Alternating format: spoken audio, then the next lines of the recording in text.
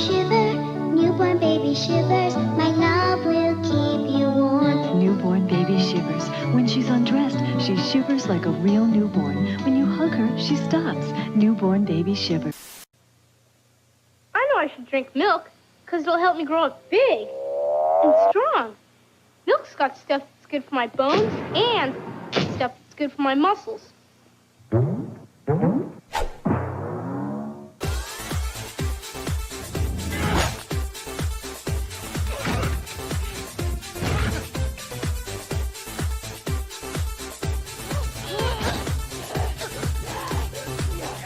Milk! It does the body good!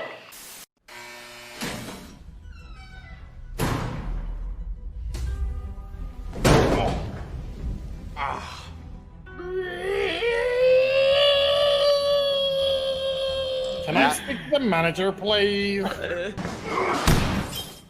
Soy boy!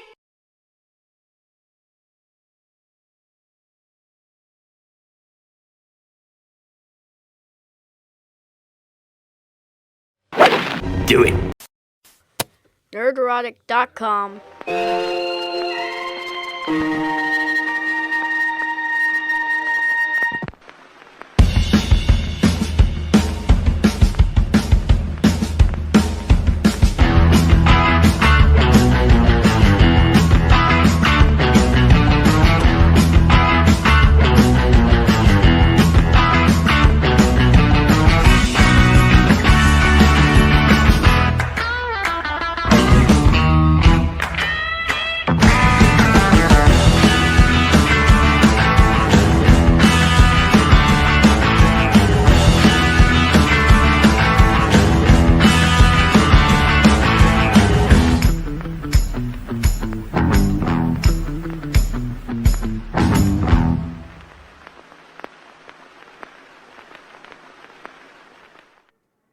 Welcome back to Friday Night Tights, ladies and gentlemen, and all members of all genders. My name is Gary Beekler. I come to you from Nerdrotic.com, and this is Friday Night Tights. What's up? And we're going to go around the horn. I freaking hit the wrong thing when I was coming in. I'm like, God damn it. I almost had it right.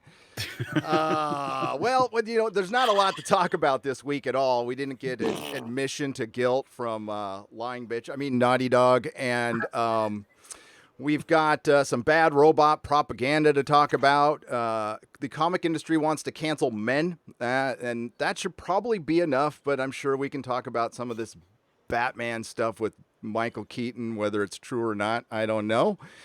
And cancel culture altogether because Hollywood is bending the knee. They are. We got 5 South Park episodes that are missing now, and more is to come. But let's get to the last bastion of entertainment while it still lasts. Friday Night Tights, and we will start with Comics Division. What's up, dude? Hey, man, how you doing? Freaking great. Yeah, doing pretty good too. Today is my wife's birthday. She is officially caught up to my age.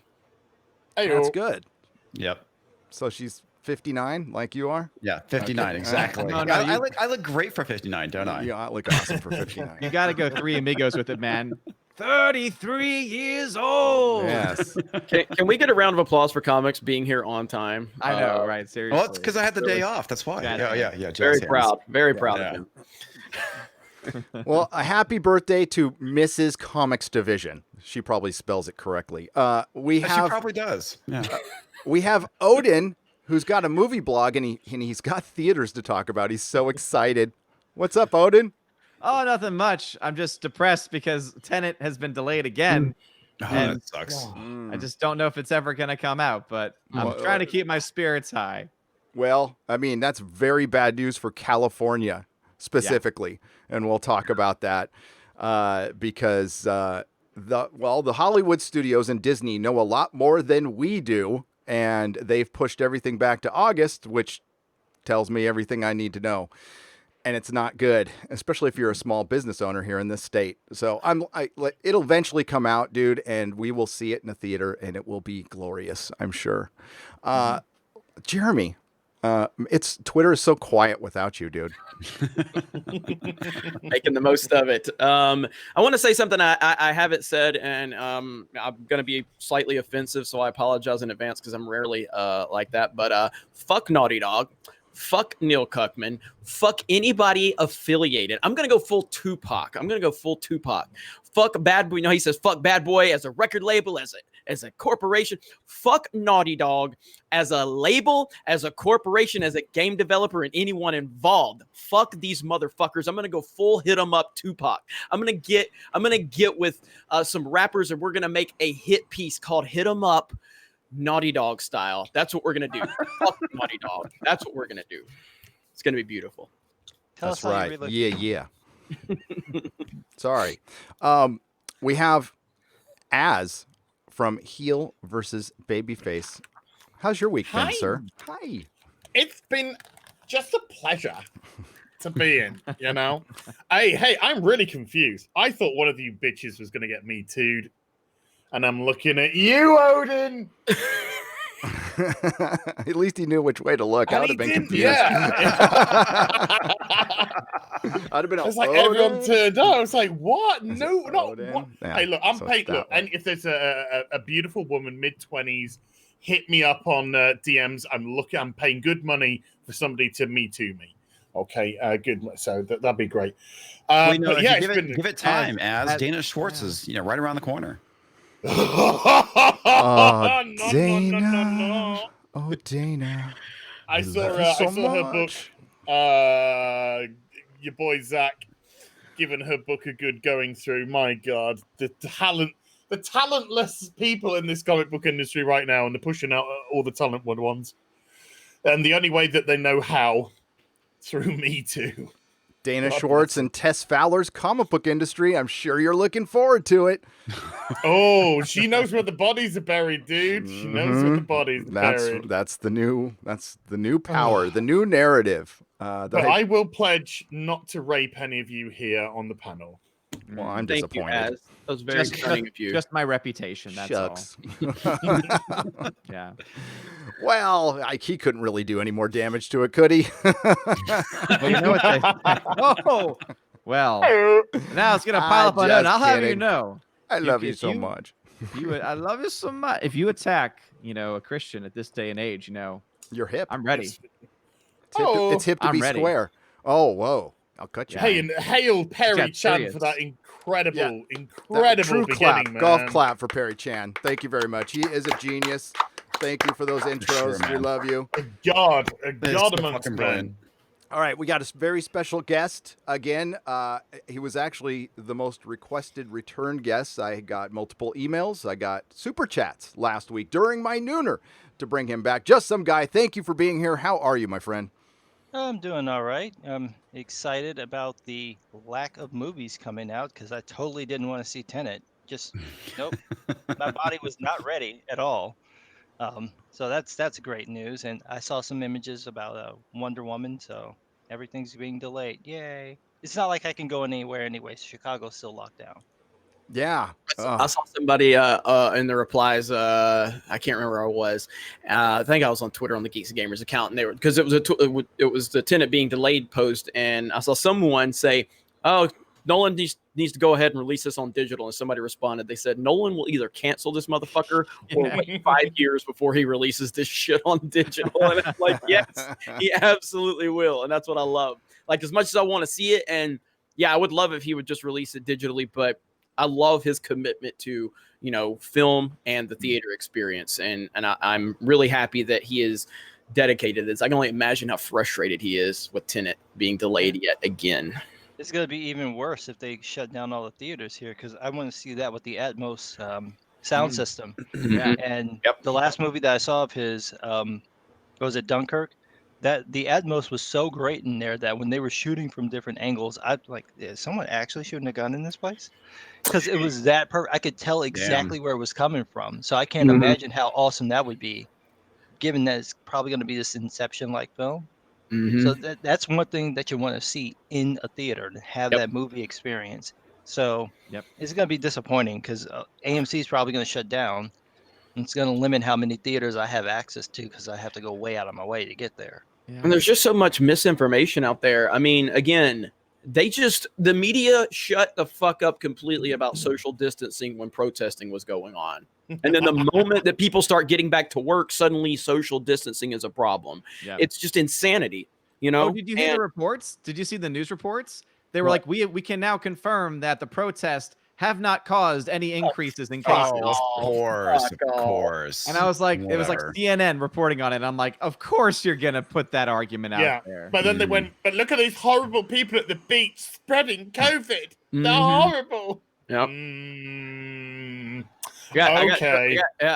Drunk 3PO's going full Barstool Sports, getting banned by all the theme park channels on Twitter for calling him out because they'll take these pictures of people walking in a theme park crying. What about social distancing? And then he's like, "Fuck off," you know. And then they get mad at him and ban. He's getting blocked by all the big theme park channels because they're all trying to hold people accountable. These same fucking brands, and we're talking channels with like millions of subs. These same brands that will sit there and hashtag about how the protests are perfectly acceptable and Black Lives Matter and all this stuff. And then families going to a theme park, and these theme park brands are like, "How dare you? How dare these people? They're literally killing people." It's just, they're fucking idiots, man. How dare you? Listen, I should be in school. I want you guys to think about how insane things have gotten since just last fucking Friday Night Tights. Like, shit is I it's know. fucking crazy. Like, it's just, shit gets crazier every fucking day. It's No, I don't even know if I should bring this up. What I Do it. heard? Okay, it. what I heard. The rumor around town here is you have to put Black Lives Matter in your window No. on July 4th, or else. Really? Yep. I wouldn't be So, surprised. Jesus. Yep. Talk about again moral blackmail, because if you don't do it, Again, it's a rumor. Take it with a grain of Yeah. salt, but I've Oh, had it's a couple probably people true, reach man. out, and it's all over in the Well, if windows we're- here too. If we're but all that speaking could be rumors support. and if we're all speaking rumors and speculation, I hope that for any shop owner that happens to carry, that they defend their shops for not doing it. yeah, because they're going to get attacked, Yep. and it'll be okay. No social. Sorry, I was promoting violence though. I'm sorry. I'm so sorry. I was promoting- So sorry. And you know what? I forgot to watch the boys clip. Back to entertainment. Sporking News Podcast had a super chat like an hour or half an hour before the show started. Did you watch the new Boys 2 clip? What'd you think? I didn't see it. Did anybody see it? Anybody watch No. it? No, I haven't I heard seen it. I heard they were going to premiere it, but I didn't see it. Yeah, maybe I've we been can. off computer all day, man. Maybe so we I can missed peek it. at it later in the show when I don't care if we get a claim or not. How's that sound? Let's welcome some people here. We've got the 13th Warrior, Alex Moore, the Reddit Silver member. Odin's movie blog is in the chat for some reason. Cabaza Always. Block, Ellen Jacobson, Lord Funkicus, Mike. It's Mike with a space in the middle. Death by Snoo Snoo, Jobu's Rum, Fanfic Fanatic, Burn by Bright Eyes, El Snarko. Well, there's a lot of those around now. William Ramskill, the Anime Slayer, Mark Lizerth and his wrench. Starry-eyed girl is here. Everybody, hail Hey. Starry-eyed Yes. girl. Welcome back. That's awesome. That's Hey, awesome. I hope I'm not out of line by this, but I think that Odin's movie blog is like a clout tracer, just trying to get a spot on the show. Always in the comments, talking to people, banning them, getting mad at them. I think he's just trying to get on the show, but I don't know. Just speculation. So. I'm just a man of the people. All right. Everyone's been saying, are you having pizza tonight? What's on the menu tonight? Well, They're obsessed. They're loving it. I was kind of wondering if you were having pizza and what kind it I is. might be. There you go. My wife has Excellent. options to either cook a chicken dish or to cook up a pizza. Oh my God, you're What's so the, toxic. Can you I please know, start right? a new channel called Odin's Pizza Blog, please? Please. Yeah, and actually have a blog on it for Christ's sake. I'm What's the- trying. I'm trying. Gary, what's the First Amendment? I'm from America. I don't know these things. Free speech. Yeah. The right to free Right. speech. So July the 4th. July the 4th. Surely, if you are forced to do something, then it is breaching the First Amendment. Yeah. Mhm. Don't you understand that the Constitution is white supremacy, you bigot? Yep. That's true. Oh my I can't God. attack him. He's brown. Yeah. It's not fair. We just Can't have to do sit there and go. anything I just gotta take it. This is really horrible. I've Late, never been so No, no. repressed. lady. It's not even that. No, we have to stand there and be like this. Okay, Karen. Okay, Karen. Can I see the How many manager? Karens have we seen shouting at? Never mind. We'll put Yeah. Karen shouting at people. Oh boy. Chris Swan is here. Mighty Wolf, Bear, Nerd Fun, Barry Jackson, Will R, Mark Santos, drunk, belligerent, confused, and elderly, and incapacitated. Beautiful. Great. I'm all of those things except for drunk. Joseph Nash, what about Imad Ahmed? How's it going? Romulo Garcia and Adam O. Welcome, everybody, again. And as people roll in, we're just going to chit-chat until, I don't know, what do you guys want to start? I guess let's start with the biggest news of the week. Did Ryan break this? Or, well, he's the first video I saw on it anyway, with Neil Druckmann coming out and admitting that he was involved in striking down channels. Now, he didn't use that exact language. Am I correct? Yeah, he admitted to taking down videos on YouTube Okay. on Greg Miller's channel. And by the way, shout out to Greg Miller for being the person that has finally shown us that there is a man more pathetic than Kevin Smith as far as the game of shilling goes. Greg Miller is the absolute most pathetic excuse for an interviewer I have ever seen. Neil Cuckman threw you a fucking alley-oop. And all you had to do was go, hey, Neil, since you actually admit to being involved in taking down YouTube videos, can you speak on the widespread striking of YouTube channels over their fucking opinion? But unfortunately, unlike the 6 people on this panel, Greg Miller does not have a penis. Okay, so Greg Miller simply just, oh, sure, no. Greg Miller is a safe space, Jeremy. That is his role. Pathetic. It's absolutely pathetic, and in a blue jumpsuit, he's non-binary. He's sponsored by Marvel, and he's their safe space, and that's where they go for a little cry. They curl up in his shoulder, and he pats them on the back. And that's Greg Miller. That's where they go. That's because otherwise he'd be torn apart like a fucking...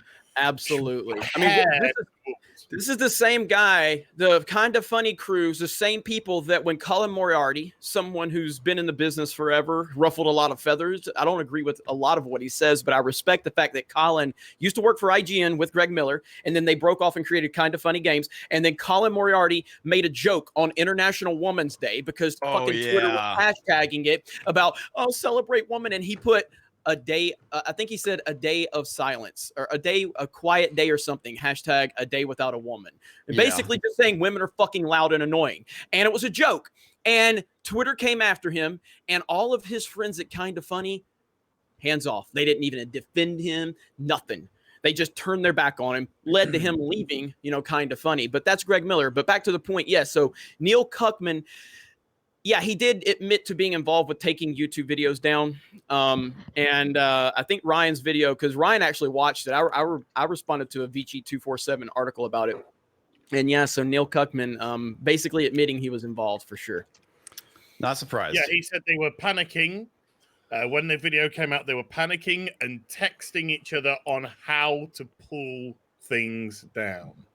Mm-hmm. Yeah, and they submitted it to YouTube, and so I actually talked about this in a comment. There's this musician named Rhett Shull who recently had a video pulled by YouTube of him playing a song he wrote, and they pulled the video because the video was from some news network he had been on and had played with this band. So the news network flagged the video. And he's like, how does that make any sense? It's like my music and it's me. I don't understand. So I have to explain to him the way that YouTube works is that when this says it's manually reviewed, it isn't manually reviewed. What they do is they let companies upload files that contain their copyrighted material, and then the algorithm looks for that material. So when it says a manual review, if it happens instantaneously, no human saw that. What's actually happened is a human had to upload the file. And so that's probably why everybody was getting flagged, is because Neil Druckmann and his team had to upload the images or the the files of this different, the different leaked scenes. They had to upload those and tell YouTube these are the ones we want flagged, and that's why everything was getting flagged instantly. Yep, all that algorithm stuff. Yeah, and no actual human ever looked at it. That's the thing. Is like no, Yep. and this is how they were able to like transfer from Musso back to Sony so easily. It's because no actual person is looking at anything. Sounds about right. And they just So I just want to say on that Collins tweet, it's peace and quiet, hashtag a day without a woman. That is I remember that. He was on Dave Rubin's show talking about that. Yeah, well, Dave Rubin's the only guy. Dave Rubin had his back, and Dave Rubin didn't even know him. And he even talked about it on Rubin's show where he said, my own friends didn't have my back, and Rubin was the only guy that publicly stood by him when he was getting absolutely destroyed. That But sounds anyway, familiar. Just like Robert Meyer exactly. Burnett. Unfortunate. Exactly. So, but didn't mean to derail the conversation. No. I think they're Naughty Dog. Well, other people have done this, but they have now just paved the way because they just got away with it.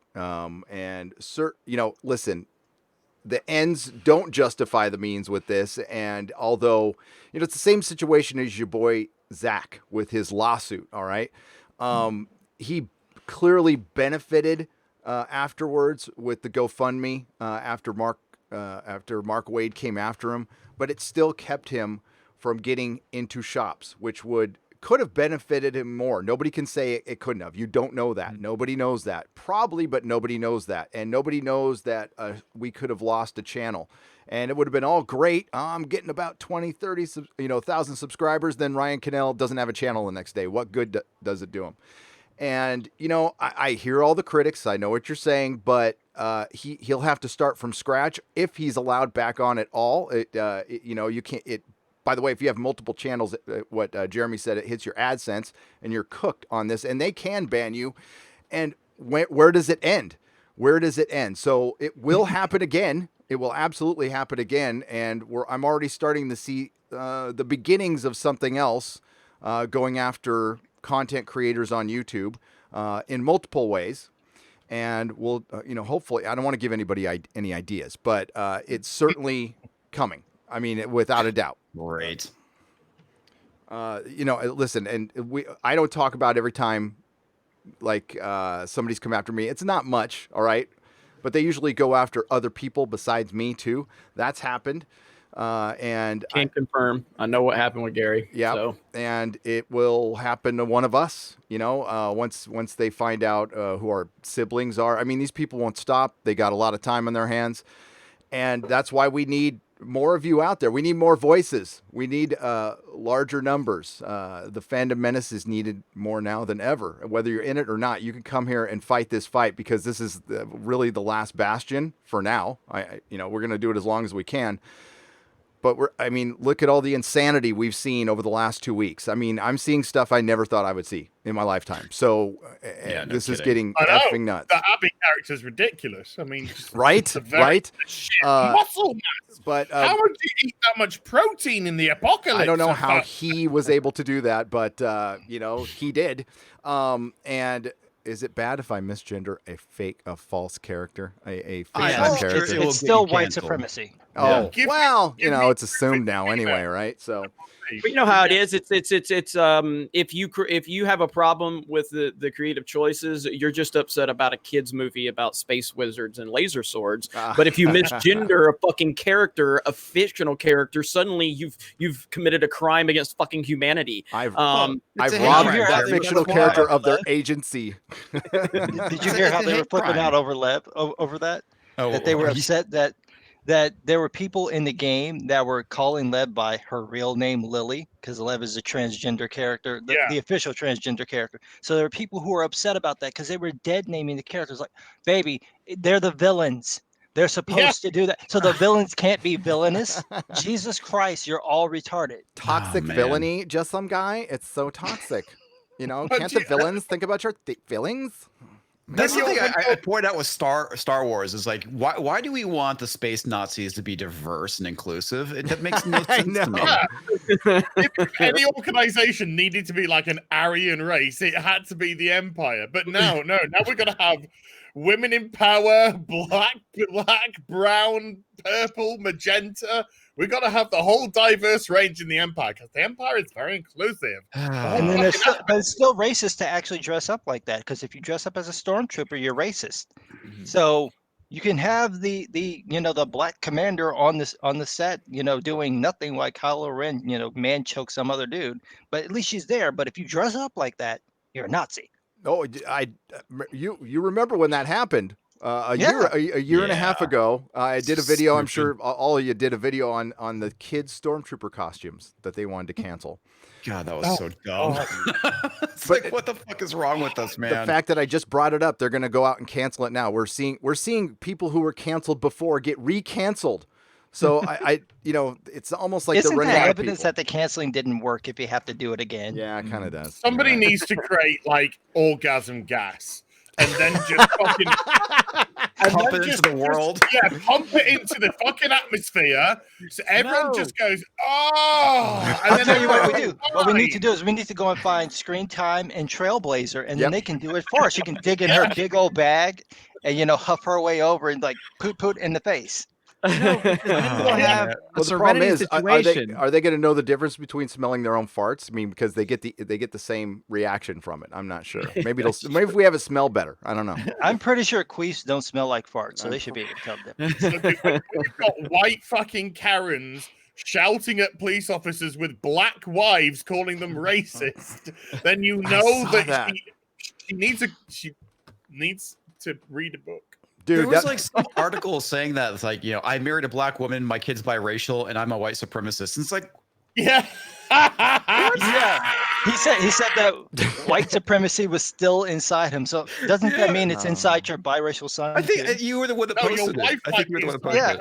Taking you dumbass, maybe that, but that was I got a black wife and a biracial baby. I think I'm a white supremacist. I don't think you are. Pretty sure you're not. Pretty sure you're very tolerant and understanding about people as regards to color, but don't worry about it. Fuck me. That was the first thing I saw when I went on Twitter. I went on Twitter today to check out to see if just some guy got back to me, and that was the very first thing I saw was that lady yelling at that cop. The very first thing I saw today was Eric July pissing himself at Fat Geralt, which was just the funniest video I think I've seen in a long time. I haven't seen it. Where Lev is Abby is fighting off 68 people, obviously, and Lev shoots one with a bow, and Fat Geralt comes in and just goes bang, fucking knocks him once, fucking hits a garage door on his way down. And he's just gone. And Eric and fucking Ripper is just pissing himself laughing, howling. It's the funniest thing. We'd probably have to bring that up. Yeah, we will definitely look at that later. That's great. I mean, there's a whole cottage industry of reacting to other people's videos, so why not? And then people are complaining about that person doing that. He's the bad guy. What do you not understand about bad people? We're going to get a point where all of entertainment is just going to be boring as fuck because they want to remove all conflict, violence, whatever. And it's going to be take over the world. Two people wearing gray suits, jumpsuits with shaved heads, staring at each other in a gray room. It's going to look like that Aquaman comic book. That's what it's going to look like. You bought me the ocean. They'll stand there with their phones and they'll do angry tweets to each other. That's the showdown right there. That'll be it. That's all the showdown will be at this point, unless you're a white supremacist. No, you're a white supremacist. Yeah, that's it. That's all it's gonna be. Fucking hell, man. God, no, it's gonna be people. It's gonna be people prostrating themselves, saying, "I am a white supremacist. I am." That's what it's going to be. Not calling out. It's going to be lambs coming to the slaughter. Yep. That's what it's going to be. Just like Drew Brees and his wife. Like an abattoir. Drew Brees had to apologize because LeBron James got onto him and, gave him a paddling on Twitter. And then the next day, him and his fucking wife come out and go, we are part of the problem.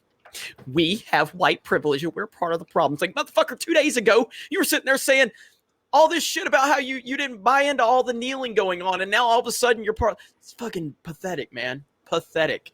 I mean, look, as soon as commerce starts kicking back in, as soon as shops and everything starts opening, and we get commercialism ticking away, Black Lives Matter will be the first thing that is forgotten about because it will just be about generating revenue. And so all the virtue signaling will stop because people will just be going for the buck and they won't care where the buck is, whether it's black, white, purple, red, whatever. That's what they'll go for. So as soon as shit starts opening up, all of this virtue signaling is going to take a completely different turn, I assure you. Yeah, Well, the thing is, I just saw our park hopping team is down in Orlando right now, and they had a scheduled meetup tonight. And because the state of Florida suddenly just announced new restrictions and they're making people shut down, we had to cancel our meetup because all bars are now being forced to shut down by the state of Florida. We're getting the exact same thing here. It's just fucking. It's like the moment we start getting some momentum to kind of get back to normal, it's just like they're just boom. You know, there wasn't no problem when everybody was protesting and hundreds of thousands of people in the street. There was no problem there. But God forbid people want to go and enjoy and hang out and have fun and, you know, just connect with each other. No. We can't do that. No. Fucking clown. You know what we can do? Where's the horn? You know what we can do? We can watch the finale of the Filoniing. Has officially been posted. I just put it into the Twitter. Awesome. We will check it out in a second. We also can I got the Fat Geralt just down there, Gary. We can also just open up our businesses and see what happens. I mean, we just saw very bold people hit the streets. We need to do the same thing. Just open. See what happens. Yeah. I right now, with all the confidence that's been lost in the cops, just open your business. Practice safe. Practice your social distancing. Open your damn business. Get a gun. Get a gun as well, just in case. Absolutely. Not like a sneaky. Get a real gun. Like get anything with a 22. Hire Abby. Hire Abby. Abby is for sale. She will fuck people up. Did you see Shadowversity's video about that? It was absolutely genius. He made a video where he's just basically explaining like the military value of using a 9-iron, and he plays it completely serious. Is absolutely hysterical. So this is spreading well beyond anything Druckmann can control. Normies are involved in it now. You're done, man. It's over. Yeah. Hey, Gary, DJ Scandalous just commented. So Gary, thank you for your retweets for me. So DJ Scandalous, big YouTube channel, got his channel deleted. And I would have done anything I could on Twitter if I would have had my account. But so good that you got your channel back after a lot of nonsense, like it was crazy the stuff I saw people were sending me about it. And but yeah, I'm glad you got your channel back, buddy. And he's always been a friend of the channel, friend of the fandom minutes, Geeks and Gamers, everything. So you're quite welcome. Thanks, Jeremy. You're quite welcome. Comic Division's food's here. Yes, that's good. and while we're going through that, I do want to again with restrictions going in again, people, we can go back to work. We can. And I want you to after this live stream, go check out. I believe it's Razorfist's last video where he even tells you not to panic, and he points out some of the numbers and how small, like how many people are actually in the chode, how many people were actually protesting. And while the mainstream media made it look like these huge numbers, and it certainly was in the beginning, it still was a fraction of a percentage of our population.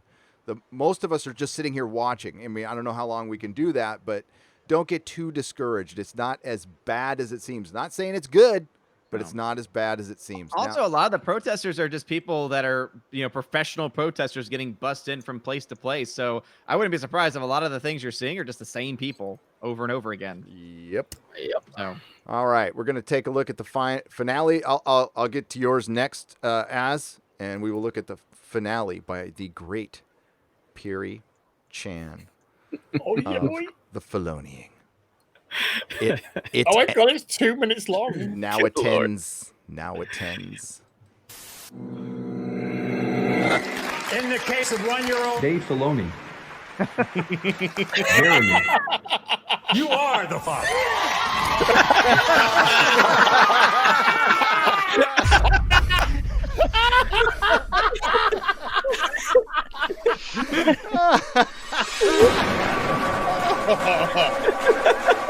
And in my opinion, The customer service is to provide a good product, and Dave Filoni has consistently provided a good product.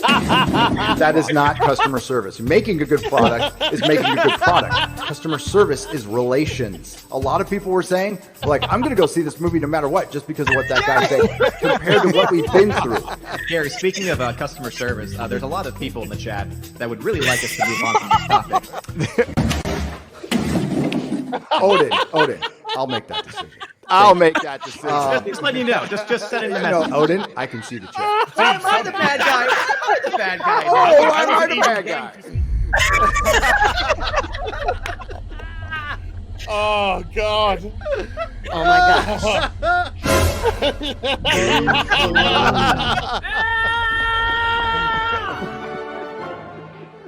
Oh God! Hey.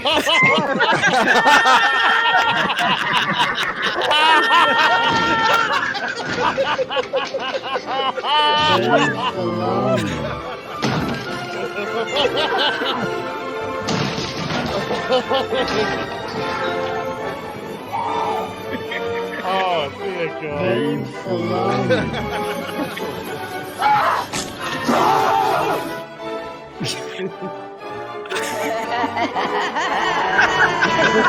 Oh my gosh. Jeremy! I love you some more. Fucking fuck that shit.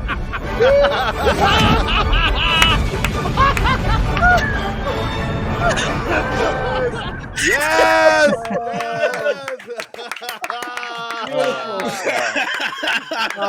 Oh my God! Oh, yes. Oh my God. My stomach hurts. Perry Chan is the key.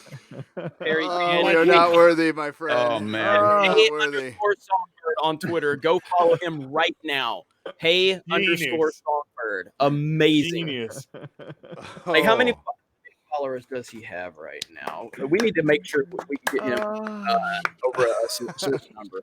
That was fantastic. That was amazing.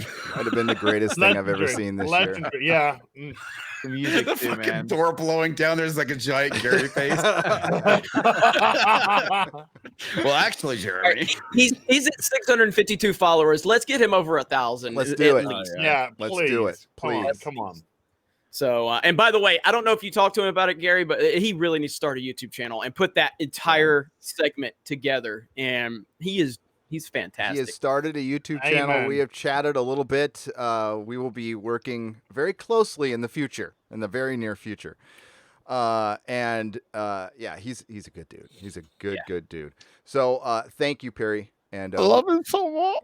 I'm going to follow you from the Geeks and Gamers account right now, Perry. So that's amazing. We've got some more stuff to show a little later from him, too, that he shot me. That'll be our commercial break. I hope you liked the beginning, by the way. The little As baby. That's the scariest thing I've ever seen. Beautiful. That's beautiful.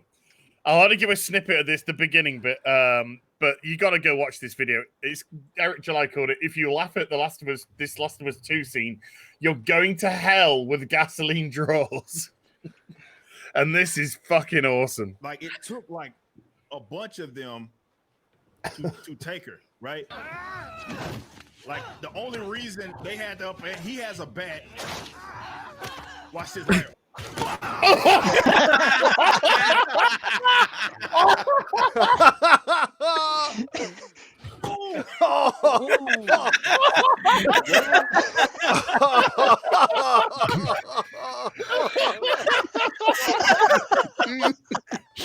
Oh man, that's great.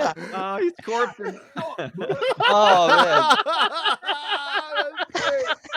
that kid's future kids are gonna feel that one. Go watch the whole thing. Go watch that whole thing. That's a fantastic video. Is that supposed to be the Dina's baby? No, that's the transgender character. That looks like a 10-year-old little boy. That's actually a girl. Yes. They were born I don't even know. Yeah, it's a meant to girl. be. It's woman, Lily. Oh yeah. They were born a girl because they were going to marry them to the villainous boss. Yeah. But then they were like, I identify as a man in this apocalyptic world because that's the most important thing while I'm trying to just survive on a daily basis before getting eaten. And then they went after them because of that. That's when they scar them up or whatever, I think. I don't understand why she deserved to be pile drived by fucking Zangief. I mean, Jesus Christ. Well, this is towards the end when Abby's gone and already they're fighting against this group now. So they Abby had like 4 people. Though. So at some point, Neil Druckmann's like, okay, here's what I want you to do. I want you to hit this transgender man as hard as you can. It's like, this is just insane. But it's a transgender kid in real life. Yeah. That is playing the transgender kid in the game. And it's then basically just like, that person. I want you to stand here as Fat Geralt punches the fuck out of you.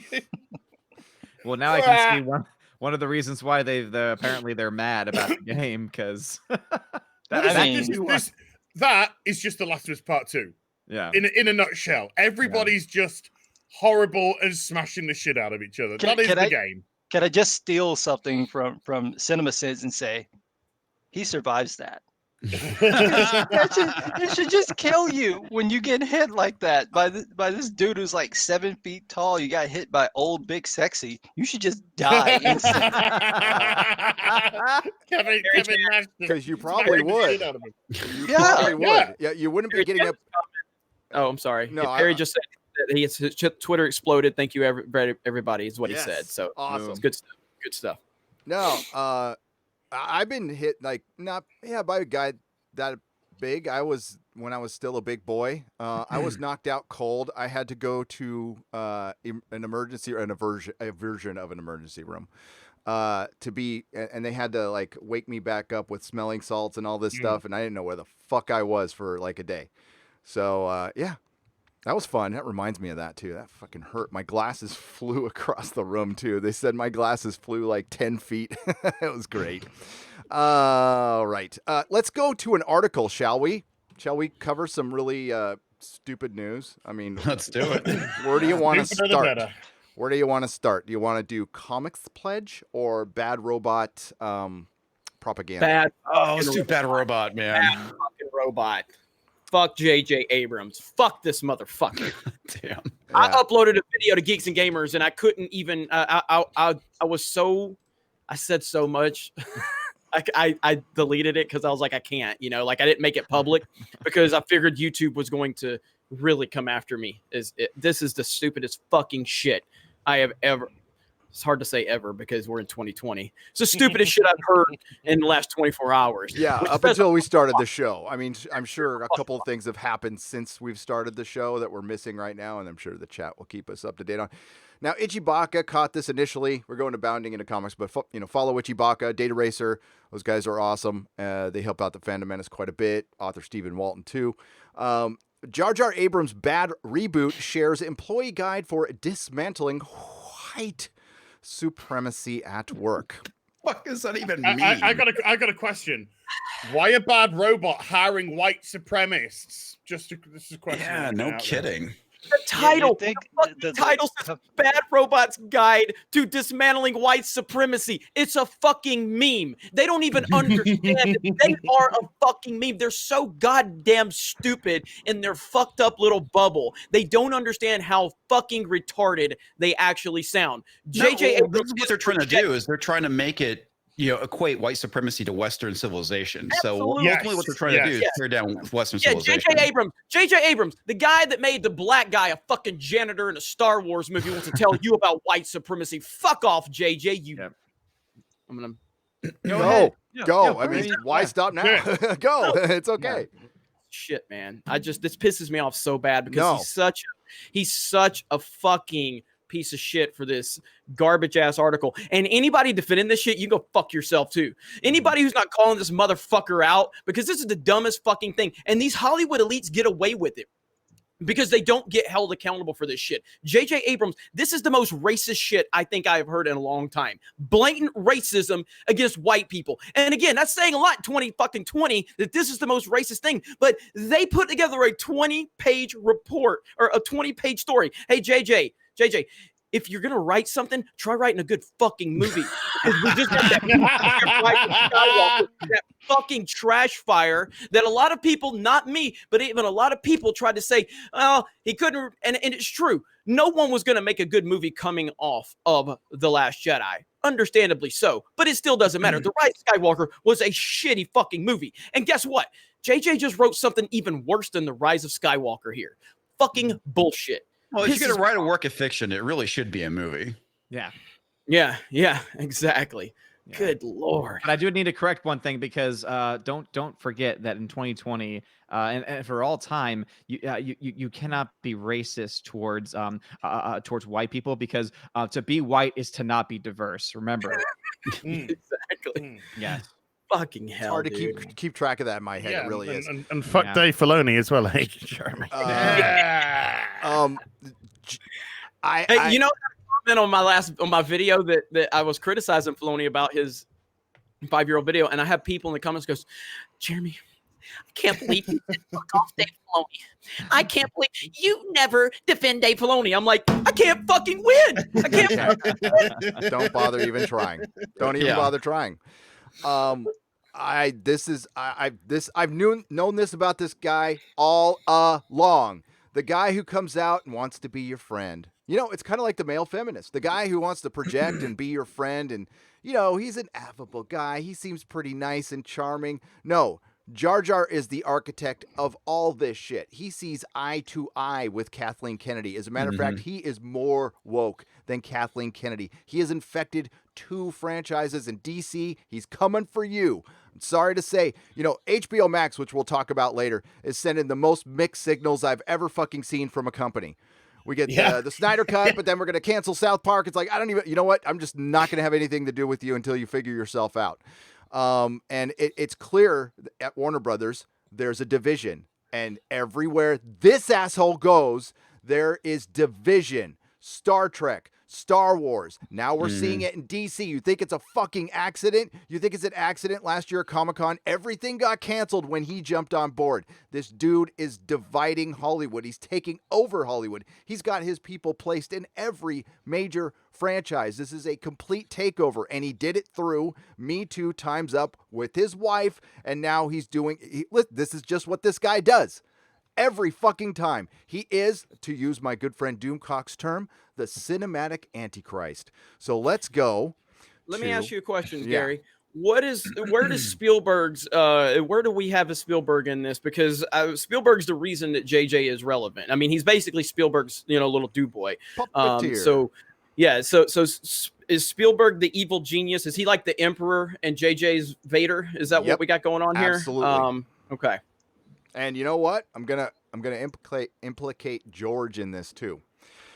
George Lucas is not innocent in any of this. Now he's doing his thing at Disney, but George and Steven are best buds. Okay, and that's why I said I've always felt they were lock stock, in sync with each other politically. They might have very different views creatively on Star Wars and stuff like that. But as far as JJ is, he is anointed by Steven Spielberg. He is the heir to Steven Spielberg because, as I've always said, he hasn't done shit to earn $500 million to go to Warner Brothers to create content. Are you fucking kidding me? Are you kidding me? There's directors who are better, who don't. I mean, Alex Kurtzman got $25 million. I think that's too much. But where's the $500 million to Nolan to create content? I mean, where's his exclusive deal? Nolan turned him down. That was what happened there. Yeah, they were desperate for him to be the their Kevin Feige for their new system, and he agreed basically if he got to do Dunkirk. So he's like, okay, I want to do Dunkirk, and they're like, all right, fine. So he did Man of Steel with them, but he didn't get along with Snyder. So he's like, all right, whatever. So he gets a credit for producing Batman versus Superman, but he really had nothing to do with it. So that's why Man of Steel, in my opinion, why it works and the other Snyder films are like all over the place is because Nolan's like, dude, that doesn't make any sense. He was the only one there doing it. He was definitely involved in Man of Steel. I mean, Snyder had to get Nolan to approve the killing of Zod. Yeah. So and also I think that was a problem there, but it's when you look at how Snyder how Nolan worked and what Warner Brothers wanted him to do, it probably wasn't ever going to be able to work to sort of incorporate his way of making a film and then have someone like Superman. It's probably never going to work, but they just should have found someone else to do it. Giving it to J.J. Abrams makes no sense. You watched how he's turned people against him. I don't understand why you put this guy in charge. You see everything he touches ends up pissing off the fan base. Yep. It can't get worse than what happened with Snyder. Like, don't think because it can. he adheres to the message. Mm-hmm. That's what Hollywood's about at the moment. It's all about the message. And for the most part, yeah, for the most part, as Tom made this point in the chat, that for the most part, he makes money too. I mean, yes, Rise of Skywalker sucked, and yet it still made money. It made much less than the first film had made. Like we can track, the falling off, but it still made money. So no, it's all about message. It's all about message. And it's all about will you stay on our message, and will you make us enough money to justify your existence? I had to step away for a second, but I quite, and I said this in the video that I decided not to upload where I was trashing JJ, but I wonder, how does Nolan continue to be the power? He is the most powerful man in Hollywood, but how with him he never gets involved with this shit, and I think that's the power of him having such a huge following and a huge dedicated fan base. But I do wonder, like, how I just don't trust anybody in Hollywood. And as much as I would never say I don't trust Christopher Nolan, what I'm saying is at this point, anyone that has any influence in Hollywood, I wouldn't be surprised if they let me down at this point, because it is such a fucked up, weird place, man. Such a strange environment. And the fact that J.J. Abrams can get praise from Hollywood for writing this is one of the most ridiculous and disturbing things that I've seen from Hollywood. This shit is fucked up. And it even talks about indoctrinating the children with this shit. Like, it says it in there. Shit, and it's got a fucking breakdown. Like, if you have 15 minutes, you can read this. If you have 30 minutes, you fucking psychopaths. Like, that's the plan. That's what they want to do, though. They want to. I mean, you're already seeing it. I think Gary's mentioned on several occasions, they're already bringing it into the public school systems. Yeah. Right. They're already trying to indoctrinate these different things. And so, of course, that's a part of their process. Oh, yeah, absolutely. It's in the HR departments of companies everywhere. Yep.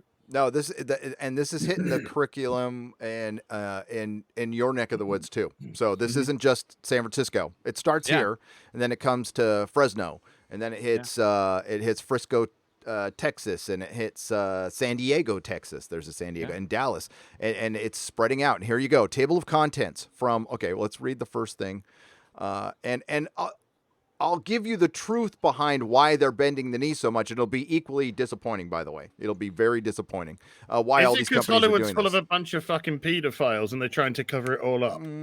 That really does have a lot to do with it. Guide to Dismantling White Supremacy at Work. Bad Robot's Guide to Dismantling White Supremacy at Work. Welcome at Bad Robot. We are committed as storytellers and executives to dismantling white supremacy at work and at large. 3 times. 3 times it's in there. With the ever-loving and I said ever-loving. I was thinking freaking I was thinking the Thing for a second. The ever-loving blue-eyed Thing. No, the ever-evolving and far from complete guide. We hope to share some resources to explore and navigate this time for ourselves and with each other as we strive to do the delicate, raw, humbling, and enraging work of anti-racism in Community, the Good Robot Team. Oh, God, so wonderful. And we have provided attribution to our sources throughout the guide, and thank the activists and scholars who have endeavored to persevere to consolidate this information. Provide them links, by the way. These are just links. This guide draws from our networks, research, recommendations, and the anti-racism resources for white people. Here is the, and this is Ichibaka's Disney Star Wars is done, by the way. Hail Ichibaka. Here's the table of contents. Perhaps these brainiacs ought to add the word glossary to their vocabulary. If you have 5 to 10 minutes, page 4. If you have 30 minutes, page 9. If you have 60 minutes, page 10. If you have little ones in your life, page 13. Why the number 13, by the way? If you are for them. If you are a manager, page 14. Karen, that's Karen's section. Right, Karen. How to help, page 18. Anti-racist vocabulary, page 19. What is white supremacy, page 19. What is white privilege, page 19. What is implicit bias, page 19. What is systematic racism, page 19. What is anti-racism, page 19. What does it mean to be an anti-racist, page 19. What is anti-blackness, page 20. What is Black Lives Matter, page 20. That's it. It's a terrorist organization. I just saved you a read. There you go. Yeah, and I bet it's filled to the brim with legitimate sources and great news links. By the way, can I see your page 14, please? I would like to speak to your page 14, please. Very much so, right? I think, and then Bounding into Comics broke it down a little bit more, I believe, and that's terrifying. Give time off. Absolutely terrifying. Give time off. No questions asked. That's the first one I went to. Acknowledge history. Oh boy. Defund the police. God. Defund the police. Fuck. Yeah, how's that working? How's that going for everybody? Where you have the woman in the car with the child being attacked, and she calls the cops, and they're like, "Well, we can't send anybody to you because they told us that we can't do it. So you got a problem? You can call City Hall." Yeah, I'm going to call City Hall while these fools are on my car. Are you kidding? And then they told her, "Well, you can't hit anyone when you leave. Watch me. Watch me." So yeah, defending yourself from being attacked, that's no. It's criminal. It's criminal. But you can jump on a car. So basically, if I claim to be a part of a protest, I can just do whatever the hell I want. That's what I'm getting from this. Yeah. And that's basically what they were saying. Did you see that? Remember when you saw that it was in the news a while back with the guy in the not the SUV, the 18-wheeler, and he was being swarmed by a mob. They actually said on the news that the crowd rushed in to see if he was okay. No, they didn't. They fucking pulled him out and beat his ass. Are you kidding? Yep. That's what they said. Yeah, it was. It was on the nightly news, man. And this was the guy that was that's a fucking lie. Yeah, and this was the guy that was trying to actually avoid them. Like this wasn't even a guy that drove through. He was trying to avoid them. Yeah, exactly. He was legit trying to avoid them. And the anchor said, and then the crowd rushed in to see if he was okay. Yeah. What was that Chaz guy? What was that Chaz guy that got because he was wanting to sue the cops for not saving him? You know, he got shot or whatever. What was that? Yeah, the hospital bed. And he was like, I want 5 times. I've been shot 5 times. Yeah. And he was wanting to sue the police. It's like, you what? You guys. Well, this is breaking from CNN. The Houston Association of Realtors will use primary to describe bedrooms and bathrooms on its listings instead of master. Admits increasing calls for racial justice. Such wording has fallen out of favor due to an association with slavery. Oh my God. Master has multiple definitions, jackass. Honk the horn. Stupid. Yeah, honk the horn. What about the master and slave cylinder? I know that's old parts, but you know. And so and then somebody's posted the Lego movie poster, which has on it calling all master builders. Oh no, Lego is getting cancelled. Jesus. I mean, I don't know if you guys heard about, like, there was this movement. Deadline posted an article the other day. The PGA Tour, you know, they have the Masters, and they're trying to force them to change the name of the Masters. You know, I mean, it's unbelievable, man. It's unbelievable. You know? Why are you hitting yourself? Why are you hitting yourself? Jesus Christ. I mean, it's just.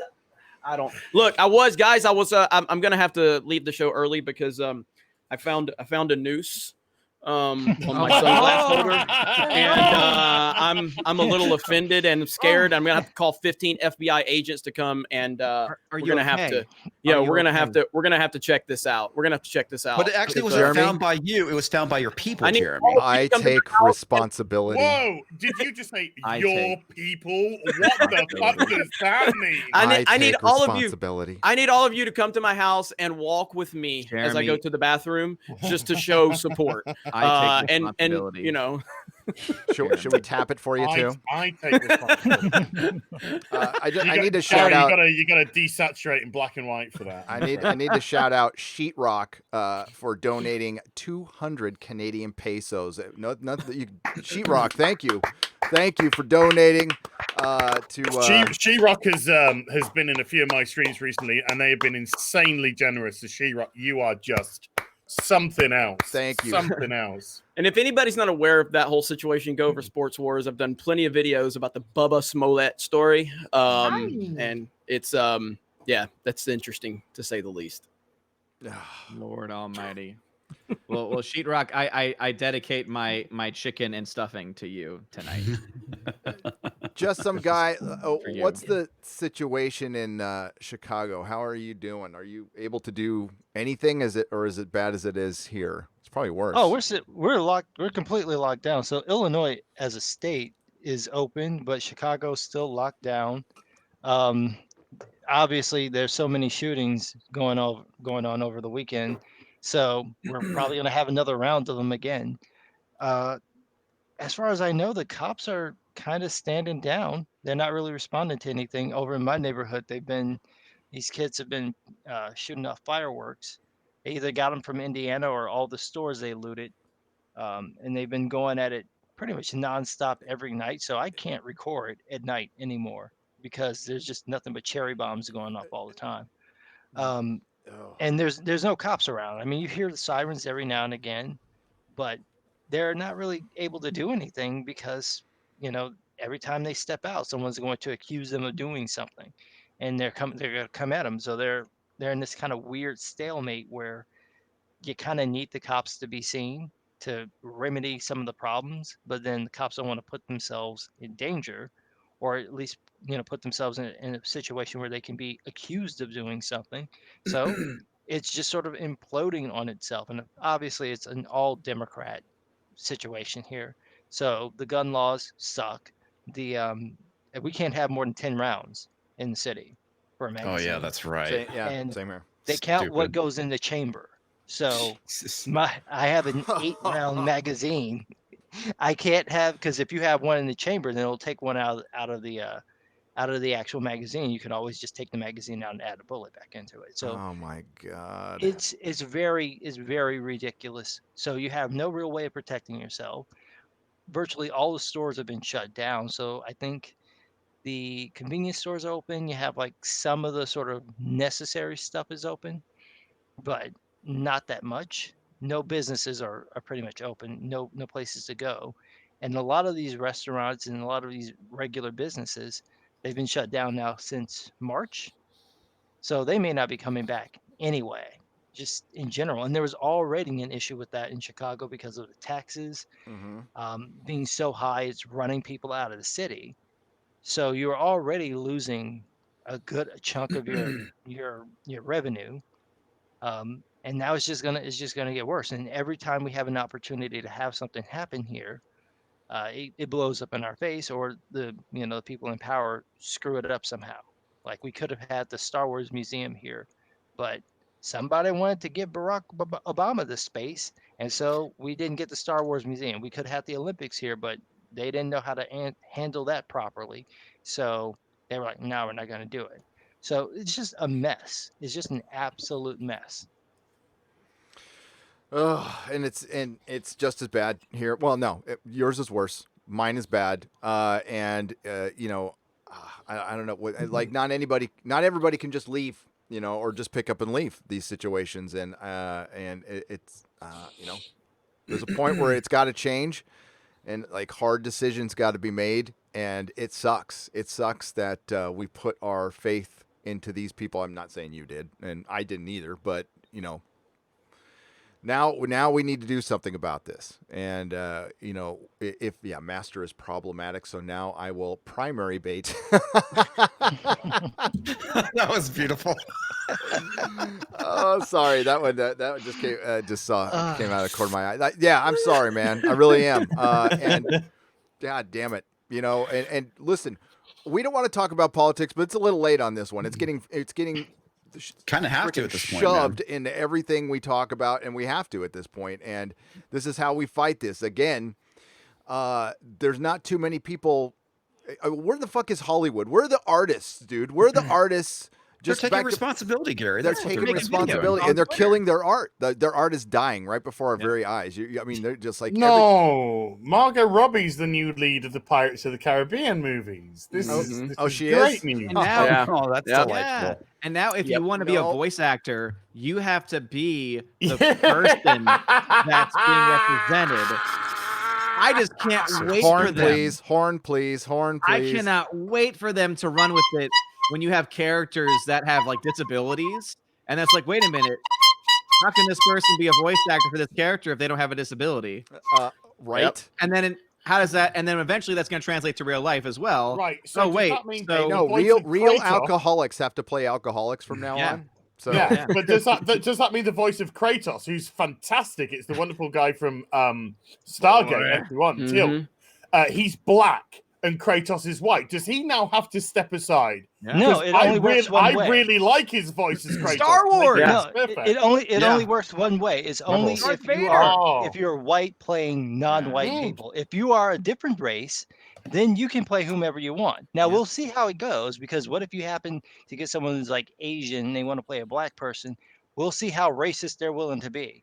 But this is the way that this is working right now, because I would imagine that they're going to start having this complaint. But it's the most absurd argument. You're not being hired based on your race. You're being hired on your ability to do a voice. Are you saying Well, there's yeah, actually called a black Odin's right. voice?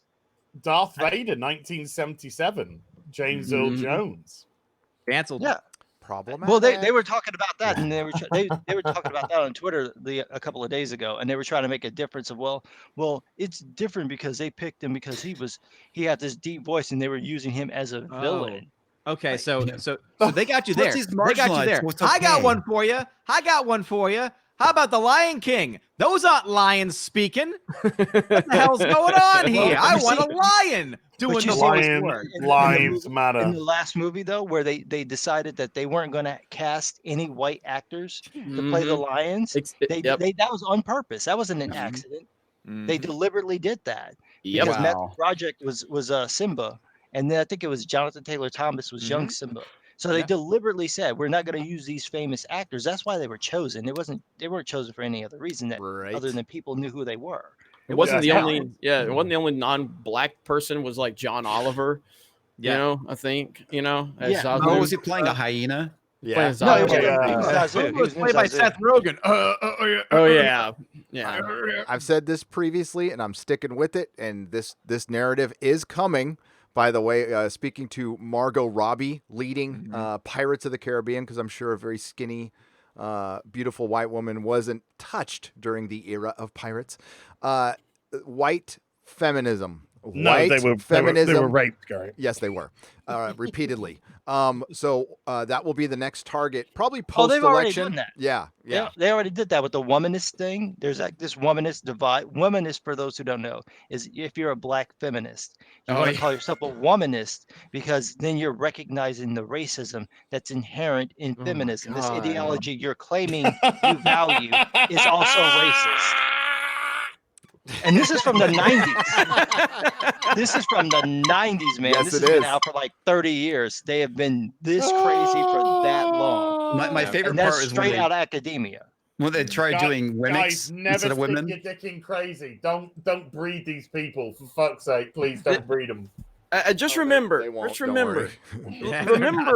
just remember where kind of the elements of this started, the Ghostbusters 2016s, the Star Wars. Look how far beyond just movies now we are, and how ridiculous this is impacting every aspect of our lives at this point. And if you think it's going to slow down, you're sorely mistaken. The silent majority is going to have to become the vocal majority.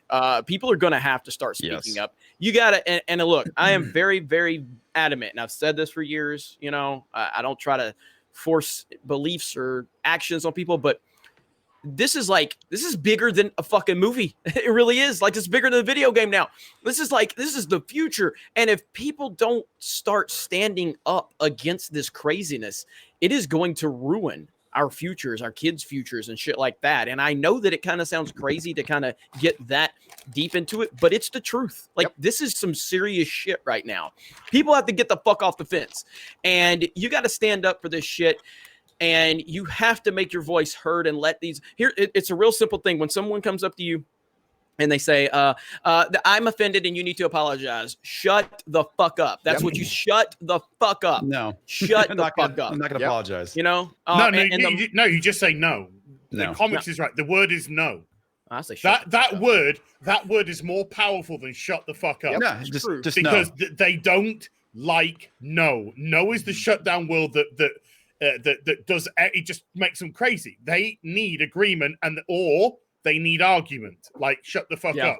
Then they can play victim. But you just say the one word, no. Just say no. No.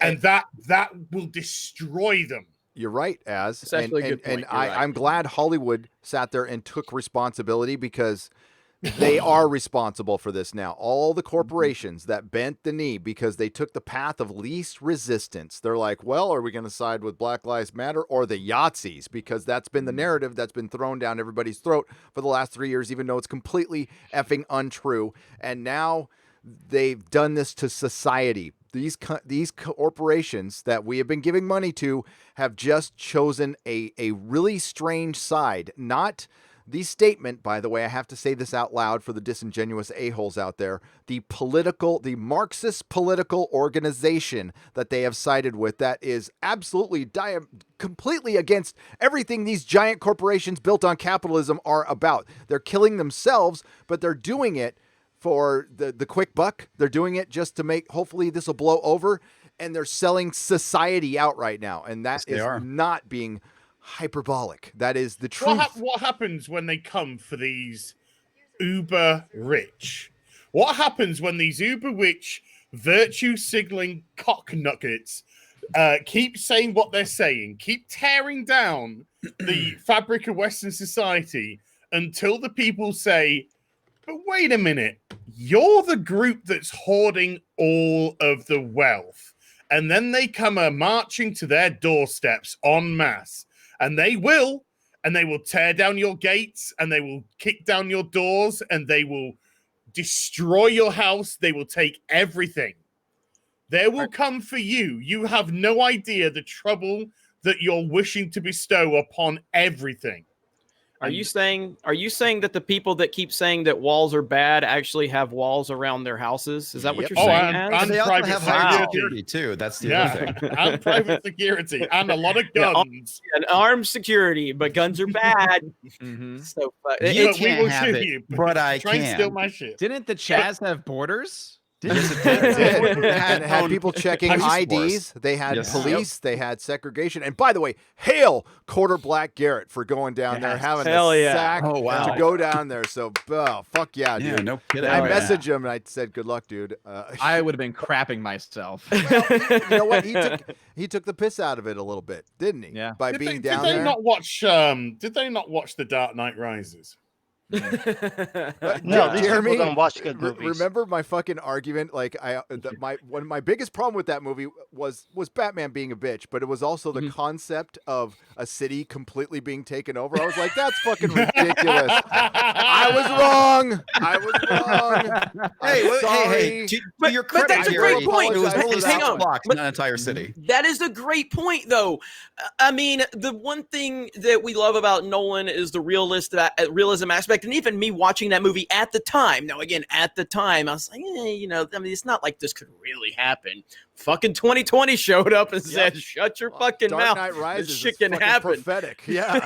And knocked on the door and said, hey, everybody, I'm coming in. I'm going to fuck up your reality. I remember watching that movie because I watched that movie several times at theaters, and I kept saying to myself, I was like, now, the one thing I love so much about The Dark Knight and Batman Begins is you can feel the realism. And I was like, there's no way that this could actually happen in this country, with everything going on. And here we are. Shit's happening. It was like on the nose. It was so the only difference is we have Bane appealing to the poor to attack the rich.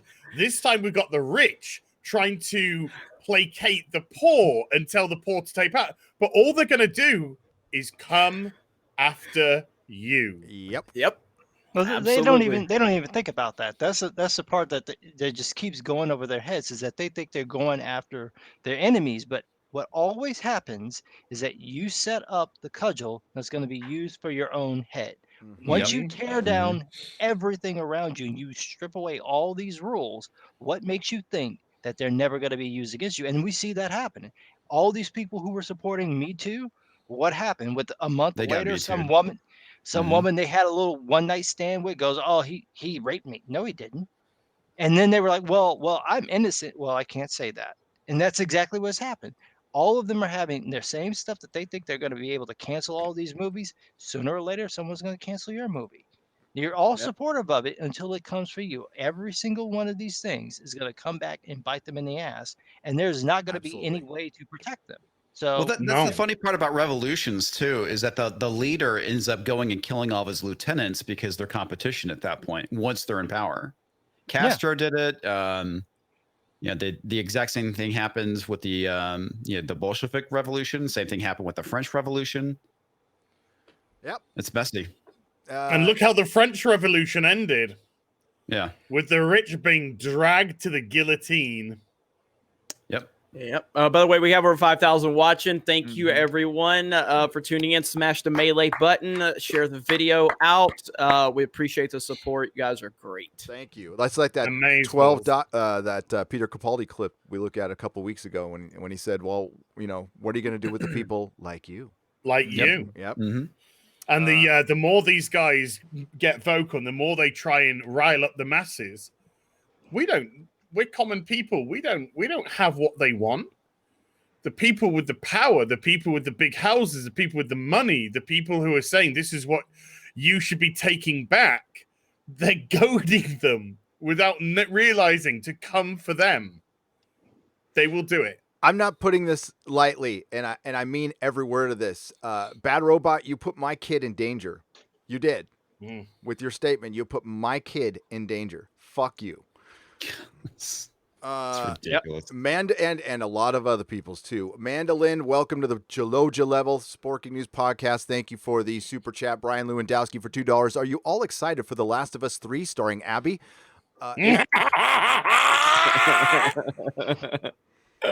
you know what? That actually should have been the game, because I'm going to do a video about this That nonsense. was the game. No, but I mean 100%. It should have just been her. The way that game should have gone down, which would have eliminated a lot of this, is if you had started the game with Abby at the end of the scene where Joel kills her father. If you picked up from there and then you did a time, or you could start it where it starts with Abby in the current time and she meets Joel and Tommy, and then Tommy stupidly tells her their name, and then you do a flashback to that last scene and you play that scene from her perspective where Joel is going through and murdering everybody. And then you have her find her father, and then you come back and have her kill him, and then you follow the rest of the story where here comes Ellie to try to get revenge and all. If you do all of that, then it's less of an issue. It doesn't fix the problem, but it becomes less of a problem because now you have some time to actually have some connection to that character. But if you keep flipping back and forth between her and Ellie, and then you have her do this horrible thing at the start of the game, there is no redemption for that. This is no different than having some character rape a child at the beginning of the game, and then you want to explain how they got. I don't care how they got to that point. Nope. It doesn't matter. We care about Joel. There's no redemption for what they did to Joel. No. That's the problem. But you could have made it work if you made us care about Abby first. If you got us involved with her and invested in her, then when she does it, we wouldn't like it, but we'd understand it. But do you think, honestly, just some guy, do you think that people could honestly relate to that? That character was so comical in its physical appearance and the way that it's literally smashing people's skulls in, male and female. Yes. Do you think people would truly? I don't know. I'll tell you how. What you do is you show her as a girl, seeing her father dead. That's what we'll just assume that she's not trans. I think she probably is, but we'll assume she's not. So you show her as a girl, seeing her father dead. And then what you would do is you would have it so that she's trying to find out who did it. She finally gets his name. She wants to get access to him, probably not to kill him initially, but just to talk to him to find out why he did what he did. And then everyone's blocking her. And so the Fireflies are the only ones who are helping her try to track Joel, but everyone else is trying to help Joel hide from anyone trying to get revenge on him. So she dedicates herself to getting bigger and stronger to be able to finally take him out. And that's why she's so jacked. Is that But she's people been want years. Joel. They don't want her. They want Joel. I know what you're saying. I know what you're saying.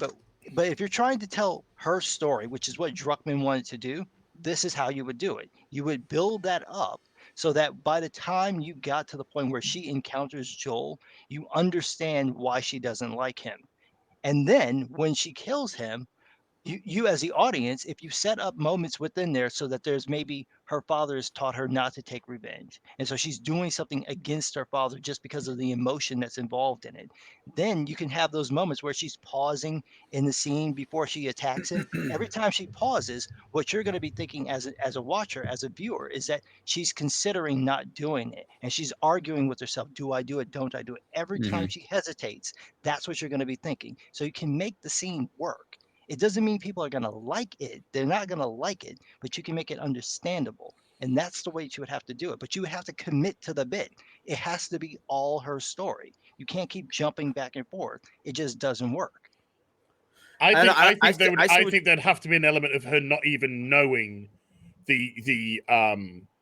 I think there'd have to be an element of not knowing that she knew it's Joel. So she would just see her dead father, the chaos of the Fireflies. We know clearly that this is the Joel business. And then her as a kid being ushered out, or it's only 5 years difference between the two. At some point, though, she would have been an adult at the time anyway. But because how old's Abby in the game? At some point she does, yes. Right. So even if it's right before it, right? But let's say she doesn't know all this time, and she finally gets the name right before she meets Joel and Tommy, then it still works. She can have it for years, or she can have it just like days before it happens, where she finally gets the name. She's trying to find it, and she needs his whole name, right? She can't just hear Joel because anybody can name that. I don't think it works because you played the whole of the first game as Joel. There's been 7 years gap where people have cemented their ideal of this duo of Ellie and Joel. 7 years. And then I just don't think you can build a character up to kill him, particularly one that's as ridiculous as Abby is. I just don't think it would ever work. You'd have to tone the ridiculousness of the character down. In terms of empathizing with her, I think you can. They should have gone down the route of just making her a fucking bitch. Well, the thing is that you're never going to empathize with her. That's the point. You're never going to empathize with her. But what you should ultimately try to do is get the audience to understand, and that's it. That's all you can ever hope. But they do. Because he killed her dad, so they already understand why she's doing it. But they fucking hate her. I'm talking about understanding on an emotional level, not just understanding on a rational level. With the character. By the way, it was just killing a dad. So I mean, the crowd that likes this doesn't like dads anyway. They're just it's another dead dad. Then you could play but on that. Means Cuckman's not clever enough. He's displayed that he's not intelligent enough. Cuckman did The Last Jedi. He did I would rather try and do a shock factor than actually good storytelling. Yeah, because that's the huge difference. You just mentioned the idea of the father figure being killed, right? So take that and juxtapose that her father figure is killed, and so she's subjecting Ellie to the same thing. So if you took that element where she makes Ellie watch what she's doing, it's like the reverse of what happened to her. She didn't see her father get killed. She just found out that he was killed. But now she's like, I want you to see what it's like. Yeah. I want you to see the pain. I want you to experience my pain. So maybe she's not even killing Joel to kill Joel. Maybe she's killing Joel to give Ellie the pain that she's suffering. It's like, it's because of you all this is even happening. My father would be alive if it wasn't for you. Yeah. Well, you wrote a much better story than Neil Druckmann just did. Yeah, yes, you did. Right off the top of my head. Yep. Damn, I'm good. Yes, you are, man. And he had 7 fucking years to come up with his. Well, didn't he fire half the writing staff or something? No, they just quit. Well, the vast majority of them quit during Uncharted 4. Yeah. See, so the really sad thing too about the whole thing is that the gameplay looks actually really good. I heard it isn't much different though from what Yeah, it was. cinematically, here's the there's a lot of attention to detail because I was talking to my wife about it, but the gameplay is exactly like the first game. Yeah. And since she liked the gameplay and she thought the game was great. Yeah. But yeah, it's like a lot of people who weren't happy with the gameplay from the first game they're not gonna like this game either. Yep. Look at that first comment below it. Kevin Smith cries when his toast pops up at the Oh, this God. guy is Kevin. What the fuck is wrong with you? Jesus, that reminds me. I ordered that Watchman toaster, and it got ripped off of my porch. Right, so I was talking to you. You had me take a picture of my toaster, and I'm like, I want my Watchman toaster back. So I went on eBay, and I bought a Watchman toaster, which when your toast comes up, it gives a little Rorschach sign in there. And it got ripped off from my porch, and then I saw another one I'm like, oh shit, I'm gonna buy it again, and I'm not gonna hit up the guy who sent it to me because it obviously got stolen off my porch. So I went and bought the other one that was on eBay. And the interesting part about this story is somebody, I don't know who it was on the live stream, goes, are you sure that wasn't your toaster being sold? Well, It was. the seller was in the Bay Area and refunded the money immediately and disappeared. Whoa. Yeah. So, and I tried to message him like, dude, why'd you refund it? I wanted this. I mean, like, you're in the Bay Area. It's not that hard. I can come pick it up and nothing. Oh, yeah. He's probably the dude that stole your fucking toaster. Stole a fucking toaster, and I almost bought it again. Fuck, I Wow. wasn't even paying attention until somebody brought that up. It's like, God damn it. Don't forget though, when we talk about toasters, we need to explain what that is to Jeremy because It's a thing where you put in toast and you push a little button down and it makes it a little toasty. No, it's a hot. huge fucking Victorian oven. It's a Victorian. Does he put coal in it? Does he shovel coal in his He toaster? does. It's also attached to a butter churn. It is? Because you gotta butter that bread when Boy. it's done toasting. Oh yeah, we talked about butter churning, and then there was a butter churning Jeremy account, right? Like There was. that next minute. and a video And by a lot of memes and videos. Yeah. Look, I'm not really sure what's what. All I know is I have a woman do all the cooking, and I just, I bark out the orders and food shows up. So, That's You know. that's white supremacy. women Stop belong in the it. kitchen. So, yeah, wow, white toxicity, Yeah, white so- privilege. So Unbelievable. toxic. Wow. We'll get to a couple. super You need chats to go to there. page 19 Yes. and read on white privilege. Please. Thank you. You need to read about your Thank white you. privilege and dismantle white supremacy. Yes. Thank you, Brian Lewandowski, for the $2 super chat. By the way, little business we have to do here. It's going to be tougher than ever here on YouTube, so please subscribe to all of these gentlemen. Their links are in the description. So when you get a chance, go check out their channels. If you haven't subscribed, these are great YouTubers. I subscribe to them myself. I watch all of their videos. Please consider subscribing here if you like what you see. Also, Nerdrotic Live is where all the Friday Night Tight live streams go. And thank you for all the super chats. A super chat square from last week's going to be a little difficult because my super chats disappeared. So I have to screen grab each individual one from the 8-hour live stream. So that will happen. Jesus. It's taken me all week to get halfway done. I thought I was done. I missed some more, and then they disappeared. I don't know what's going on with YouTube. There's a lot of weird stuff going on. Jeremy mentioned he was missing likes on a video. The likes went down on a video, which has never happened happened to me here before. on the live That's stream. never happened. Yeah, that's the first time it's ever happened bizarre. to me. I've had views disappear on a video. Oh yeah, belated. Do you get the problem? I get this quite a bit, where your video, churns along, and then the views just stop, but Yeah. the likes keep going, and it goes for hours. And then when it restarts, it doesn't fill in what was missed. It just starts from the point that it stopped from, and I'm just like, motherfucker. I honestly blame probably a lot of bad programming around this. Yeah, Mhm. I Or mean how the system beer works, bug it's does buggy. have something to do with it, and the skeleton crew. But you think they would have had that worked out by now. Chris Patterson for $10 says, belated congrats on 250,000 subs. To put it in perspective, if you were Abby and you made a sidewalk out of 250,000 dead Joels, you could walk all the way from San Francisco to Bakersfield. Hey, congrats to everybody. Okay, Jeremy passed me up. Jeremy's the king of the Phantom Menace again. Thank God. Fuck that. No, no, fuck that. it's all I don't yours. want- No, congrats to Geeks and Gamers for passing 200. The only reason I was able to pass you is because I didn't have to do the faxes and send the message to everybody's beeper. So I mean, that's like I wasn't sending the talking points out. I didn't pay the bill. Send text like everybody else, Jeremy. Yeah. But we got we've got Comics Division almost at 4,000 subs, right? We got Ryan Getting there. Cannell almost at 20,000 subs. Drunk 3PO past 10,000. Where are you at, Odin? Where are you at, buddy? I'm at 29,900 something. Almost No. at 30,000 subs. No, no. We 21. Sorry, so 21,000. So almost at 22,000. 22,000. Let's okay. get him to 25,000. And just some guy passed 100,000. He should be at 1 million, to be honest with you. I think he's one of the best YouTubers out there. So congratulations, all of you all. Thank you very much. Way more, dude.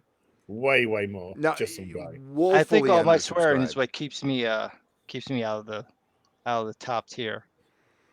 They don't like that. The algorithm doesn't like the cussing. Oh no! Now that you've hit 100,000, you'll get go apply to get your YouTube account manager. Yep. And then you'll be able to fill in the respective forms before you do a video, and you can tick the light swearing box and not be penalized for swearing. By the way, I have yet to get one. I have applied and gotten crickets. It's been months. I knew and there was months going and to be a months trick and to months. it. Yeah, that's because of the beer bug, though. So well, anytime I flip the switch for monetization on video, you still have to fill out like what you have on there. So I always flip on light swearing. You do? Yeah. I do don't that, say shit.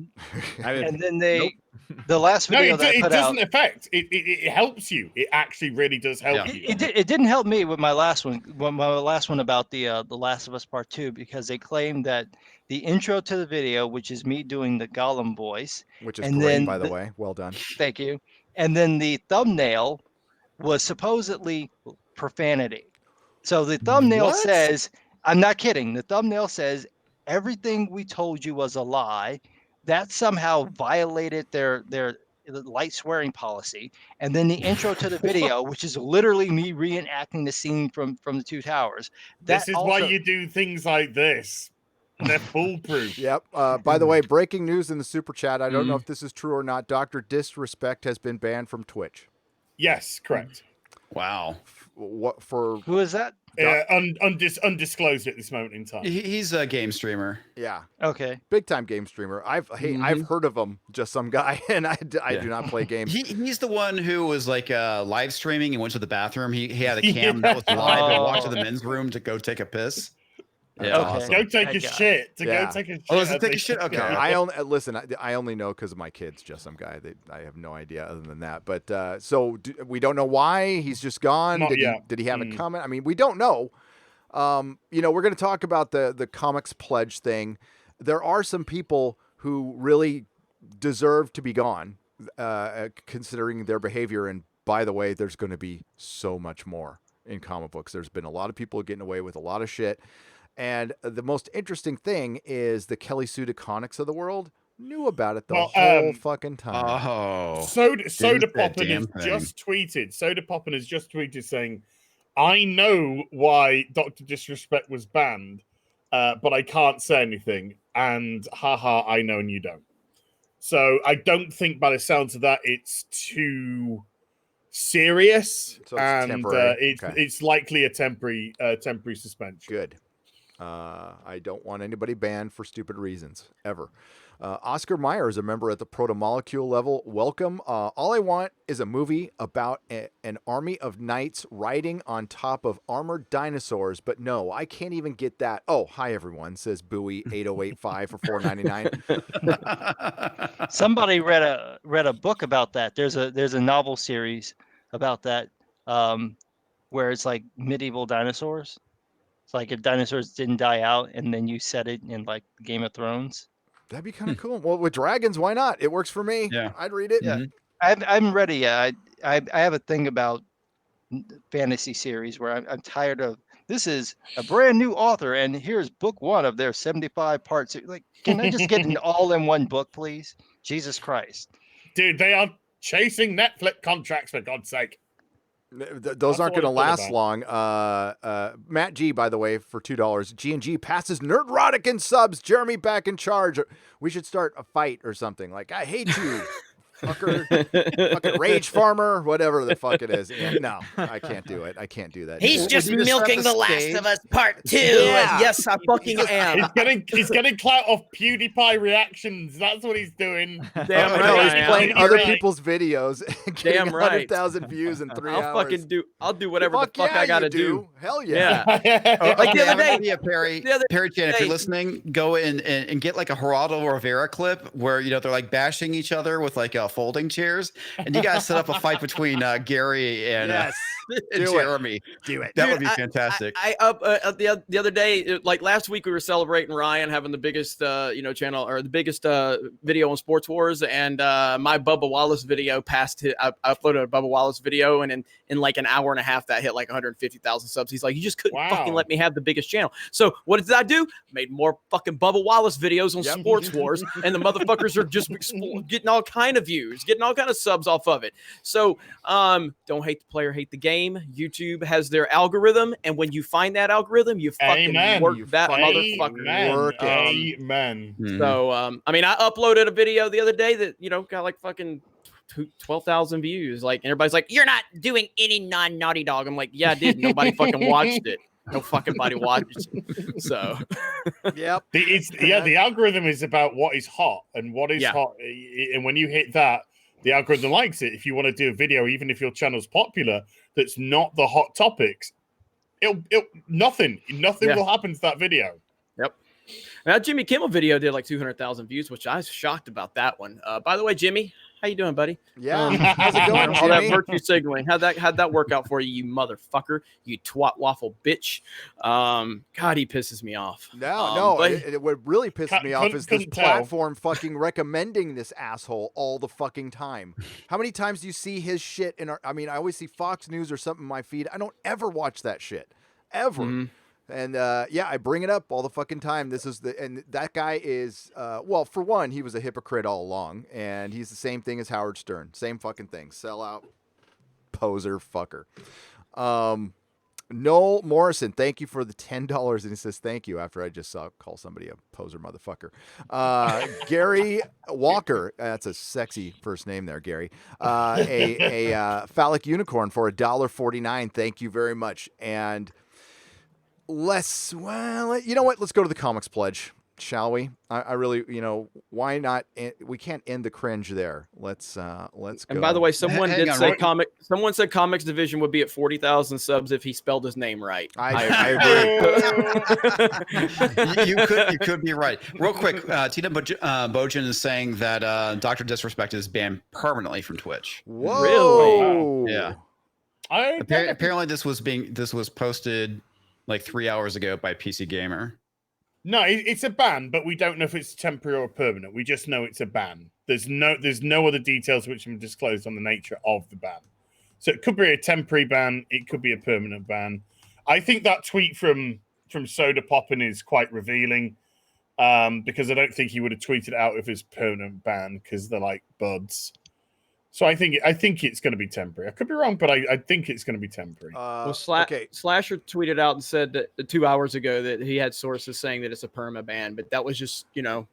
doing the sources thing. Well, that's a verifiable account. So, man, that's going to be crazy if that ESPN reported on it. Not that they're a big deal anymore, but Dr. Disrespect banned from Twitch on ESPN. PC Gamer says Dr. Disrespect Twitch ban is permanent, sources say. Ooh. And then The Verge says that now was 3 hours ago, and The Verge says 1 hour ago, not that they're fucking good at all. Dr. Disrespect is gone, and Twitch won't say why. Hollywood Reporter saying Dr. Disrespect suspended. Okay. CNET, Dr. Disrespect bans from Twitch for reasons unknown, which means it could be suspended. So I don't think we have full clarification whether or not it's permanent or How many? temporary. How big was he on? Like in terms of is he bigger than Pokimane and Alinity? And all that? He's huge. He's huge. Yeah. Because I know he's huge, so it's just if he does get permabanned and you've got people like Alinity and Pokimane getting away with the shit they get away with, that's just fucking bullshit, dude. Oh, I all I'm gonna say is Twitch better have their fucking ducks in order. Oh yeah. I heard. You know what I'm saying? I heard. I mean, people are dropping like flies right now. Because there could be an almighty cascade if something comes out there, man. Isn't there a lawsuit or something that's going down right now? Oh, tons of Twitch streamers are being It's amazing. We hear a bunch of canceling from Hollywood and inside this, but we never hear it from inside like Twitch or Twitter or Facebook or anything like that. We've been waiting over a month. We've been waiting over a month for our Twitch partner program to be approved. I do not think we'll get approved for it, but it's supposed to happen within 7 days, and we've been waiting almost a month now for our partner program to be approved. So be interesting. And then we good timing, Jeremy. Right around the time I did the Dear Lady video on my channel that got like 300,000 views is when I applied for partner on Twitch. Good job, Jeremy. Yeah. Fuck them. So, I mean, I don't think it's a Gundam even got a partner. I don't think. He roasts them every fucking day. It's a Gundam goes after him every day. I don't think he'll ever get partnered. Nope. That is a great channel, though. Oh, hell yeah. Hail, Gary and crew. Currently playing Days Gone on PS4. Decent zombie apocalypse game with straight white male protagonist and no identity politics. Well, when was that made? When was Days Gone made? Last 2018. No, I'm surprised. I'm still waiting for that to get a little bit of a decrease, a price drop, because I need to pick it up still. And that and Sekiro have not dropped at all. Sekiro's still $60. I'm like, come on, 2019. That April is 2019. surprising as hell. Well, they should be supported immediately. Then maybe I should just go buy the game and not play it. Overlord Stevie D for £5. Thank you. Nasty Paul, welcome to the Proto Molecule level. And Raging Raptor for $1.99 said you should never go as to mouth. That should be the saying of our show, actually. I was looking for like a little something. Never go as to mouth. Never go as to mouth. Hail, let's get down to it. The cancellation of Splash Mountain, says Todd Zilla for $5. Jeremy. God damn these motherfuckers, dude. Clownfish TV called it, man. They fucking called it. I mean, they've been trying to do this for years, and it's just been a small group of fucking miserable people that have been bitching about Song of the South, which I've never seen Song of the South, but apparently, but again, everything. Have you seen it? Yeah, I saw. They took me in my class to a dollar show. I think I was about 10.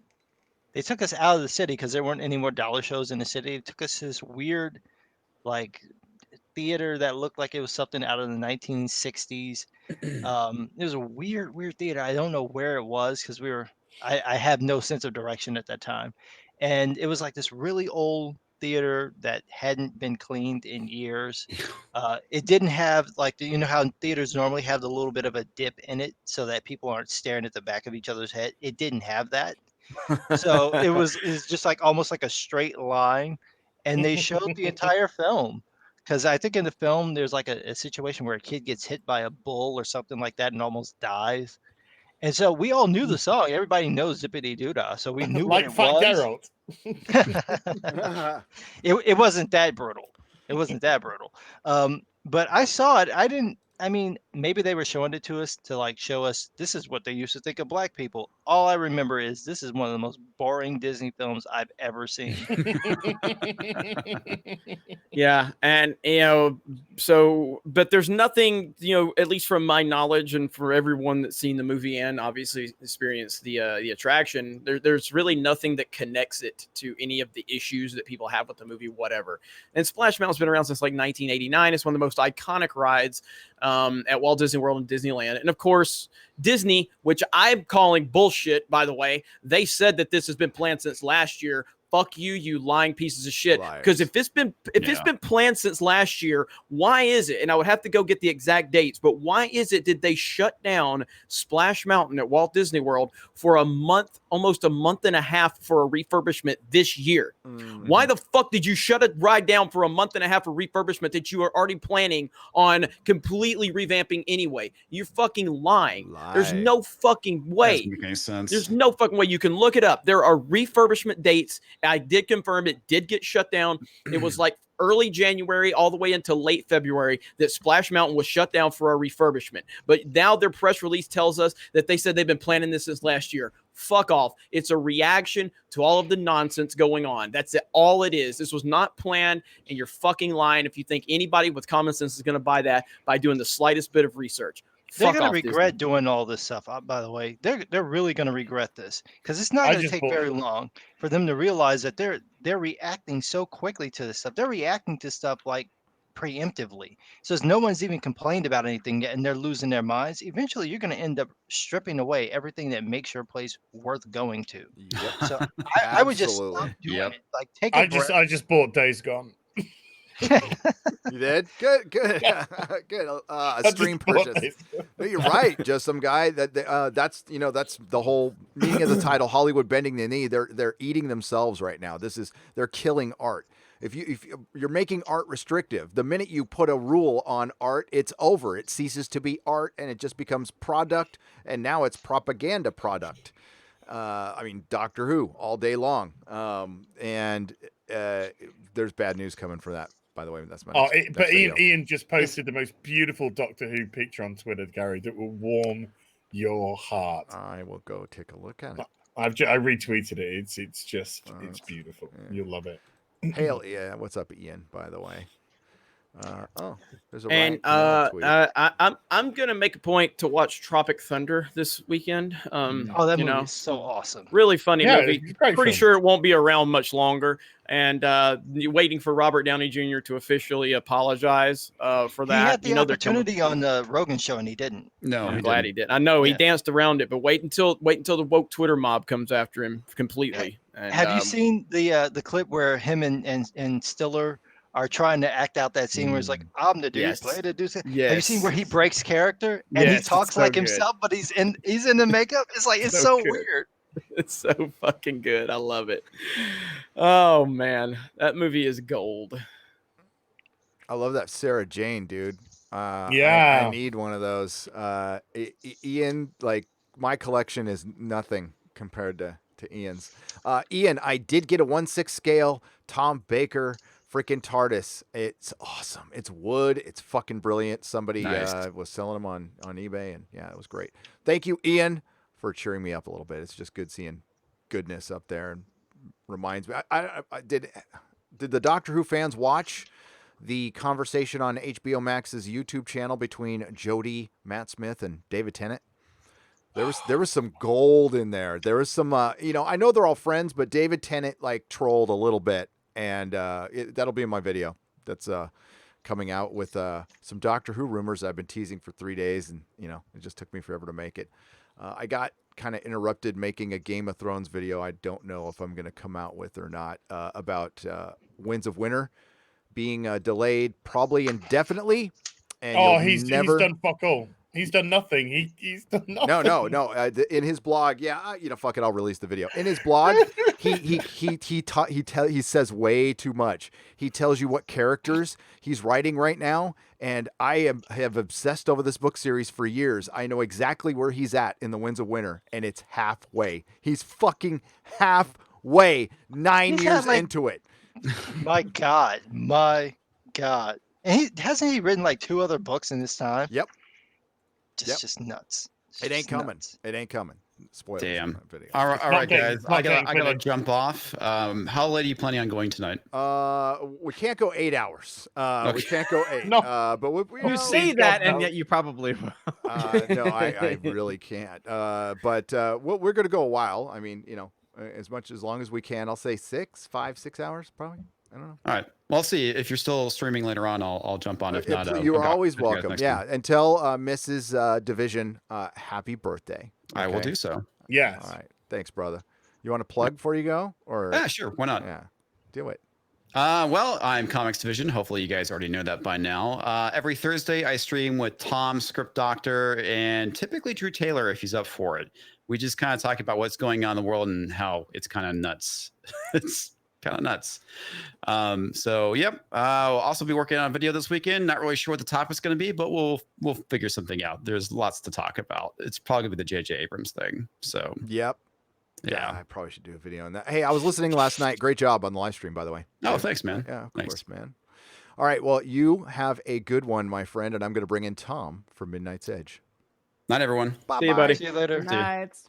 I'm going to wait for Tom to sit down. He's like, I wasn't ready. Wait, he's got his pants on now. His pants are on. Yeah, get those pants on, buddy. I wasn't ready. He was over there primary baiting. It's primary baiting. Oh. Wait, I need a ray. Yeah, just a sock is fine. Just a sock is fine. All right. So we got the comics pledge, ladies and gentlemen, which is about the most cringe thing.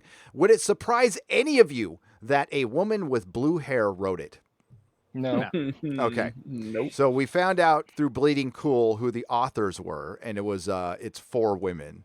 It's 4 women who wrote this. So it wasn't Of Tom course it King. was. But let me. I'm vamping myself. I'm vamping myself. That sounds terrible. No, Tom King knelt and they cut his head off. He will, and nobody. He wasn't missed at all. So we'll go over this article, Jeremy. I don't know if you're aware of this or the non-comic guys, but it goes along with everything else. I've always said the comic industry is precursor for everything that's going on in entertainment. It's falling apart. There was associated with this statement, there was an article written, and it has my favorite quote of the year. The comic industry can't change quickly. You cannot turn the Titanic on a dime. I want T-shirts made of that, by the way. Yeah. That is the comic book industry. Problem is, you've seen the iceberg for how many years now? That's the problem. Okay, it's like Austin Powers with the guy with the steamroller, or the roller. That's the comic industry. Not a steamroller. What the fuck am I saying? My steamroller. Yes, your steamrollers. I used to drive one. Tom, look at Tom King, man. That guy worked for the CIA, by the way. Okay, what's worse, Tom King being in the CIA or writing comics? Both. It's hard to think. It's like, well, CIA always kind of sucked anyway. But Probably writing comics. No, writing comics is good because it means he's out of the CIA. Right. So, when we go over this, and I know all of you guys have done great videos on this, but I like to go over this together because it's fucking that cringe. Following sexual misconduct accusations against Cameron Stewart, who those were legit, by the way, and Warren Ellis, which were not legit, former Batman writer Tom King shares pledge against abuse. Former Batman writer Tom King recently shared the comics pledge after sexual misconduct accusations surfaced against former Batgirl writer Cameron Stewart and Netflix Castlevania scribe Warren Ellis. Now, bounding into comics, John F. Trent, we love him. He's a future Pulitzer Prize winner, and then he'll throw it away after he wins the award. But you're still conflating, and I know he's just saying this, but you're conflating two guys who should not be conflated at all. This should be completely separate.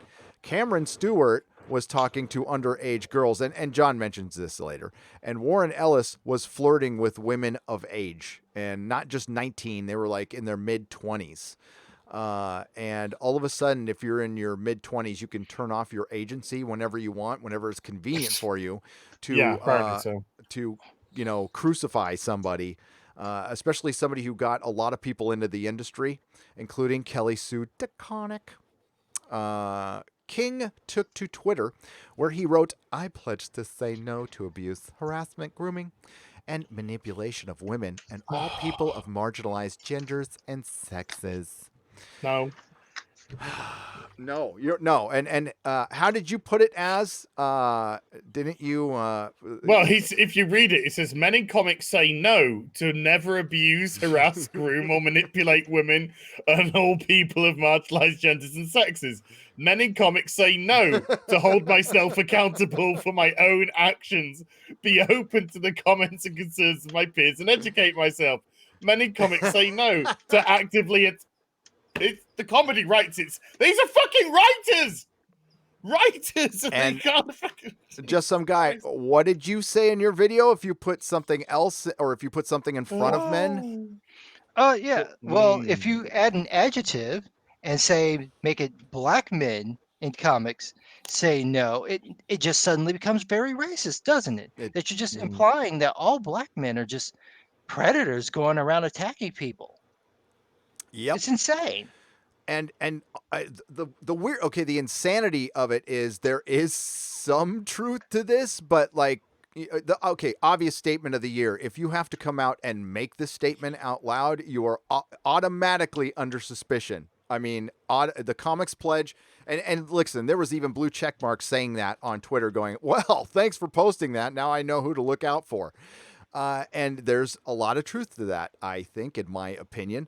So this is the men in comics say no. And by the way, the minute I saw the Warren Ellis thing and I figured out I don't entirely know what I know what's said out loud out in the world that he was flirting in his forum. No, he was fucking some of them. Yeah, and he was being a guy. He was having consensual relations with people, with adult women. Well, this reminds me of when you had Rikeda on the other day, or was it yesterday, when I said, I'm sorry for being so, rapey, because we're far enough in the show now.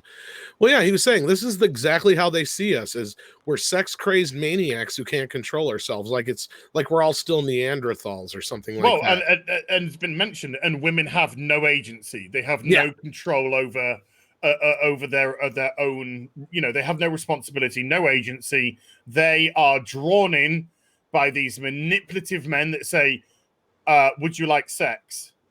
Yes. Yeah. Well, you're also forgetting though that it's written by feminists, so these aren't exactly the most sane group of people. They don't see their own actions as any way responsible for. No, it's written by feminazis. Yeah, that's who it's written by. But they don't see women as having any responsibility for their actions, any agency on their own. But they also don't want to admit that women can do those things too. But you know why they don't want to have responsibility? Yeah, because then everything would be their fault. They can't blame men for it. Yeah, pretty much, because then there would be accountability.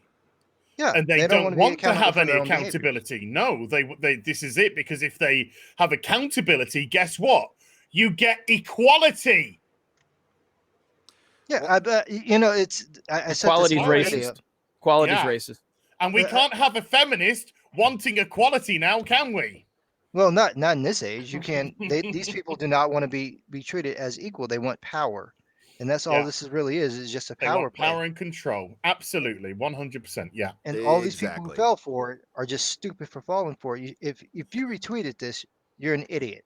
Mm-hmm. You're an idiot, and you're probably a threat.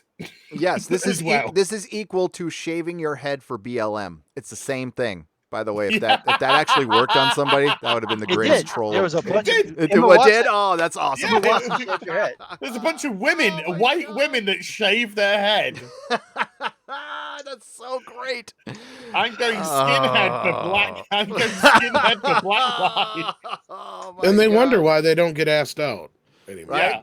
Oh boy. Oh, she shaved her head. Now I know never to touch that person, go near them or anything. But before it was whether they had blue hair or whatever, and that whole thing. But yeah, what just some guy said is spot on. This is about power. So Tess Fowler is now one of the most powerful people in the comic book club. I can't call it an industry Poisonous. Is she the one who wrote this? Poisonous.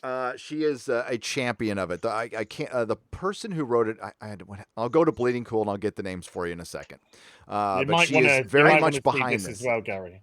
I can check it. Thanks, man. Hold on. Are you going to private chat or? No, I'm gonna put it on screen. But this is something that you need to see. This is a tweet from Tess Fowler. Okay. This is probably what I'm thinking of too. Thank you. Yes. So Tess Fowler is the one who got Sean Gordon Murphy to bend the knee. Sean Gordon Murphy is one of the most talented people in the comic book club right now. And I called this Filth 1. Yeah. So if the comics industry elite knew how much intel I currently possess on where the bodies are buried, OMG. The only reason I haven't spilled the beans is because I gave my word to a number of people to hold the line. But don't think I haven't wished I could. I'm so done. This is a fucking threat and a half. Now, let me say something about that real quick. Is that Tess Fowler, in all likelihood, has some dirt too. Yep. So, Tess, if you happen to hear this, baby, I want you to understand, we will find the questionable images you have of individuals who you claim are of age, because that's probably what you're dabbling in. Nobody else is saying it. I'm the one saying it. I wouldn't be shocked, because the crowd you hang around with are the type for it. So you might want to keep your mouth shut, because if you get found out, you're going to federal prison. Mm-hmm. You might not want to play that game, because you and your crowd, you do really questionable things with individuals who can't consent, and you hang out with people. I see your Twitter feed. I see the people who like you. I see the people you follow. You might not want to go down that route, honey. Not to It's mention, not going to be good for you. You are openly admitting that you potentially know about illegal activities. Yeah.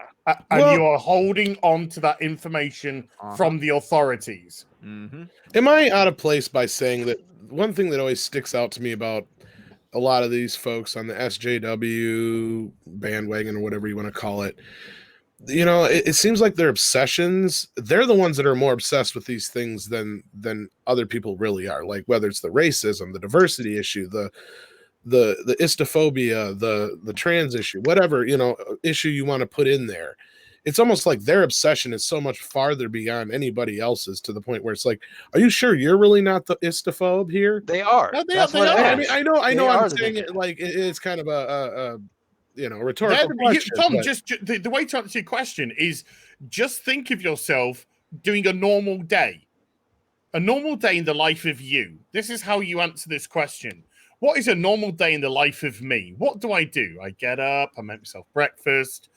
Maybe I go out to the shops for a bit. I chat with if it's a local shop, maybe I chat with the person behind the counter, give pleasantries. I go home, I watch a movie, I do a bit of work, or I go into work. I say hello to my work colleagues. We do stuff. I like Jerry, Susan, and Bob. Not too keen on Caroline and Ray. But whatever. It's work, and you do your stuff, and you go home. And if your day is just a regular day, you're a regular person. If your day is taking to some sort of media, talking about color, race, gender, sexuality, how people are ists and phobes and isms, you are the one with the fucking problem.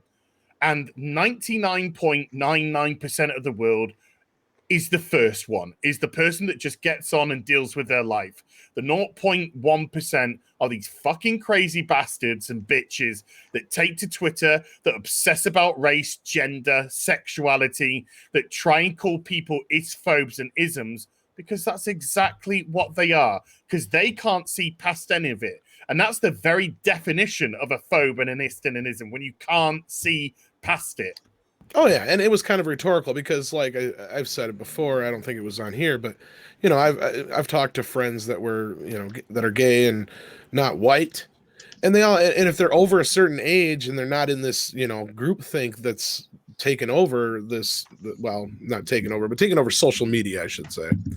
They'll say the same thing. We fought for years to be seen as people, not to be seen as a gay person, not to be seen as a lesbian, not to be seen as a black person, but just to be seen as a person, or even, you know, handicapped for that matter.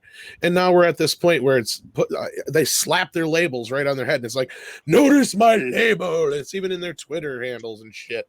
And it drives everybody nuts, obviously. That's why we're here. Yeah. Okay, well, Tom, when you meet one of your gay friends, do you say, hi, what's it like being gay today? No. I mean, exactly. But that's just it. We've talked more. And again, like I said, most of this is rhetorical, just to, you know. Hi, what's it like being disabled today? Well, exactly. This is what it's like.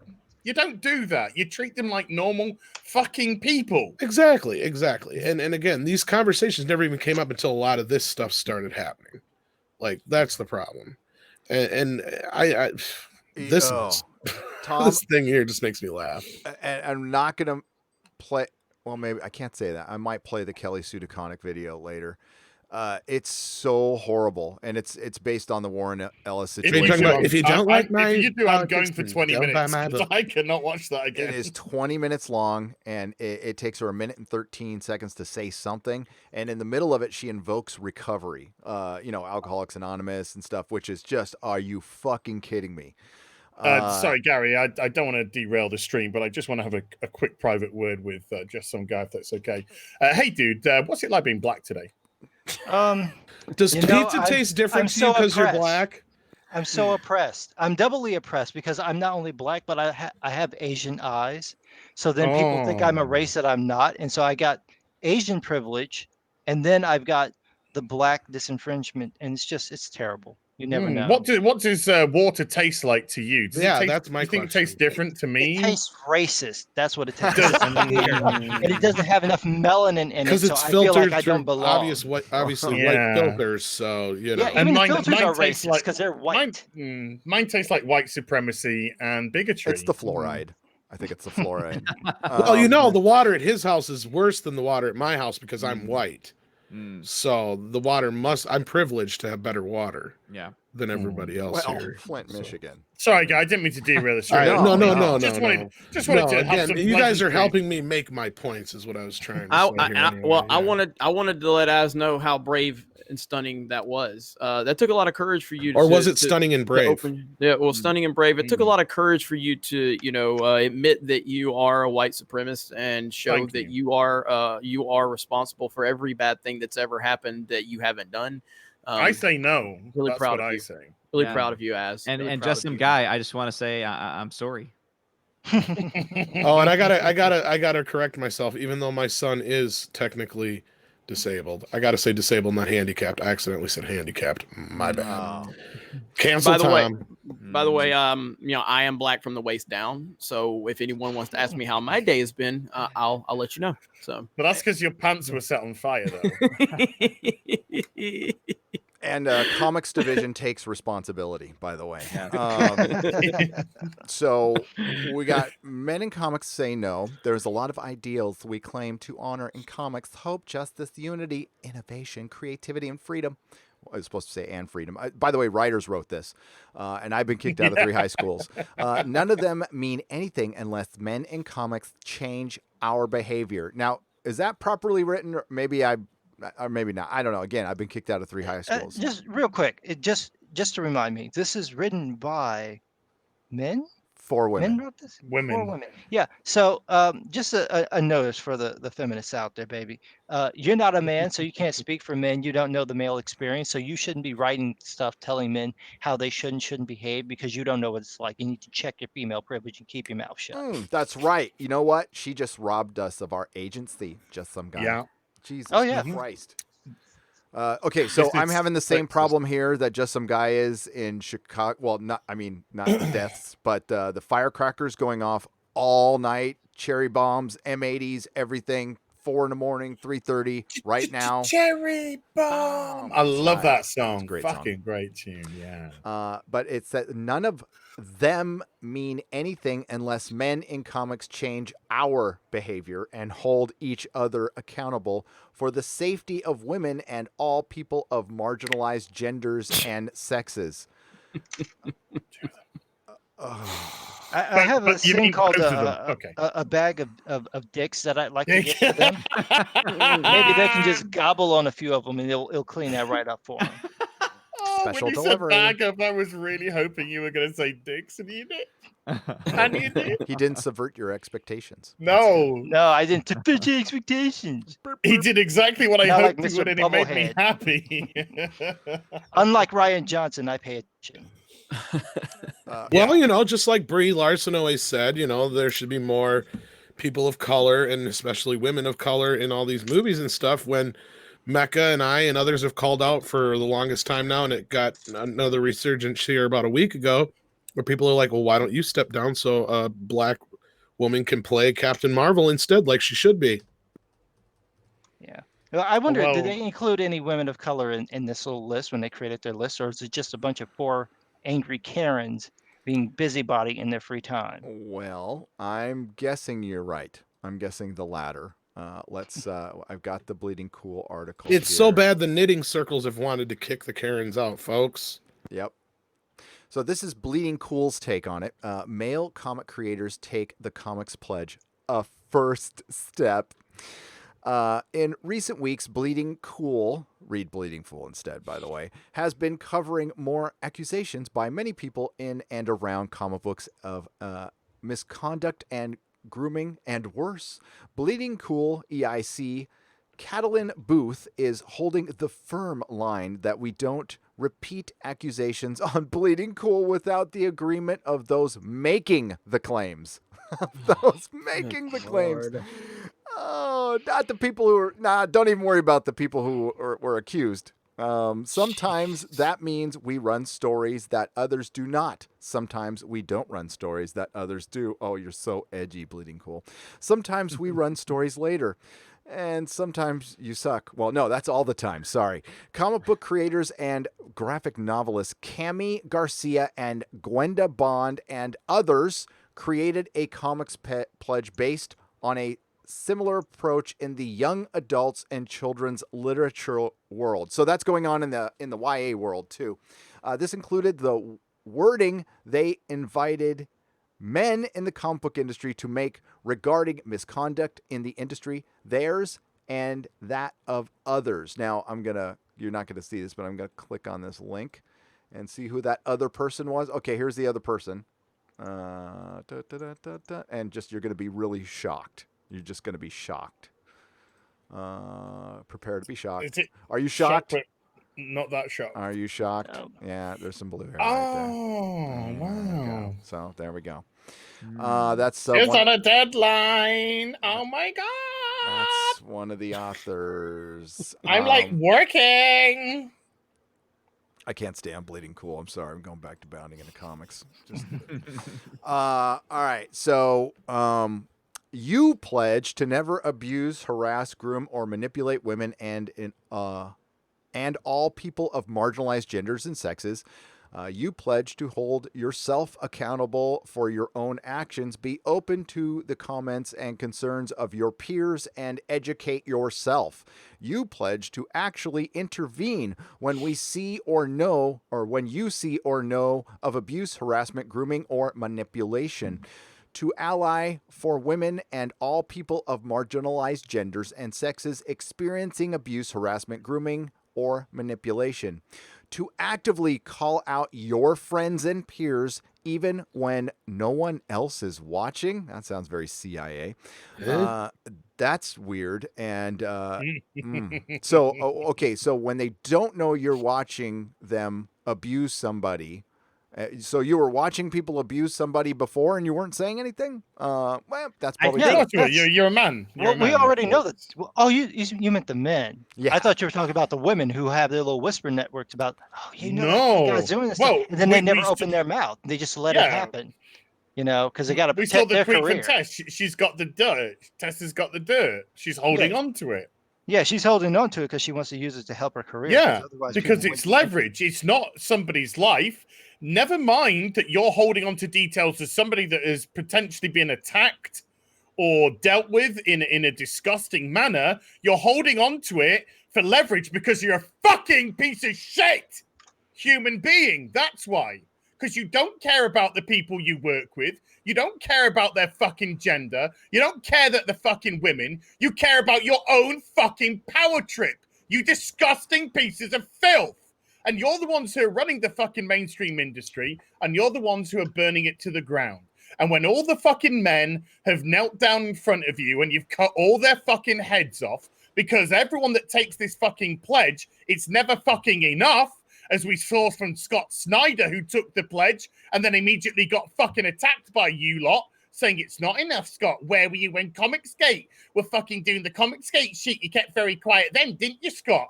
Because it's not about anything other than your own control.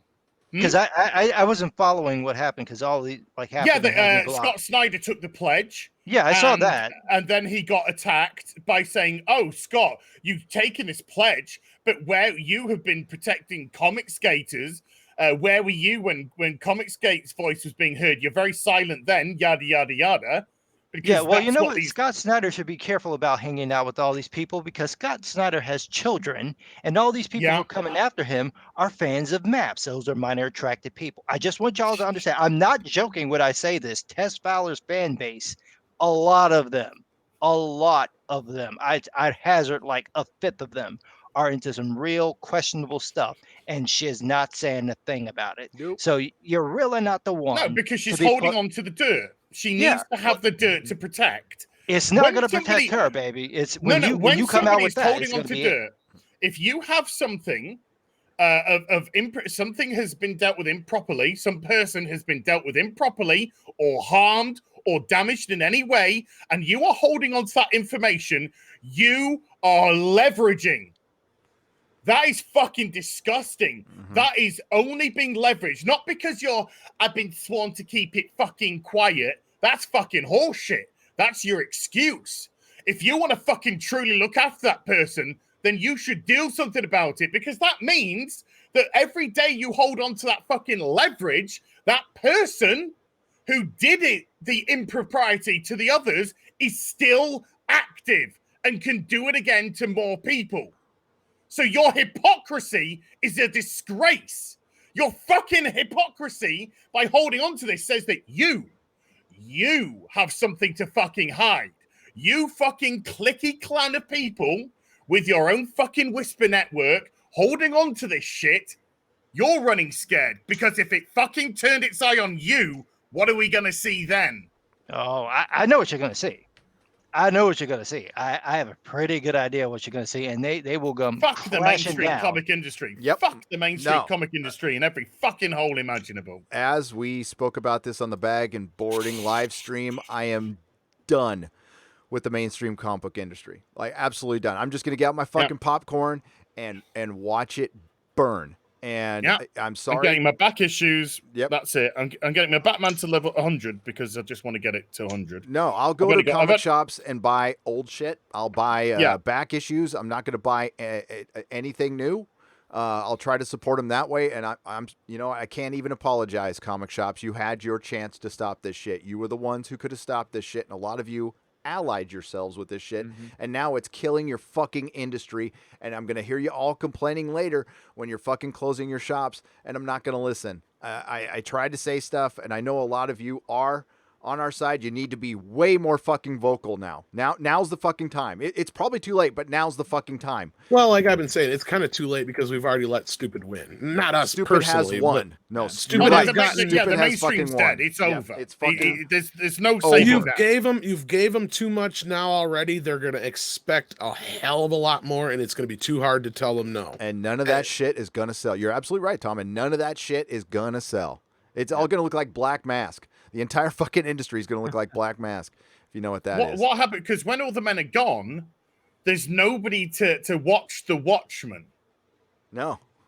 There's nobody to watch them. Very poetic. Good analogy right there, buddy.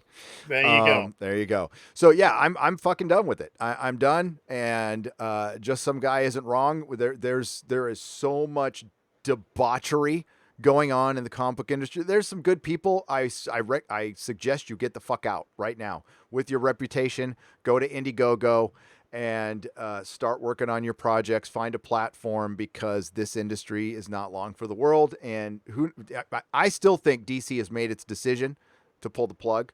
It's just a matter of time, and it's going to radically change. They're still going to print stuff, but look what Marvel's response was. Hey, here's Empire. Here's the same shit we've been doing forever, and we're just going to give you this shit till the end of the year. And by the way, Men in Comics Say No is literally pencils down, and I'm not talking about that pencil. We're talking about the other pencil. It's penises down. So it's over. It's over. And I predict, as soon as I saw Kelly Suda Comic, to finish my thought from 20 minutes ago, come out and do her fucking video, I responded to Az and I said, here's the new narrative.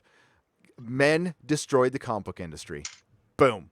So to commit, Dicks fuck up everything, Gary. Haven't you figured that out yet? right? Listen. It was a male-dominated hobby, and people are so afraid to say this that EVS has been saying it forever. All right, it's a male-dominated fucking hobby. Always has been, always will be. The percentages of women who regularly buy comics are 15%, and I think that's high. I think that's high estimate. That's definitely high. I'd say 8% probably. Probably. I don't understand why is this a problem? Like if Right? you look at all these different things that women are interested in. I used to work at Target. You go into a department store, right? There's a Macy's here in Chicago. I always call it Marshall Fields because it used to be the Marshall Fields here in Chicago downtown. There's like 12 floors. 5 of the floors are nothing but women's clothing. Right? It's because of shit like this we used to have men's clubs. But anyway. 2 floors on there that have men's clothing, but it's literally half the floor is like something else. So you could actually put it on one floor. I don't know why they don't. There's one place for men to go to get clothes. There's like 18 different places for women to go get clothes. No man is complaining about this and going, oh my God, you can't have that. Look at all the things that women are interested in. You have your reality TV shows. Those are primarily for women. Nobody's trying to take that away from them. Whenever men get involved in women's hobbies, they just tend to go like full on. They don't try to change it and get rid of the women. But for whatever reason, when you get far left women, progressives, feminists into men's hobbies, they just destroy it. It's like, it's not our fault that you're uncreative. No, they just got to find the problems in it. And no, you're right. You're absolutely 100% right. That was the joke I was getting at, but it's true. They forget that women have pretty much dominated 100% of the society aside from 95% of the society aside from the 5% where men had the few places they could put shit. So we, it's like, otherwise we have no places to do anything because we have to watch and do everything it's bullshit. The comic industry took data from film basically and it equated it to the comic book industry, and I swear this is from a fucking bunk Facebook poll back in 2014. I know you remember just some guy in Nurkish. Remember when he was around? He did a great video on that poll, which said 50% of women are interested in comics. That was the question. Meaning like you like pop vinyls, you like the tchotchkes, you like the lifestyle brand stuff, which honestly makes a fucking buttload more money for the comics industry than actual comics do. But when it comes to actual fucking comic books, buying them regularly, the numbers are minuscule. And you know what? It's honestly, you're going to see everything turning into a lifestyle brand. That's probably what's going to keep Star Wars around too. It's going to be fucking t-shirts and little stuffed animals at Galaxy's Edge and that empty, cavernous, stupid, boring ass fucking Galaxy's Edge. And that's what's going to keep stuff alive. And it sucks, and the comic industry will disappear. What's holding it up now? Scholastic, manga, and people are fleeing to manga right now because 50% of women is probably just the people that are watching the CW. Right, but I mean, 50% of women go to movies, okay, and they're interested in TV shows. That's real data, and they end up going to they end up liking Aquaman more than they like Captain Marvel. I don't know. Yeah, but you're right. They don't read comic books. I've never seen. Sorry, go ahead. Yeah, I wonder why they like Big Sexy more than they like the Plank. I can't understand what it could possibly be. Sons of Aquamanarchy? I don't know. About this half-naked, like ripped dude that's getting women to go to see the movie. I can't understand what it is. Can't figure it out. Right? When Mrs. It's that Nerdrotic damn says, female gaze, isn't it? Right? Mm-hmm. When Man of Steel is one of her favorite movies because Superman is shirtless cooking something for Lois in the kitchen. That's her favorite scene. The Witcher. I know, right? Oh, The Witcher. Yeah. I've never seen so much fucking thirst in all my life. It must have been Yennefer. I was sat next to a woman on a bar stool, and her empowerment. The Witcher came on. She fucking slid down the fucking bar stool. It's funny how men can get together and we get accused of locker room talk. But if you've heard a couple women sit there and talk about, say, for instance, like you just said, Henry Cavill in The Witcher, holy shit, dude, we've all been fucking in conversations with women. We know exactly how they fucking talk. I know. It's like, but we're perverts. No, they eat him up. They're not perverts. Women aren't perverts. They're normal. They're not perverts. They're normal. They have normal conversations about what they fucking like. Just like men have normal conversations about what we like, and we laugh about it, and we joke about it, and we roll our eyes about it because we're just this is called social interaction, true social interaction between people. This fucking microcosm of Twitter is the only fucking crazy fucking place.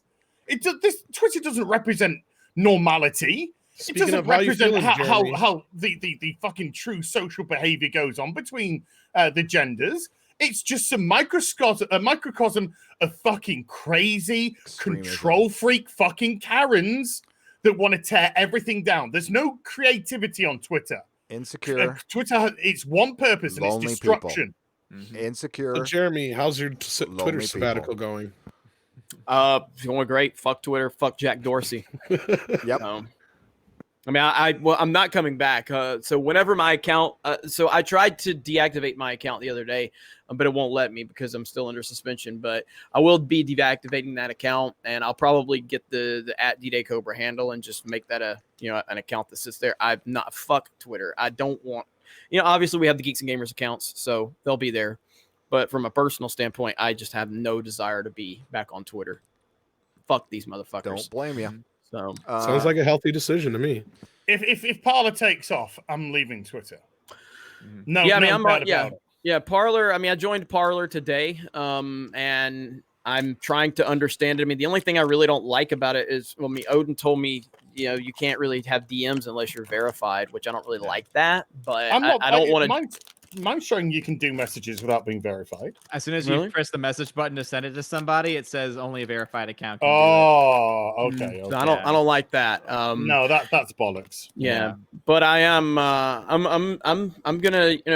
I'll just post my videos and stuff over there. But ultimately, it's all about the website, which we are developing. I'm working on developing an app right now for Geeks and Gamers.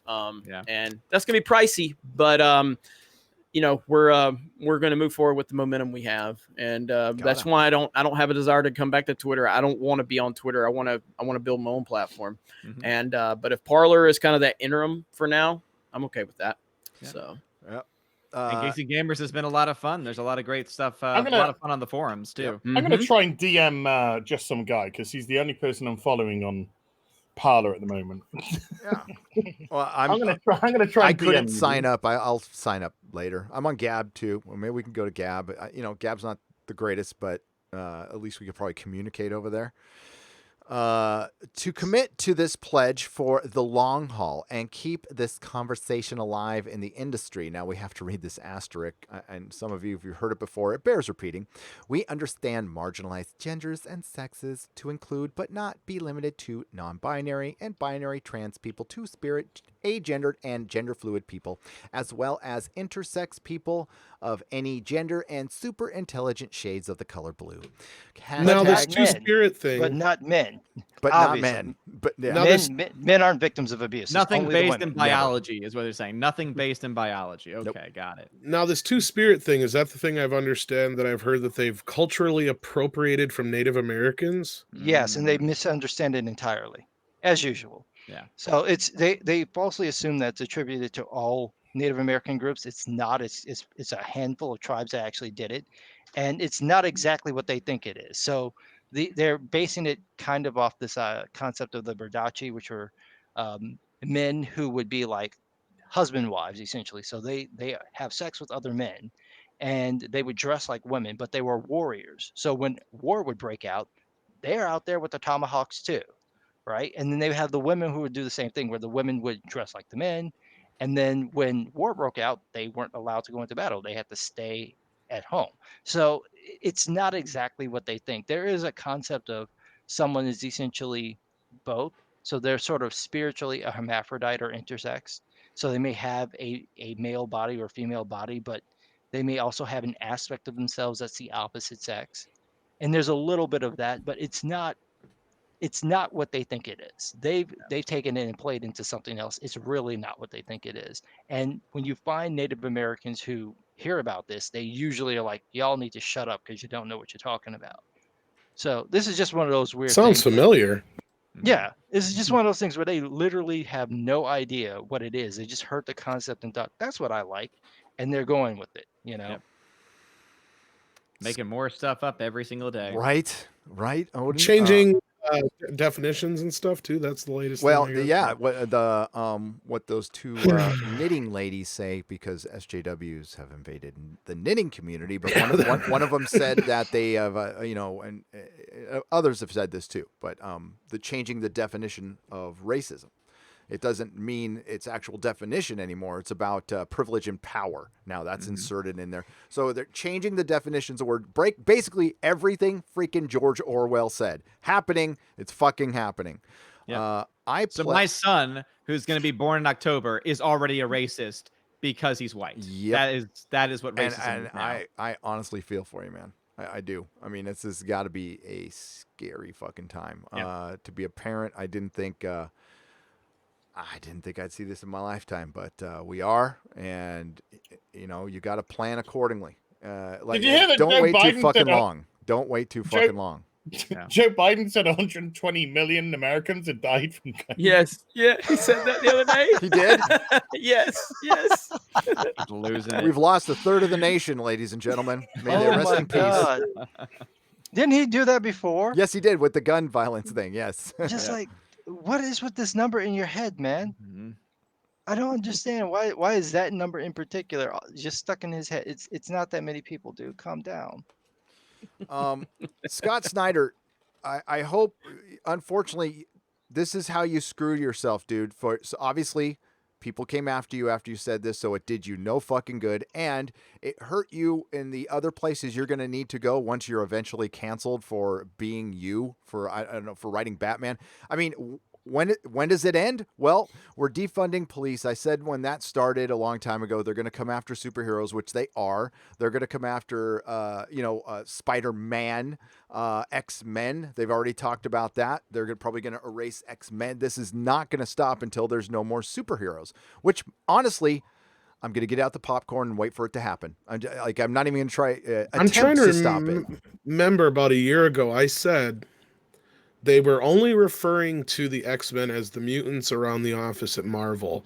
And don't be surprised if the next X-Men movie is something mutants instead of X-Men. And somebody said I was full of shit. I can't remember who it was. No, I don't think it was you, Gary, but no, they are not going to call it the X-Men. It will not be called the X-Men. Who knows? Children of the Atom? Probably, that's my guess.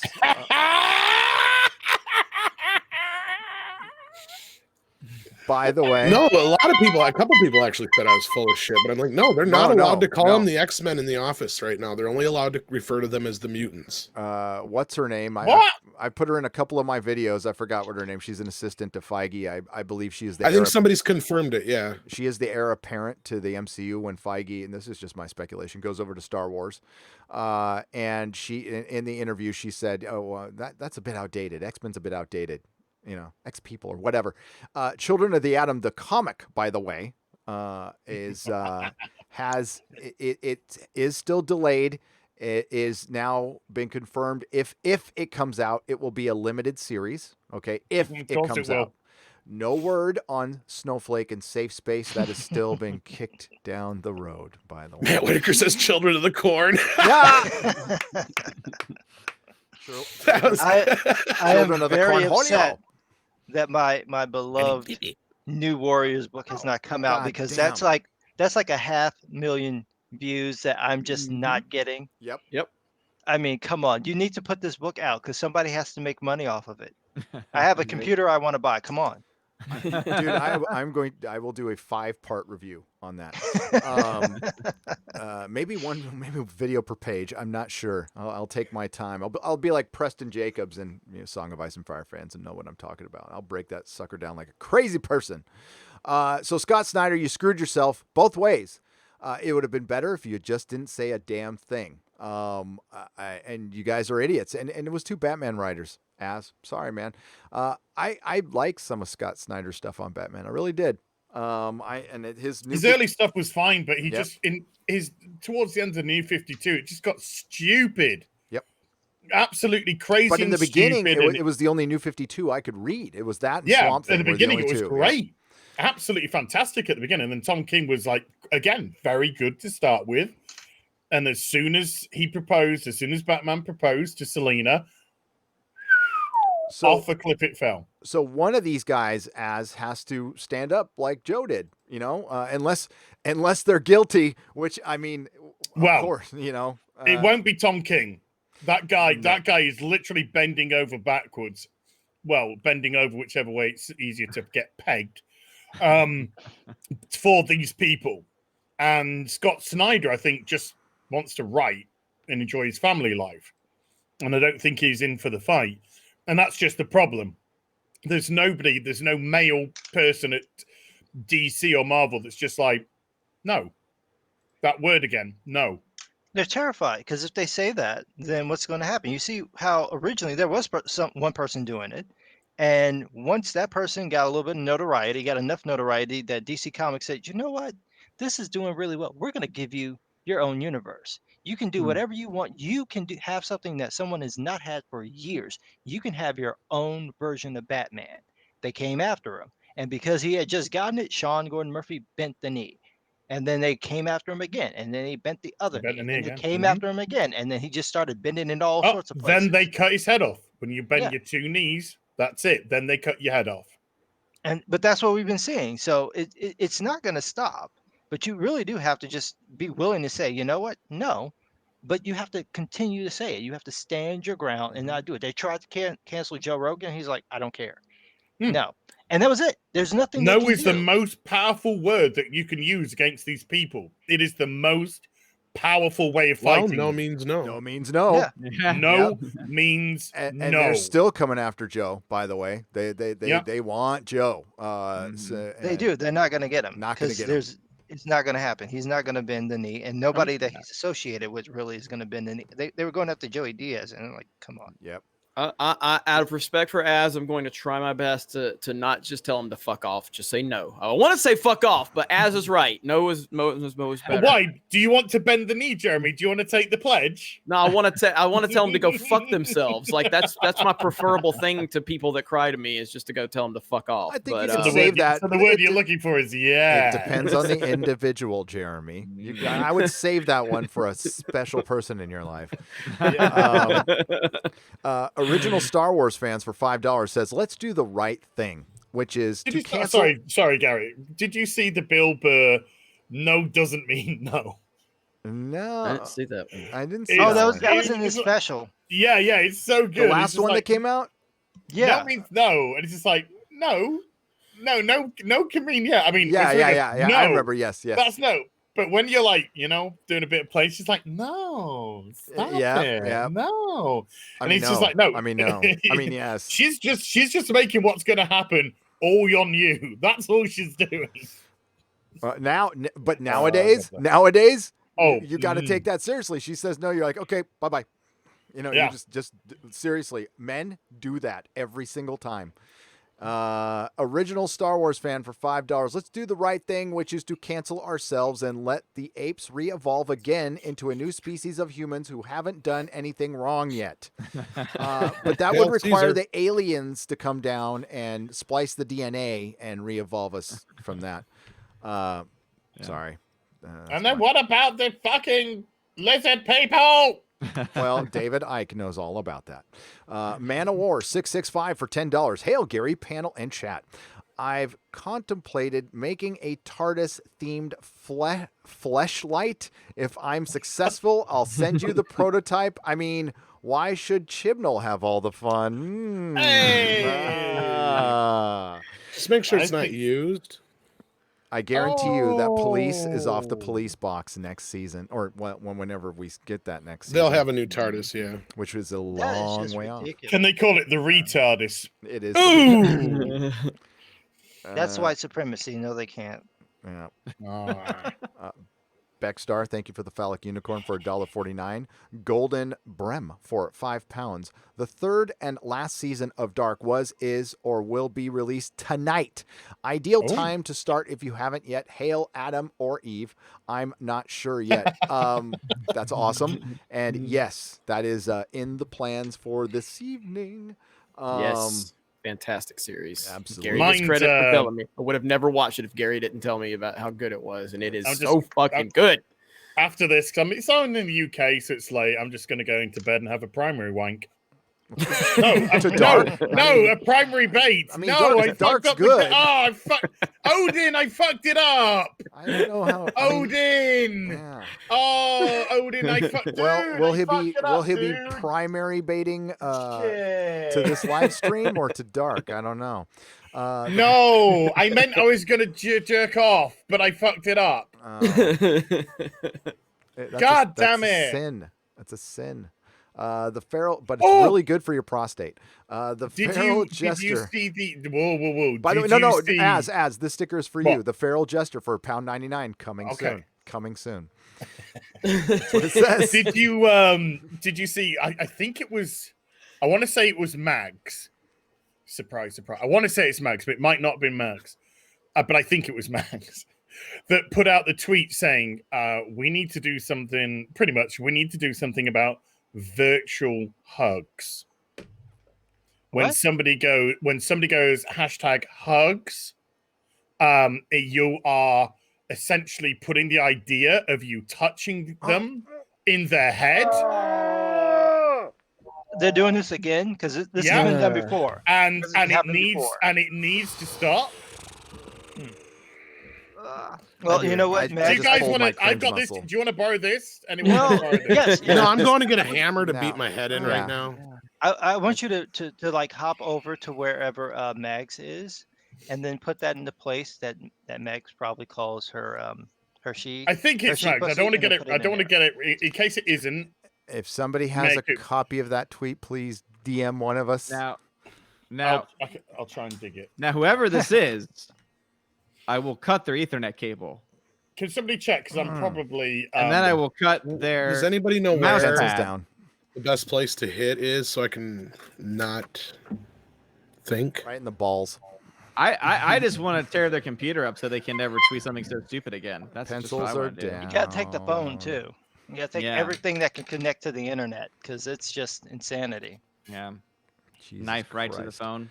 Yeah. Picard Sucks for $1.99 says Friday Night Tights has become my favorite TV show. Why, thank you, Picard Sucks. That's nice.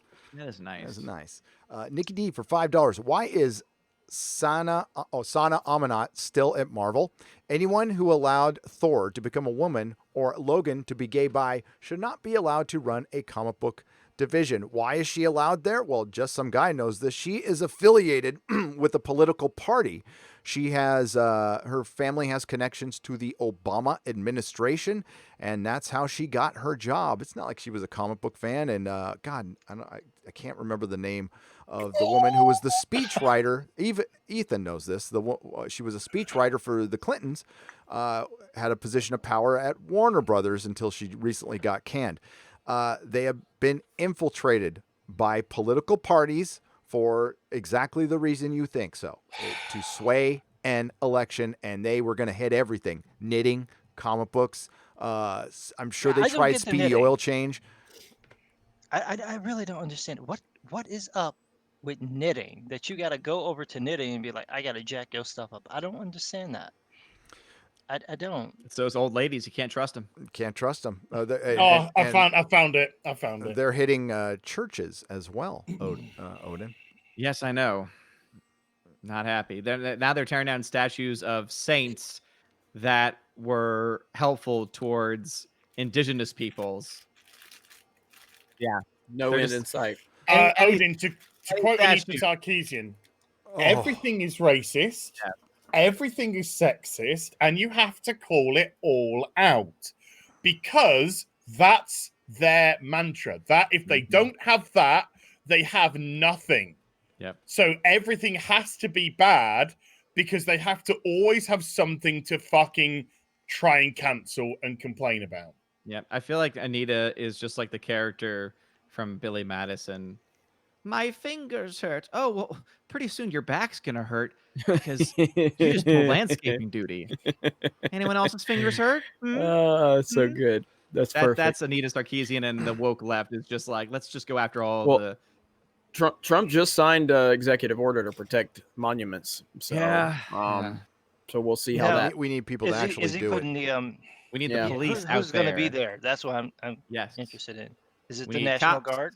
National Guard, whatever. We need someone to actually stop the crimes that are happening. Is That's there- what we No, need. but I mean, he signed the order, so obviously it's going to have to be enforced. So Yeah. who's going to enforce it? Is it You going to would be say the that, National but then Guard? there's also already laws on Well, the books it from can't be destroying statues. If it's the National Guard, it would have to be the governors calling that in, and it's that's the thing is it's the governors and the mayors. They're the ones with the powers locally. That's why I'm getting the hell out of here. My mayor's a socialist, like an open socialist, who is a lifelong politician who has never done jack with Jack and doesn't give a shit about businesses. So, it sucks. I'd love to fight the fight here, but it's fucking useless. There are people in San Francisco who have common sense, a lot of them, but we're outnumbered. Also to correct, it was indeed it was Happy Gilmore, not Billy Madison. My bad. So thank you It's all for good. correcting me in the chat. But I also do need to head out because I am actually on my way to do a Bed. podcast. Actually, not bed. A podcast with someone. So Oh well, You're in a dumb podcast show. with someone. I This know. dumb show isn't worth the time. So No, it's because I'm I gonna call know. him out. Y'all know? Do y'all know John Flickinger, the Flick? I do. Big fan. Yeah, love him to death, but he has the worst scheduling capabilities of all time. He does. I can confirm. And so Jeremy knows what I'm talking about. And so literally I've been trying to get him on this for 2 weeks now. And then tonight he's like, "Oh, I can do it after your show." And I'm like, all right. So It's all good, buddy. But anyway, you can check me out over at Odin's Movie Blog. And something that I'm actually working on right now is because of the age of cancellations and cancel culture, etc. I'm raising funds to try and buy like a legitimate server and hard drives to actually back up all of the problematic shows and movies, etc. And then in the future, hunt things down to preserve them. So if you want to be a part of that project and find out more about it, check out my channel. I've got some videos on it. I'll help you with that too. Oh, well, thank you. As And much I as I just can. posted my links to where you can donate for that. So thank you. Thank you, Odin. And I think that's a great idea. I back it completely. Tell him we send our love, and I will. Take care, man. Tell John I'm gonna come see him, and we're gonna do a Walmart video together. So. I just know he is moving very soon. He's moving sooner than usual. He moves more than any human, so I it's know. fine. So get ready to drive to Ohio. All right, man. Take it I'll easy. see you later. Later, Gator. Bye. Bye, my. Oh, is this the tweet here? This is the tweet. Oh my god. Yes. Me talks about sensitive things. Of course you do, Max. Up like canceling people and shit. Twitter guy. Internet hug. Me. I hate those, and I'm talking about sensitive stuff a lot lately. So I should just put it in my handle to minimize boundary crossing by well-meaning strangers. Me does so. Twitter guy 2. Internet hug. This sort of pretending, this performative nonsense Internet is just hug. ridiculous. It's fuck off, Max. Max. Internet hugs from strangers. Squick me the fuck. What the fuck is squick? Squick me the fuck out. It assumes and play acts an unwelcome level of intimacy. Please stop. It is not comforting. And All right, so let me just say this real quick. I have several friends who are victims of very horrible abuse, and they legitimately do not like being touched. I have one friend, I have known him for 25 years. This man will literally step back and put an arm's length between you if he doesn't want you touching him. That's what he'll do. If you're play acting at this on the internet because you want to feel special, you're an asshole. Now, I already know Mags is an asshole. So this is like redundant. But nevertheless, stop play acting. Somebody sending you an internet hug is trying to be cute or nice. It's not a big deal. Grow the fuck up, you little child. Words are harmful, dude. You have no idea.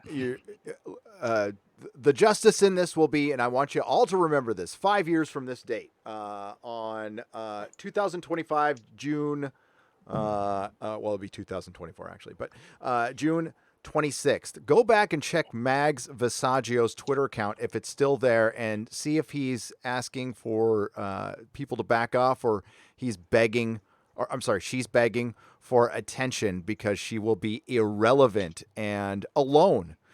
and wishing she had those hugs.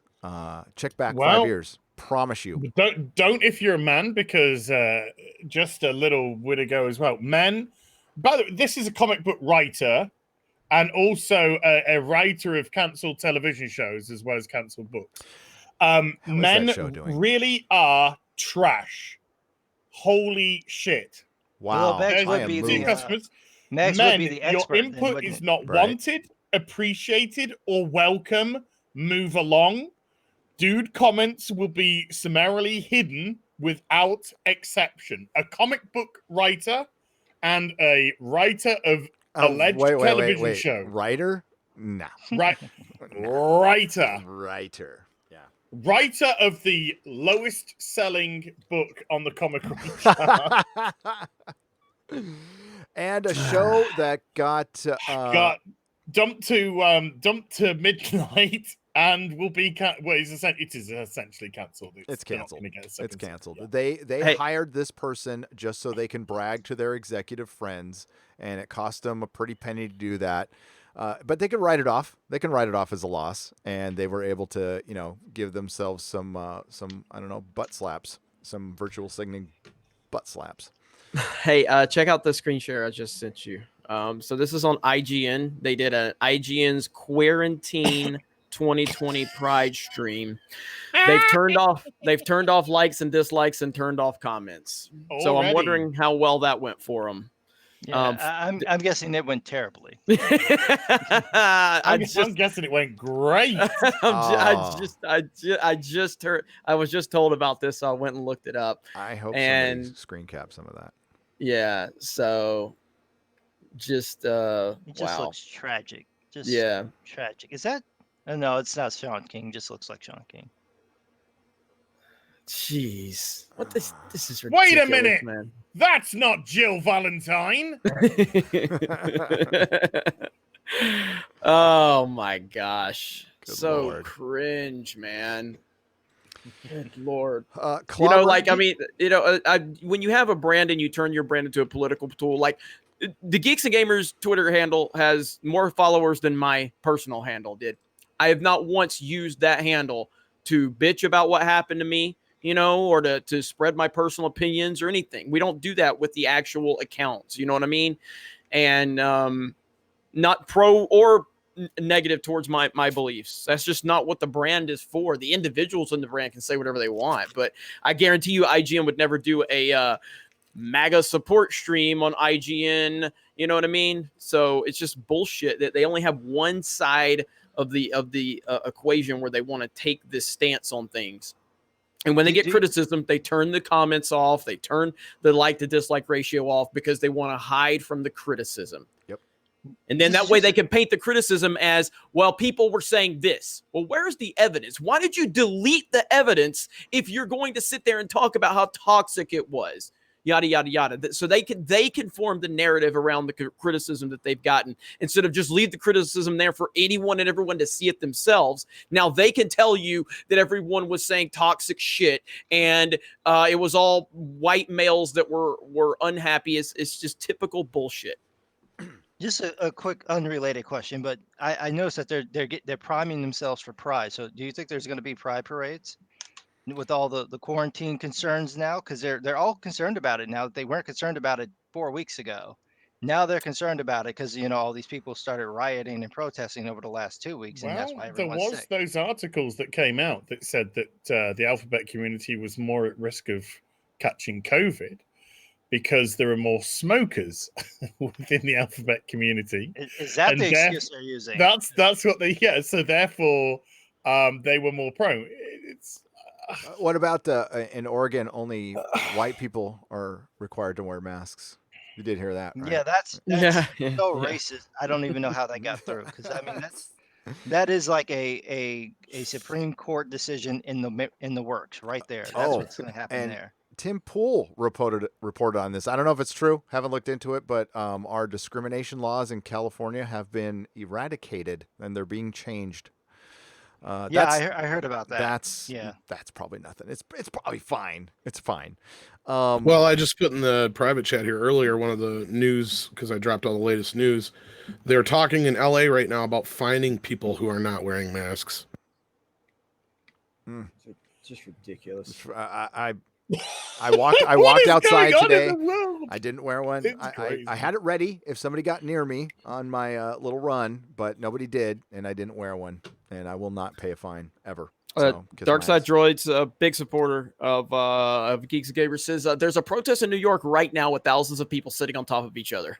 There you go. You know, like social distancing. When you want to be a family and go out and have fun with your family, you're fucking breaking the law and you're ending humanity. Yet when you want to go out and protest some boogeyman that the media created, perfectly okay. That's okay. Totally fine. Any business owner, if they threaten to take away your license, just ignore them all. Go open your business. Do it now. They will do nothing to you. If enough of us do it, they can't do it. They cannot do anything about it. So stop. Well, it's not like they can have anyone come and take you because those people have been defunded. Yep. So they don't exist anymore. Clobbering Times has some sad news here for $5. Hail all. Bad times for comics legends. Rest in peace, Joe Sinnott. One of the greatest inkers of them all. Arguably Kirby's best inker on Fantastic Four. I'm not going to argue with you. And rest in peace, Joe Sinnott, a name I've known since I learned how to read. I got a bunch of his comics, and yeah, he's one of the best. Him and Rubenstein. I don't know. Klaus Jansen's been on a lot of big books, but I've always thought he was horrible. I wonder, was this another COVID thing, or was this just because he was old?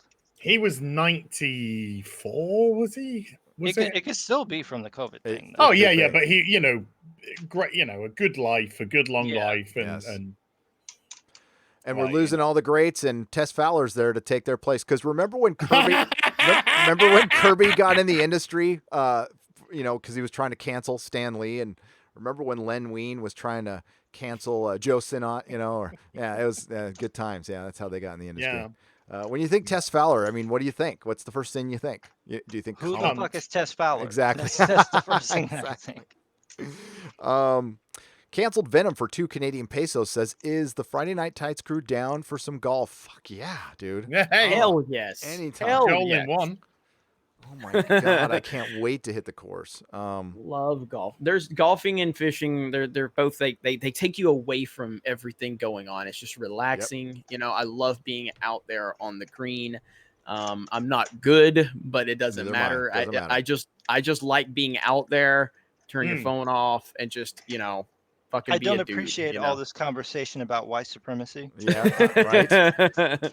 Right. Would you like us to create a safe space if we move Jeremy across a bit and Tom across a bit? Good. Nice little safe space in the bottom right. Can I rotate people on this? I need to separate Jeremy. Yeah, you just have to pull me and whoever out, and then you can move us around. Can I just change the position from missionary to doggy style? Hey! If I do, you need a signed contract. I do this. Now you got too close to the white guys. What about this?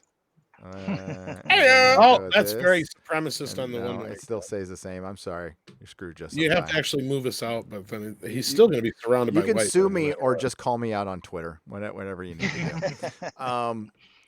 Arasaka for $5. Take my shekels for horrifying and hilarious as opening. I'll gladly do that. And thanks, Perry. Thanks, Perry Chan, and thanks, guys. That's some amazing work. I cannot make this up.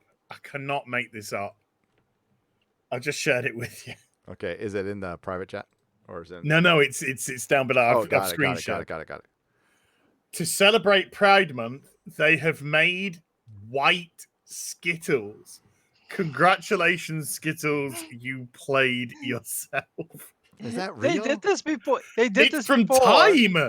It's from Time magazine. A bag of white Skittles. Is it old? This is old. Yeah, check the link. Click is that on like it. the Fandom Menace? 2017. Oh. Yeah, because they got canceled for doing it. Make a video right now. If you can do one on the Fandom Menace petition, you can do it now.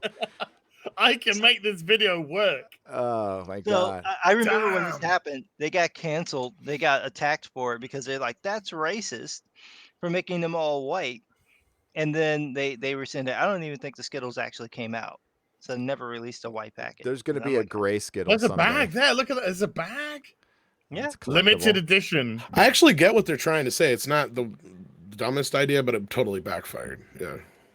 Yeah, totally. It's Tom, in this day and age, it's the dumbest idea because it probably tried to have common sense. I don't know. Common sense is dumb now. Common sense is racist too. Now it'd be like now though, if they came out with all black Skittles, it'd be just as bad. Would they taste like licorice? No. No, that wouldn't be They what- would taste like Yeah. they would taste like freedom. Exactly. Am I the only one who likes like the black jelly beans? Because those are the only jelly beans I'll No. eat. The black ones and the red I ones. love black jelly beans. No, black I jelly like beans are black fine. licorice. I like black I jelly can't do beans. 'em. Licorice. I did. I told you, I'm a man of the people. Elliot Nelson, thank you for you're cool for $2. You're cool, my friend. Scottish Nerd, thank you for the phallic unicorn. Canceled Venom for 2 Canadian pesos. Friday Night Tights, brought to you by Fat Steven Seagal as Batman. Nice. Soy boy. Soy boy. I can't even get my voice that high. Jesus. G Virus 00 for $20. Hail Friday Night Tight about Neil's hypocrisy. First on the panel, talking about how women are badly depicted in game and not being made into good role models for his daughter to look up to, only to represent them in the worst possible way. And it's not the only property that's done that. All the women are assholes in Star Trek Picard and Star Trek Discovery as well. That's sheer fucking hubris. Sheer fucking hubris. You know, I think it's time. I actually do have to, for the first time ever on Friday Night Tights, I got to go pee. And I've got Oh, some. wow. I know, right? I have. I drank a bunch of coffee, and I have some Perry Chan to share with everyone. So let's. We've got some. Oh boy. Okay, I got to make sure I don't start up the video. I don't want to. Right, I did it. Sorry. You'll have to watch this through YouTube. Here is some new Perry Chan mixed in with some stuff you've already seen. And here we go. Don't shiver, newborn baby shivers. My love will keep you warm. Newborn baby shivers. When she's undressed, she shivers like a real newborn. When you hug her, she stops. Newborn baby shivers. Newborn baby. I know I should drink milk because it'll help me grow up big and strong. Milk's got stuff that's good for my bones and stuff that's good for my muscles.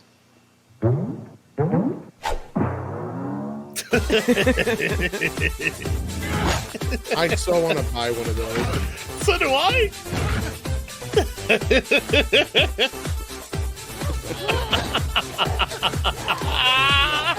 Milk! It does the body good. And if you don't like my politics,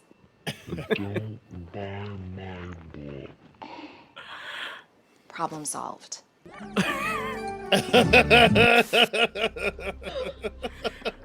Why was she laying like that? God, that was so...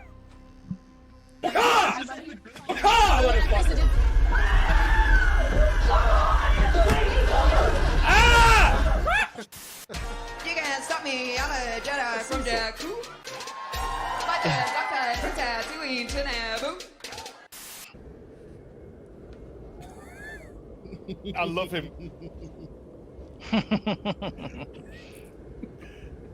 I love us so much.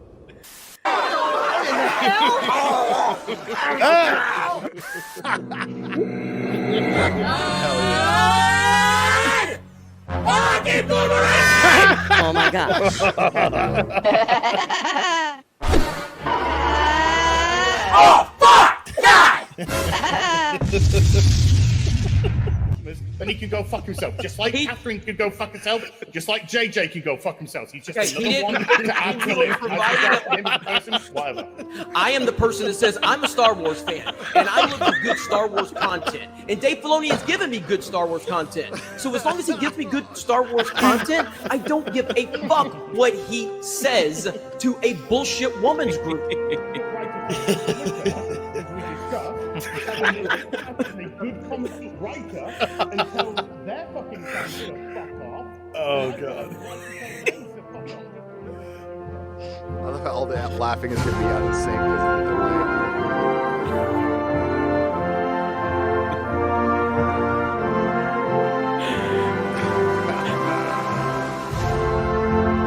We already said it. There you go. There you go. Now, you guys need to vamp for me once you're done. I got to wait till you're done watching it, and then you can vamp for me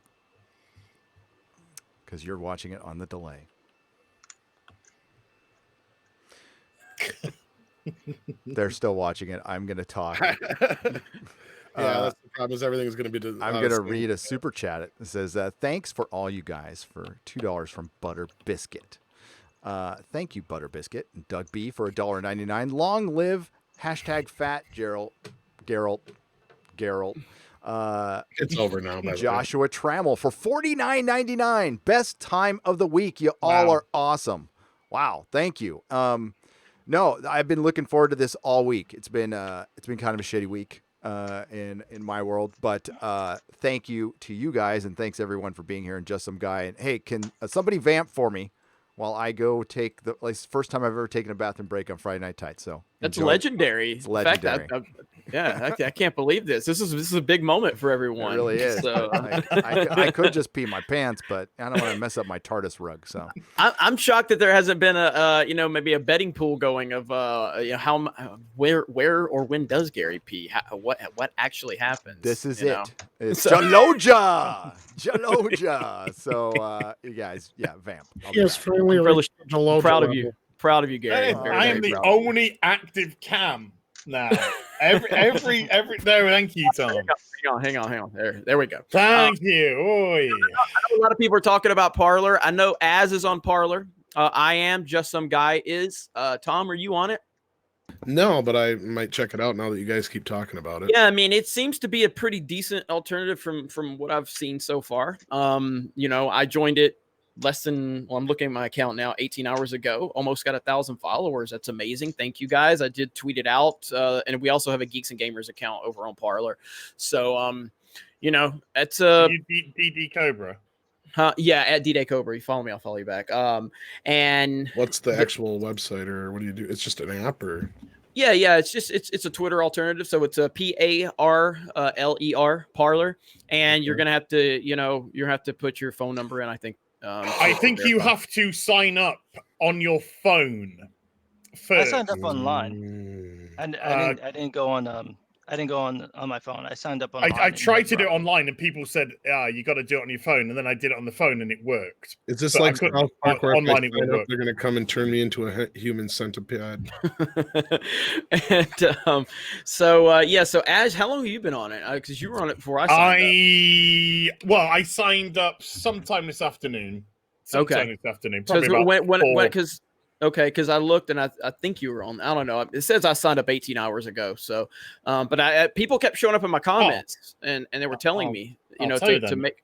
All right, yeah, 9 hours ago. Oh, okay. Well, then you weren't on there before me. Then okay. But people kept showing up in my comments saying Jeremy joined Parler, and they kept coming in such a rapid pace. So I looked into it, and it looks pretty decent so far. People have been talking to me about Gab too. I don't know much about Gab. Other than I was the worried about the fight with them. Putting the phone number in, and then I thought, I know, I'm going to do a search of my phone number online, see what it brings up. So I put my phone number in online, and it says that I'm a Chinese scammer. You're the one that tried to sell me. Yeah, so this is great. My phone number is a Chinese scam phone number. This is awesome. And Just Some Guys on there. Also, where are you at? Just Some Guy? Is that your handle? Yeah, Just Some Guy CC. Okay, Just Some Guy CC. So make sure you go follow him. As is at Hill versus Babyface, and I'm at D-Day Cobra. So and Gary had to pee. Breaking news: Friday Night Tights. Gary actually had to pee. This is a big moment for us. I'm very proud of Gary. He's finally he's taken that next step, and really I'm proud to be part of the show that actually we witnessed him have to go pee. It's been a question in my mind, probably a lot of your minds. Gary streams for like eight 8 hours and never pees, and I can't figure it out. I think he already has peed, and he's now doing damage control. The key is to have a pee bucket. And the other thing too is, since we've got a minute, if you guys have not signed up for an account on geeksandgamers.com, we are currently working on an app now, because the premium subscriptions have been really good, and an app is the next step. The idea for the app is I want to make it where the app is going to be functional with the private messaging system we have and the forums. That's going to be the bare bones we start out with, and then we'll expand it to the editorial side. But that's going to take some time and some money, but we're working towards it. But thank you all for supporting the site. It's been phenomenal, the reaction to the site so far. And Az was one of the first people that had an account with his clown face, although I don't think he's signed on since he made the account. So I don't know what to do. I need to go and check it out. I'm so busy at the moment. It's ridiculous. Between all these Naughty Dog videos, I don't know, man. We're milking it. We're gonna keep milking it. So Tuesday, I had Gary Nerdrotic bagging and boarding.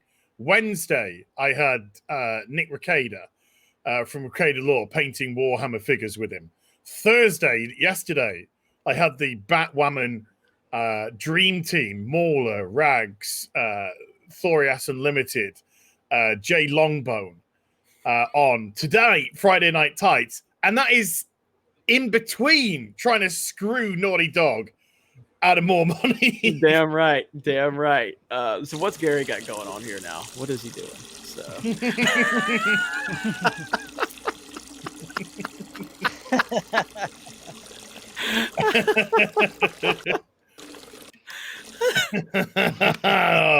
that's another movie that wouldn't exist in 2020 right there.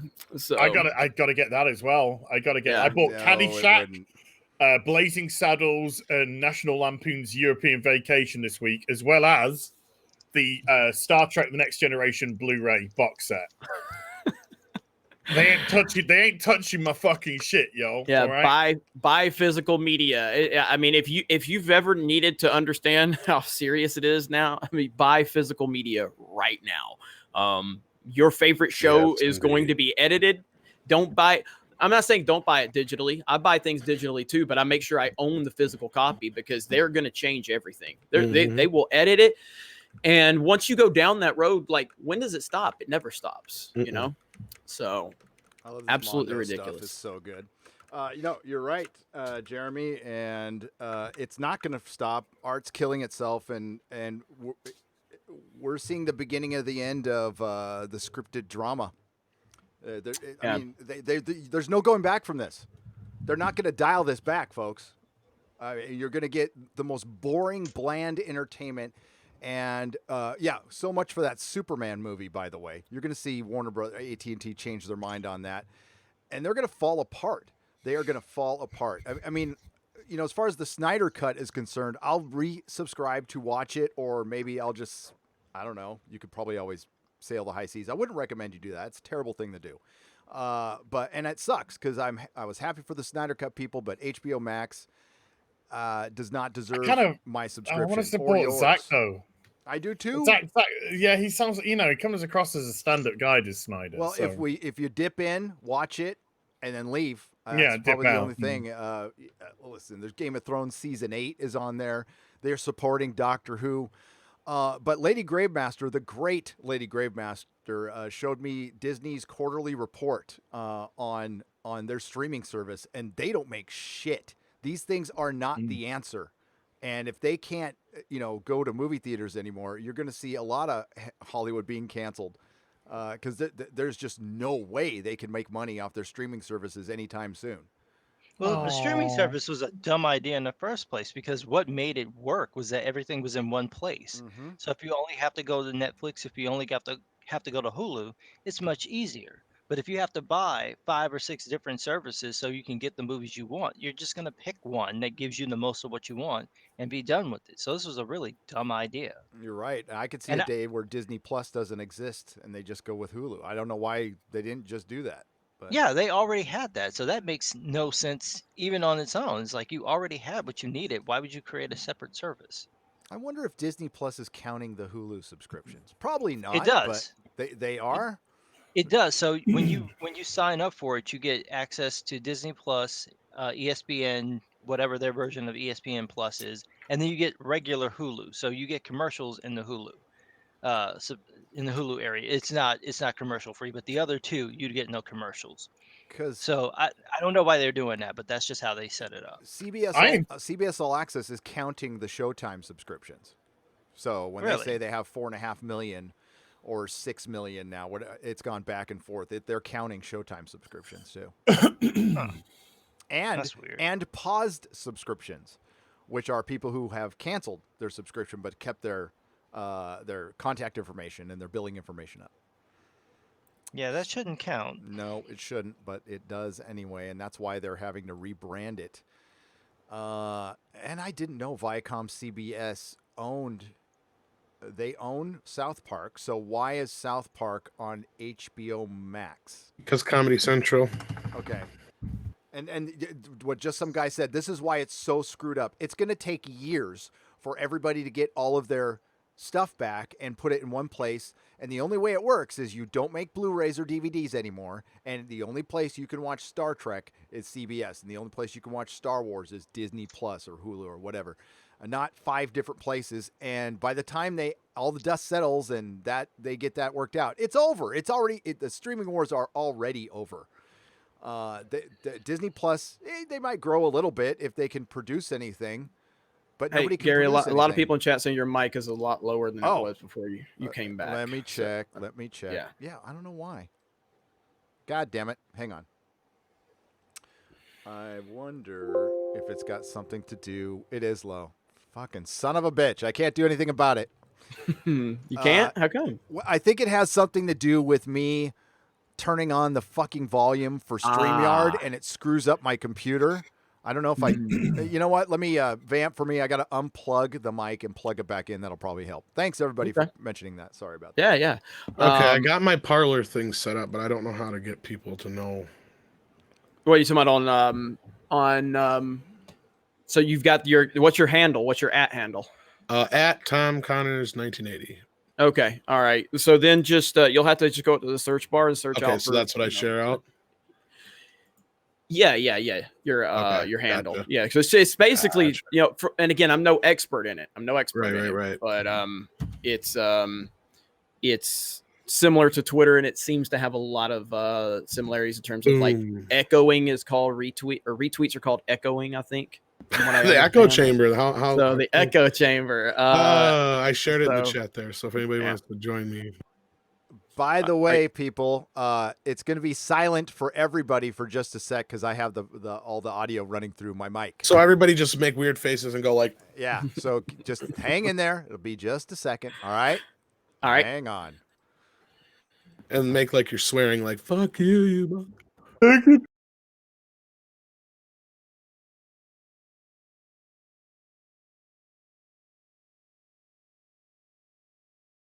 Asian titties. I like Asian butts, and I cannot lie. Yeah. Now that the headmaster's gone, let's truant. He's still there. He's just resetting. Yeah, I'm just resetting. Can't do anything. It's like fucking twat. I'm fucking trying to get his thing in. Quillum said, "Twist Gary urinated on the mic and it shorted out." So that's a pretty believable story. You caught me. You caught me. Now the truth comes out. Now everybody act like Az said something extremely hilarious. Well, I know. Let's just go into reality. I always say something hilarious. Well, you do anyway. I guess. Yeah. Neil Cuckman is playing himself again on Twitter.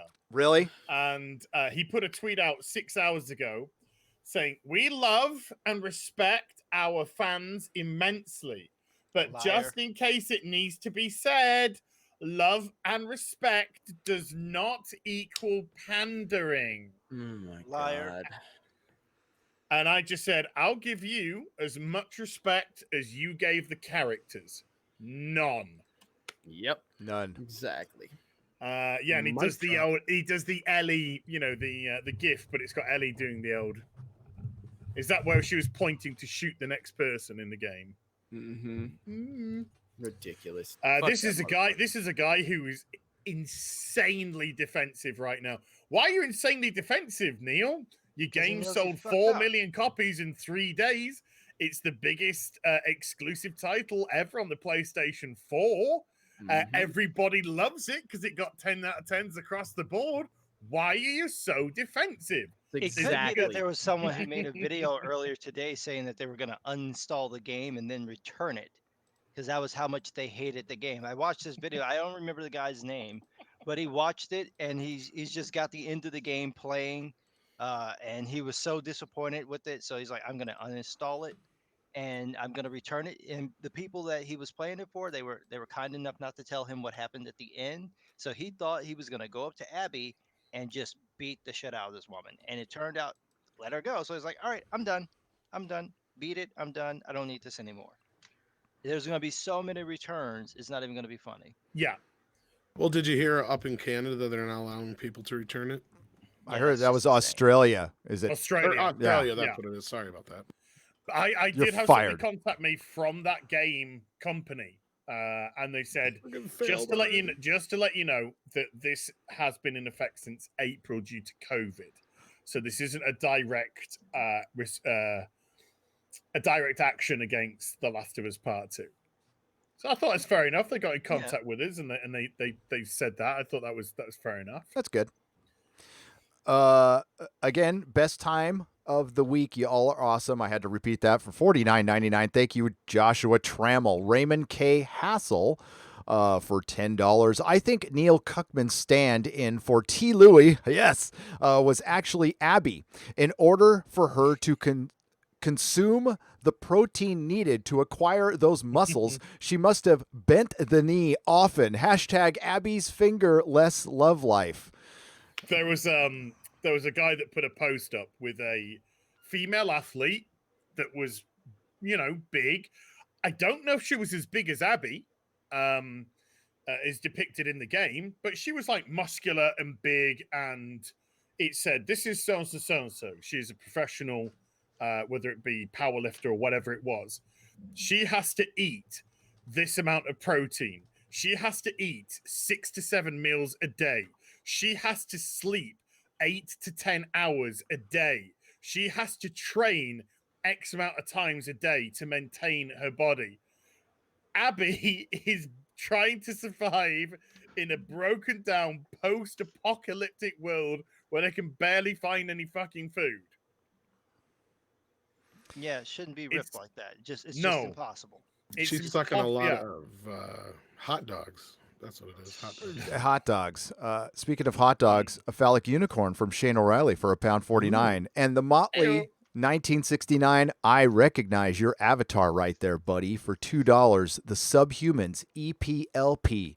Fucking great album, great punk rock band. And he says jazz hands for $2. Original Star Wars fans for $5. Star Wars fan, sorry. Hey Gary, hey Az, tap that Az. Hey Odin, hey Comics Division, hey just some guy. Oh hi Jeremy. Gary, you should spell your name Nerdrotics with an X. Oh hi Jeremy. Nerdrotics with an X. Nerdrotics. You know what? Maybe I should do that with my Twitter handle. I got to repeat this. Ryan Cannell has, he's got the real Ryan Cannell. Did that guy give it up yet? No. All right, so that got privated his account after I mentioned it. Oh, you did? Oh, I was trying. We were on a live stream. We had a few thousand people watching, and I said, "Fuck it, I'm gonna get this guy more followers than Ryan. Like, I want to get the Ryan Cannell from Louisiana, the one.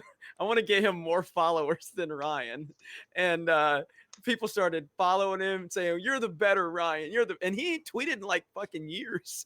And they're like, "You're the better Ryan." And all of a sudden he privated his account. Aww. I was like, dude, I was gonna get you like 5,000 followers, man. And yeah, he privated it very quickly. So probably didn't know what the fuck was going on. Poor guy. Yeah. Poor guy's a fucking meme now. So, right. So the reason my Twitter account is at Nerdrotics and not at Nerdrotic is the Comic Outpost account, the comic shop I used to own for 10 years here in San Francisco, won't give up at Nerdrotic. So I don't know if they don't know how or they don't want to. I've asked multiple times. They refuse. And the funniest thing in the world is the last guy I hired at the Comic Outpost still works there. I won't say who his name is. And what he was going to school for was being a social media manager. And he doesn't know how to change the name on a Twitter profile. I know they have the password. Yeah. So there you go. That's why it's at Nerdrotics and not at Nerdrotic. And I don't care at this point. I really don't care at this point. Smell my balls for £2. Wow. Smell my balls says Gary. Gary, I want to comb your beard and buff Az's head. Hey, I'll let you do that. To comb your beard, you need a wooden comb. Okay, you need a wooden comb. This one is, I can't read that shit. It's too small, but yes, comb your beard. Little beard oil. You know what's nice. funny, Gary, is we actually have a similar problem with the actual Midnight's Edge Twitter. So, like, people are subscribed to what used to be the official Twitter for Midnight's Edge, but the guy that used to be Andre's partner who left, he doesn't have that email anymore, so they wouldn't let Andre take it over because the email didn't exist anymore, so we had to create the other one. I wonder if what might be the problem with the other one too, because that could be Gary at comicoutpost.net does not exist anymore. That's probably what it is. Yeah, but it did for a long time while I was asking him to change it. So you can't do anything. Then that's him probably. But I can't speak to that. So. The wonderful Jane Theory gives $3 and gives us a fist pump. She is awesome. She knows her Song of Ice and Fire. Check her out on her own channel, and check her out with Wins a Winner and a Game of Thrones book club on the Sporking News podcast. Please check them out. Jane, sorry, bad news. We're not getting any Song of Ice and Fire. It's official. It will not finish. It's never, ever going to finish. I think everybody needs to realize that now. We're theorizing about a book that will never finish. George is 71. Shame. Yeah, it's a goddamn shame. It's such a great book. Have you read it, Just Some Guy? I know you're one of those readers. Yes, I am. Now they're saying you're too loud, Gary. Yeah, a lot of people saying you're too loud. Okay. God, I can't make these people fucking win. I can't win with these people. I'm sorry. Yeah, I can actually fix that though. I can fix that. Sorry. I got the books that are out now. I got those. I read the first 3. I actually read them over the course of a week. So I was in the middle of the 3rd season, right before, spoiler alert for those out there who haven't seen it yet, right before they killed Renly. No one's going to watch this anymore. Yeah. But once I got like in between those 2 episodes, so it's like he just got killed, and then when they have the aftermath of that, I spent a week reading it, like the first 3 books, and then I watched the next episode, and I'm like, damn, I ruined the show, because now I know what's coming, and so I'm more interested in seeing how they spun it than actually being surprised by it. So I was like, I don't want to read any further, so that I won't spoil the show. But then I started going online to find out what happened, so it kind of did make a difference. Yeah, I ended up doing that too. Yeah, but I liked it. I thought they were good. They read really fast. I got halfway through the 3rd book, and I realized I'd read basically like a book and a half of a regular book, and I still had another 2 books to go in one book, because it's like Bible thick. It's insane. The 3rd book is his best by far. The Storm of Swords is one of the greatest fantasy books ever written. And honestly, if you just end it there, it's a fucked up ending. But that's the way it goes. You'll have to leave the rest to your imagination, because we ain't getting it. And it starts to meander after that. I like A Feast for Crows and A Dance with Dragons, but I mean, honestly, you go through one book waiting for Dany to menstruate. That's what she does at the end of A Dance with Dragons. Gary, I just want to the chat are just saying they want somebody to mention this. I don't know if you noticed, but there has been a $500 what Chilean francs. Chilean. Okay, I'm on it. Sorry. And they're just wondering if you'd missed it, or not seen it, or not got to it. Not got to it, but we'll get to it. Hang on, I'm scrolling down. Scrolling down. Scrolling up. It'll be there in just a second, folks. If it's still there. If you go to the chat, it's still up on the chat. Is it? Oh, like okay. on the, Thanks. on the Here, I'll feed. just read it right there. 2000, and thank you, Martino Sulmani. Thank you so much. 2020. By the way, thank you, chat. By the way, 2020 to-do list: cancel Jeremy. Done. Watch Odin eat. Done. Find people to restore faith in humanity. Done.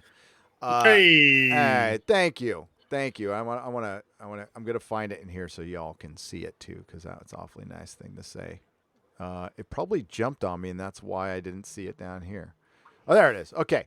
It's So there's- ridiculous how they can't fix that super chat screen because it always jumps and it always throws you off. Even the new one, you know? Mm-hmm. So.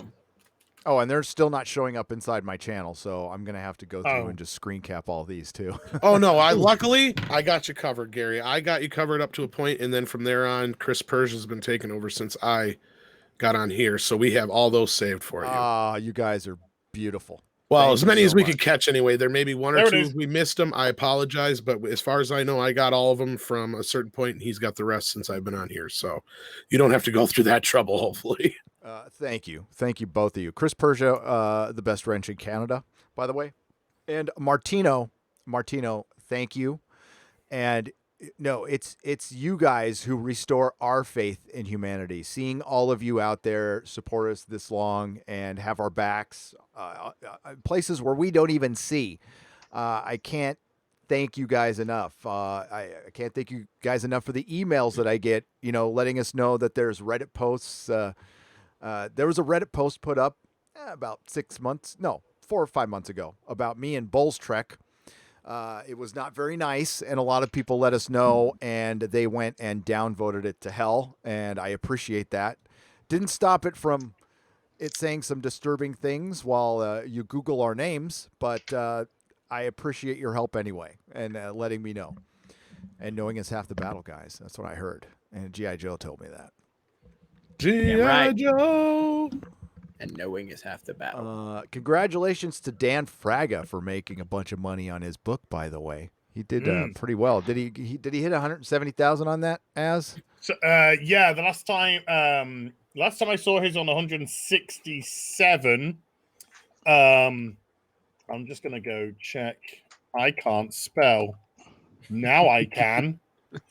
Let me just. Here we go. He's now on $168,762, and I'm glad you mentioned this, Gary. It's in demand on Indiegogo. Dan Frager has contacted me, and Dan Frager has said, "I'm going to put you as in Black Flag." Nice. I am going to have a cameo in Black Flag. I'm not going to tell you what it is. But if you go to Indiegogo and support Dan Frager, Fragaboom, Black Flag, you will get me in my comic debut form in that book. Nice. Congratulations, sir. That's really cool. Fragaboom. Really cool. Fragaboom. It's a cameo. It's a cameo, but I can't say what happens. According to Christy, could you be a wonderful Nerdrotic and put Dan Fraga's Indiegogo in the chat, please, or one of you brilliant Nerdrotics? I'll do it right now. Oh, thanks, man. Thank you much. Yeah, he's the the book sweetest looks really fucking guy. good. No, he's really freaking cool, and I'm God, I remember him from back in the day. I was watching a video on the live stream when he was a little lad, when he was a wee little kid. So I guess he With hair. Yeah, with hair. Yeah. Well, we were all younger once. Thank you, Jane Theory. Lens Quest, thank you for the $1.49 phallic unicorn. The Gray Ghost for $5. Hail to the Chiefs. Wait, is that a problematic term to use now? Actually, it is, Gray Ghost. Hi, guys. Damn, that's masculine. Sup, fellas? Your pronouns are all fellas, right? Mine are who, what, me? Those are mine. Raging Raptor, thank you for the 99 cents and the phallic unicorn. Jeremy's Twitter for 2 Canadian pesos. Jeremy, I miss you.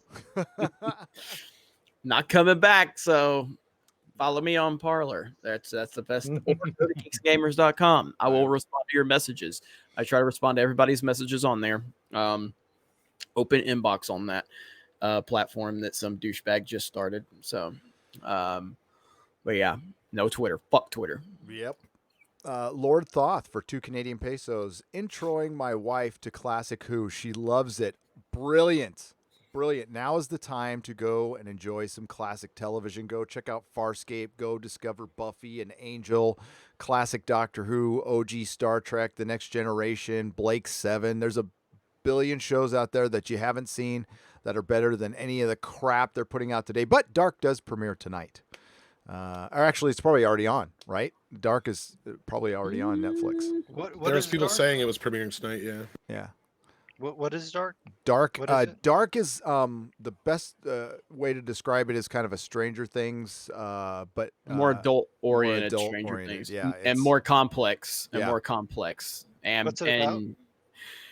It's about. Do you want? I don't know how to say it without spoiling. Yeah. No, don't. Just check it out. Just some yeah, guy. like I said, I think the best way to describe it is the Stranger Things aspect of it. But it is there's no lightheartedness to Dark. It is unapologetic. It is hard. It's not the easiest thing to follow. You really have to pay attention to Dark. There is a lot of moving parts. There's a lot of elements. It is what is it? German language? Is that what it is, Gary? They're German. And then so you have to watch it with the English dubs, or you can watch it with the subtitles. I'm a sub guy. I'm a sub guy. Yeah. So it's so good though, and the music is fucking horrifically great, if that makes sense. But it's just haunting as fuck. It's really good. Somebody I'll has check it just out in tweeted between my this- Gundam stuff. Somebody's just tweeting me saying in the UK you can actually still buy the white packeted Skittles. No way. That's Yeah. because they're white supremacists. Told you. Obviously. I mean, oh. Stone Dog 1971 for $5 said The Last of Us 3 will feature Jeremy as a character fighting talentless Hollywood types, and SJW's climax is Jeremy facing off against Neil Druckmann. That won't be much of a fight. Paid good so. fucking money. Yeah, no, it'd be over pretty Druckmann will quick. go down like Lev, being hit by. And then Jeremy will spit on him when he's down.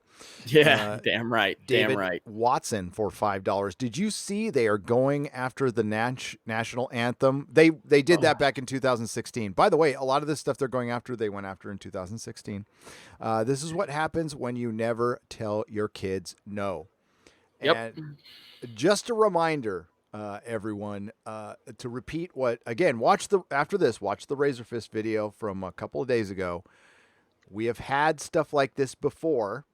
It's been this bad before. We just didn't have an internet, and we didn't have a mainstream media chirping things over and over again and making things look worse than they are. It's still bad. It's not great, okay? But it's not as bad as CNN wants you to think it is, or MS. All the fear porn, all of the fear porn. Another one. He plays Mike- He plays the Bill Hicks clip at the end, the famous one where you're watching CNN and he's all murder, death, murder, war, famine, death, murder, and then you look out at your window and you hear crickets. That's exactly what's going on here. So sorry, Az, go ahead. No, my bad. Mike Henry, who voices Cleveland show Family Guy, is stepping down to allow a black person to take on the role. Really? I would have thought that would be one of the few shows where they'd be like, "No, go fuck yourselves." Apparently not. Yeah, that's not the only one. I sent a few of them. But hey, look, you know what? Look, fair's fair. That's something that, we've said, hey, be the difference you want to see. If you guys are all about, this diversity stuff, then step aside. As dumb as I think it is for them to do it, I'm happy that they are doing it, and I just want Brie Larson to do it now. Yep. I want Brie Larson to step down, just like Yellow Flash tweeted out a few weeks ago. Brie Larson, I need you to show the bravery, and, I want you to show that you're more than just a wooden plank. I want you to show that you have what it takes to back up all of your virtue signaling. Step aside and give us a woman of color for Captain Marvel. Well, there's been a petition for over a year. Sorry, go ahead. Just some good. You ask the impossible. Right. Well, the other plus, story- it's Lashana Lynch. No, it's her daughter. That's right. So yeah. Maybe. Deadline also reported that The Simpsons will no longer have white actors voice non-white characters. What? That cannot be real. Nope, it's Deadline report. I put that in the private chat here. There's a couple. Yeah. Yellow.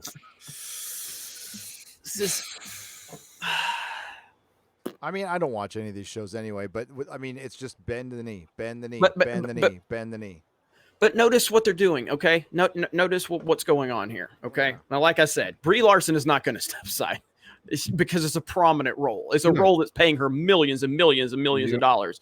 They are giving up roles for non-white, characters that aren't really like getting them a lot, of return, on their, like they're not getting paid a ton for this. But let's see, when someone like Brie Larson or even like someone like Chris Evans, where they have like, of course now it's easy for Chris Evans to do it because he's made all the money, because it's easy for them to virtue signal once they make all the money. It's just like, what was this? Jenna Marbles, is that her name? The that YouTuber? was sad. But like, sad, I don't know much about her. But obviously she's made a ton of money, so I just look at it, and again, completely ignorant with her, but she's got 20 million followers. I guess it's easy to quit YouTube now when you've made millions and millions of dollars. You know what I mean? It's real easy to take, but I don't know much about her. Do you know much about her? I used to watch Jenna before I even did YouTube. She was one of the content creators that I actually liked to watch. She was sassy. She was funny. She had a wicked sense of humor. And it was just an entertaining show to watch. She took the piss out of herself. She took the piss out of everything, makeup culture, all this kind of stuff. And it was just fun stuff to watch. As time goes by, I moved on. But you never ever felt with Jenna Marble, and she's beloved. Like, she got a huge following. She's beloved. You never felt that anything that she ever did, whether her jokes were like, a couple that might have been racially motivated here or there, you never. It was never an attack. It was just literally kind of like an inclusion that humor should be around everyone. Everyone should be open to, to having a bit of humor about them, like comedy used to be. And now we're getting to we're in 2020, and unfortunately 2020 is where we look. I'll tell you what 2020 is. We're all dead. We're all actually dead, right? And we're outside the fucking pearly gates. And St. Michael is asking us to recant all of our sins, demanding that we recant all of our past transgressions. And they're going through the fucking parchment, going through them all. That's what 2020 is. It's sick. It's just sick.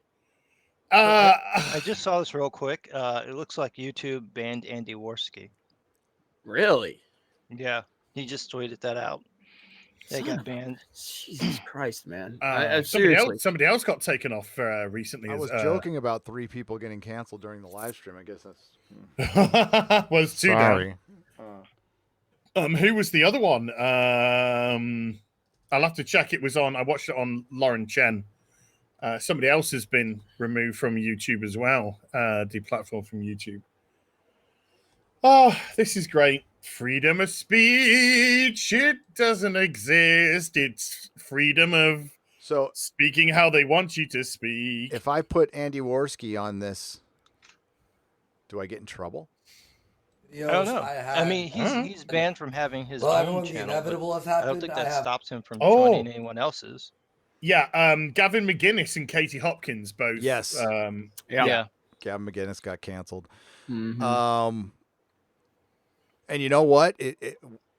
Honestly, how the fuck do people not see how fucking dangerous this shit is? Like, seriously, how the fuck do these people not understand that it's gonna happen to you? They can take down Alex Jones, and they're gonna come for you. They're gonna come. You're eventually gonna have the wrong fucking opinion with this type of mindset. I don't understand. I don't know anything about Andy Worski. Okay, and it's fine. He had a following. Let him have his fucking following. Let him talk to his audience. Let him speak to the people that have decided they want to subscribe to his channel and engage with him. And if it offends you, then don't fucking watch it. Create your own content. Shut your fucking mouths and quit bitching and being offended by everything, because it's gonna happen to you. They're always gonna come for you with this fucking logic. God damn it. How many times do we have to say it, Jeremy? When a precedent gets set, it will be used against you. It will be used against us. It's just a matter of time. This is why Jeremy did the website. This is why I've got a plan B. It's only a matter of time until they come after people who just don't like movies and TV shows and occasionally say, hey, could you remove the politics once in a while? That's all, you know. But now we're forced to talk about stuff and I don't know what I'm supposed to talk about on this platform. And that's not what it was ever supposed to be about. YouTube. It's fucking called YouTube. And now, like the other day, I uploaded this J.J. Abrams video calling him out for this fucking retarded ass 20-page how to stop white supremacy in the workplace. Fucking retarded ass shit. But I looked at it and I said, you know, this is a little too, I don't know if my opinions are too offensive, you know, so I thought differently, and I fucking hate being in that position. That is why I started the website. That is why I'm on that platform. And I was telling someone the other day, I am more concerned with that $10 for the premium subscription than I am, you know, $500 to $1,000 on YouTube, because it symbolizes you, the people, supporting individual creators. You know, I know Gary and you know, everybody else, we're all working towards an alternative, and it's you've got to start supporting people, you know. And what you guys do on these live streams, you are supporting people, because you're helping us build our platform so we can extend beyond this shit, so we don't have to worry about, you know, offending people. I'm so fucking tired of this shit, and it's all circumstantial, because there is no clear definitive line. We don't know what the fuck we can or can't say. All it comes down to is, did you say it? Are you the wrong skin color? Are you the wrong gender? Did you vote for the wrong person? Blah, blah, blah, blah, blah. There's all this Who are your circumstantial friends? bullshit. Yes, it's all this circumstantial bullshit.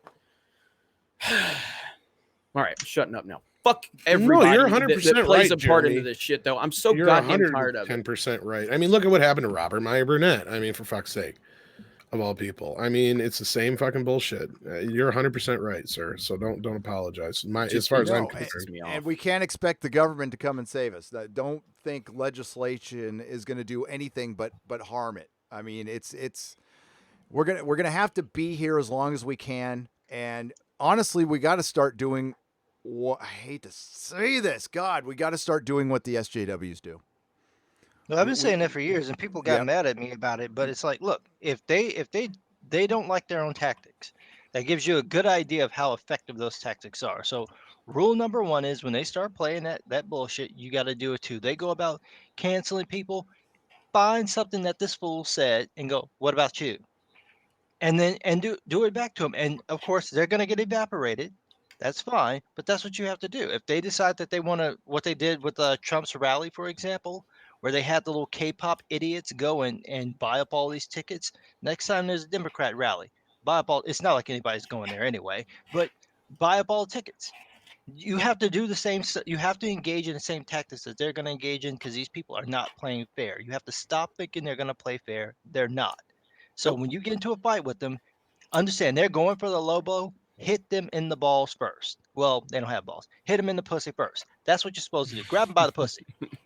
Absolutely. You got no more high road shit. And what Crowder did yesterday was ballsy. And I can't remember the guy's name, but one of the power brokers in the chode, Crowder rented out his Airbnb and had a fucking party in it. So, and you know, Quarter Black Garrett was down there, and that's the kind of shit we're gonna have to do, and all of us. And this isn't a party thing. This is, if you're about free expression, free speech, wanting to go to fucking work, want to go to the beach with your fucking family, you're demonized for this. Fuck this shit. We need to rip this narrative to pieces. We need to break this fucking narrative. And just think how sanitized your entertainment would be. It already is. That's oh no, it's going to get so much worse. Yes, it is. It's going to get so much worse before anything. it will just be the most placid, vacuous, empty thing that you can possibly imagine if you allow this to happen. This is, seriously, I haven't seen shit like this since the 1930s Germany. This is getting exceptionally scary. Exceptionally scary. And it's all being done by the people who claim that they're for free speech. They're for everybody, and everyone needs to be included. It needs to be inclusive, and all they're about is shutting down anybody who's not exactly like it. Needs to be inclusive by shutting you down. Mm-hmm. Yes. Yeah. Remember how inclusive it is. All animals are equal, but some animals are more equal than others. No, I had when I had Eric July on last or a couple weeks ago, you know, and I brought up a tweet where this you know, where it's a white liberal that was arguing with Eric July, and he retweeted the guy because you know, Eric was saying like I'm not supportive of Black Lives Matter, and then he literally, the guy retweeted, the guy followed up and said hashtag Black Lives Matter, and then also shut up Eric July.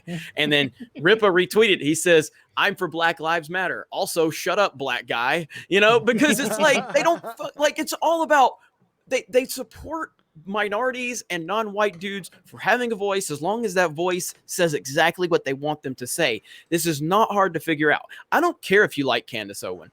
I don't care if you like Young Ripa. I don't care if you like Brandon Tatum. I don't care if you like him. The fact is you keep saying black people deserve a voice, and then the moment black people say something you don't want, you fucking demonize them and you treat them like they're the filth of the earth. It's unbelievable. Same with women too. With exactly. The women. It's not about color. It's about narrative. It's always been about the narrative. Always. Color is the latest excuse. That's just the latest leverage. It's the latest excuse. It's the latest thing to piggyback off. But this is always about the narrative and pushing the narrative.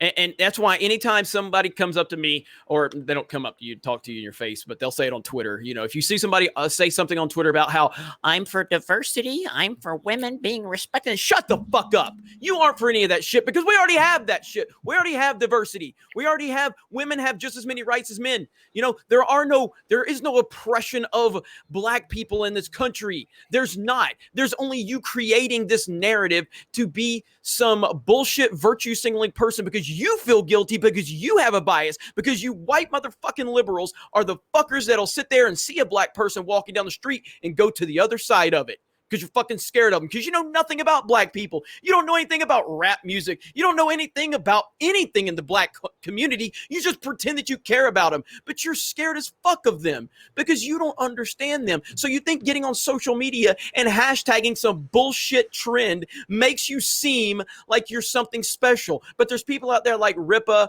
and Candace Owens and Brandon Tatum and so many others that'll call you out on your bullshit. And when those people and their voices are actually speaking out against your nonsense and exposing it, you want to try to demonize them because you're threatened by them. Fuck white or just some guy. I know about just rap. Some guy. Yep. I know about rap. I follow Machine Gun Kelly. I know all about the rap business. You listen to the Vanilla Ice. I know everything. I know all about the raps of the music.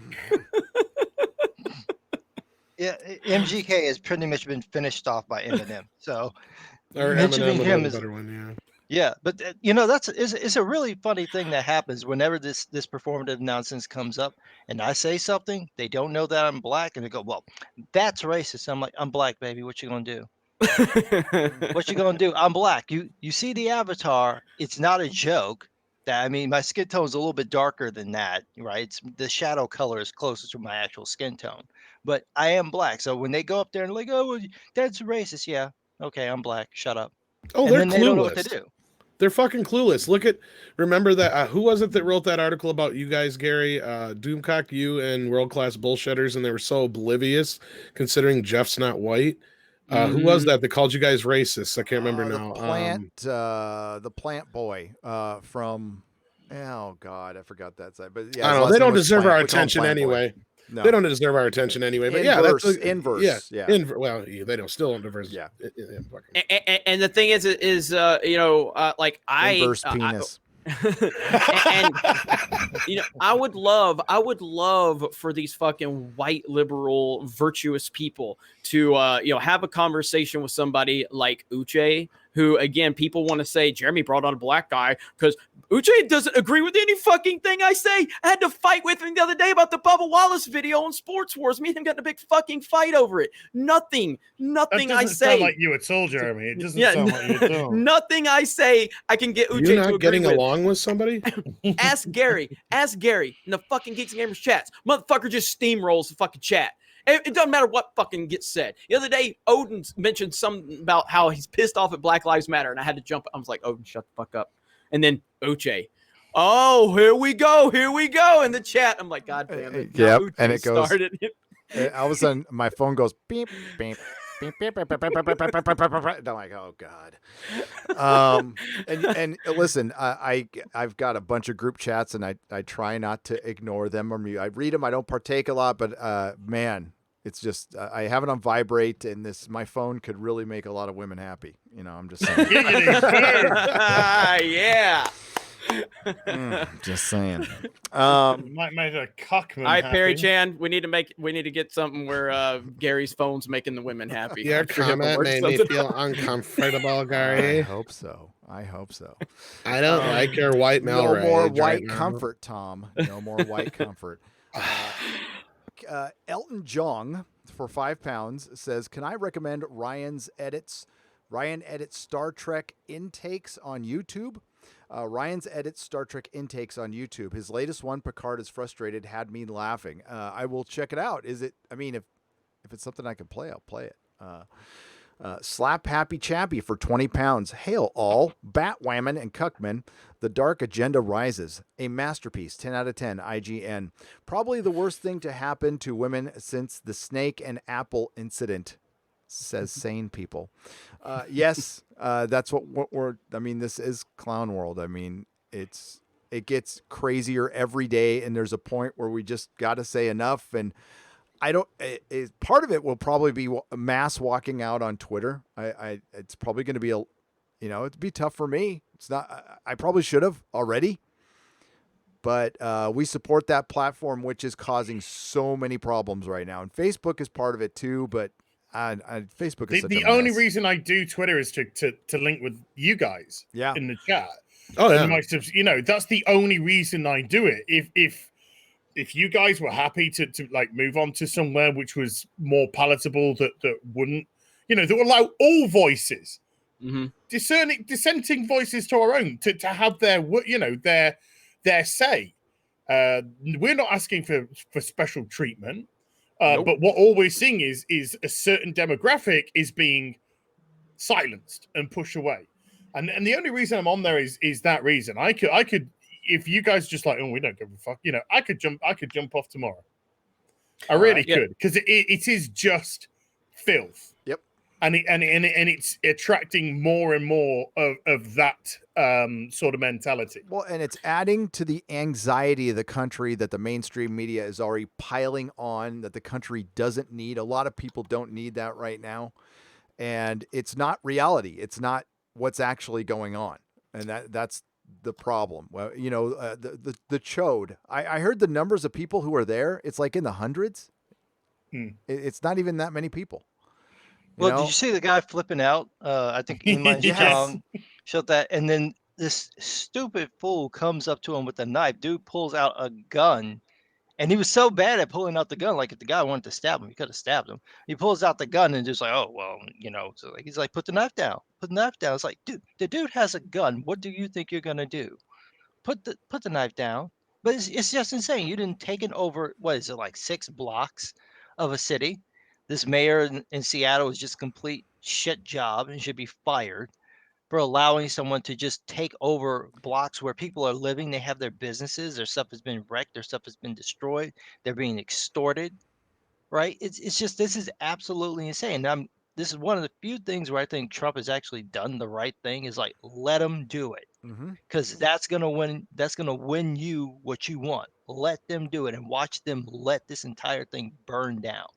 Because it's insane that you're gonna allow people to do that in any other circumstance. Could you Well, they're imagine? basically acting like the T word, and that's what I said. We don't negotiate with T words in America, so I Yeah. don't understand why we were even thinking Did about you that. see Sorry, what just some guy. you see what they took over the city with a few pallets?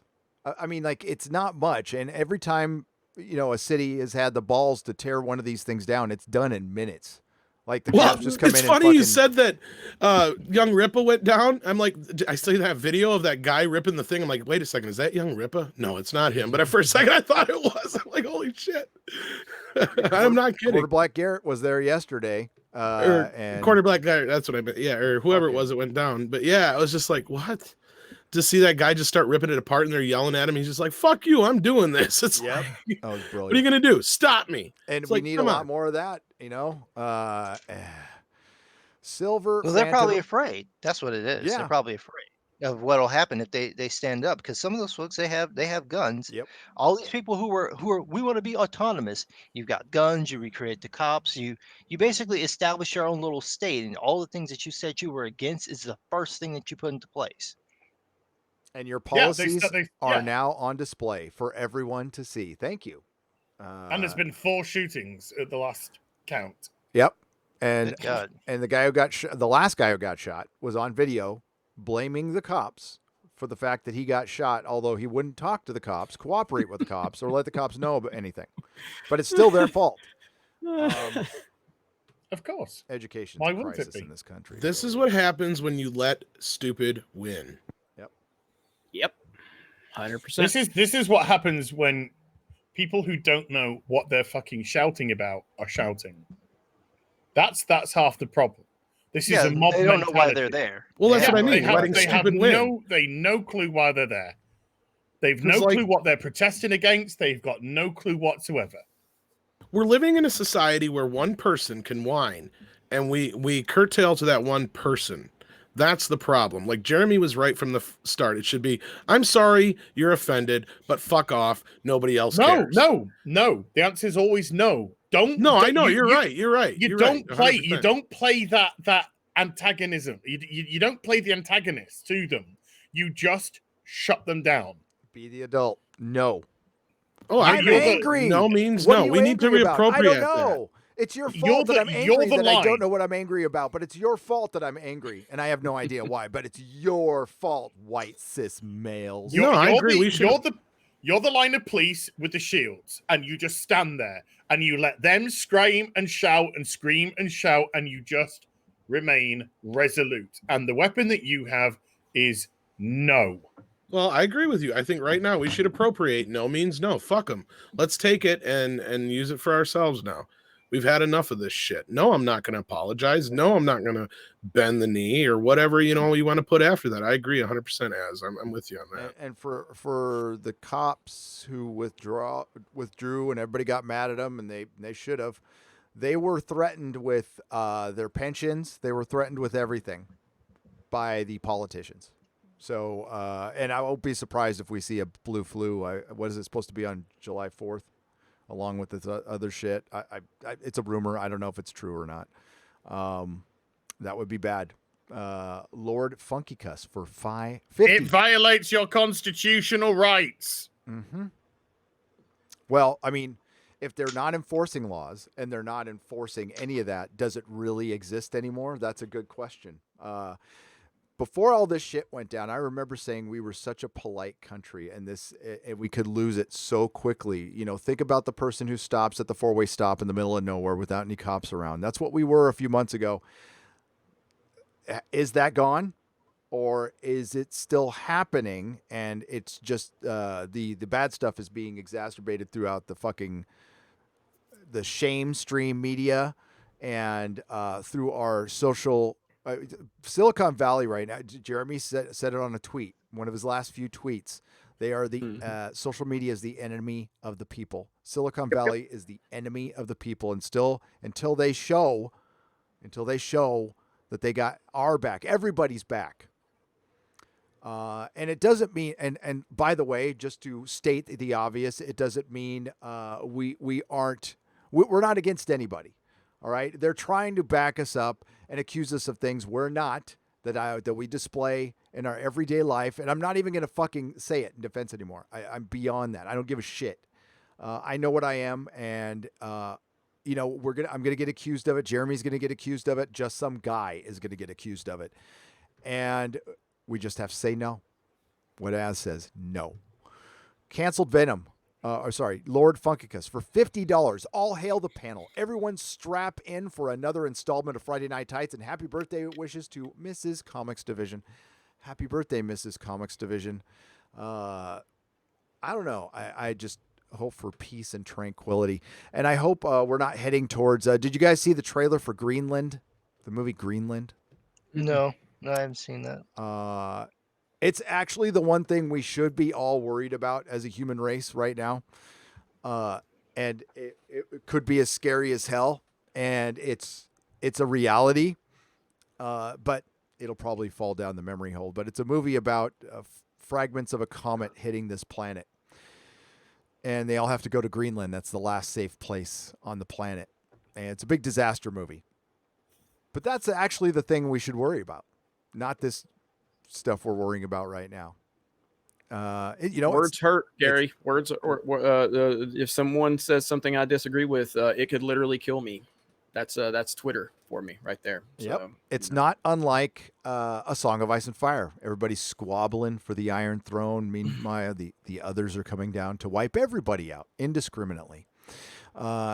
Jeremy Nolan will premiere Tenet on Fortnite. Ha! Says Canceled Venom for 2 Canadian pesos. I mean, I don't hate Fortnite like everybody else does, but I don't like it either. It's not my game, but it was really weird when they did the marketing through Fortnite. I was like, it doesn't seem like a Christopher Nolan decision, but okay. Either way, though, you had to market it.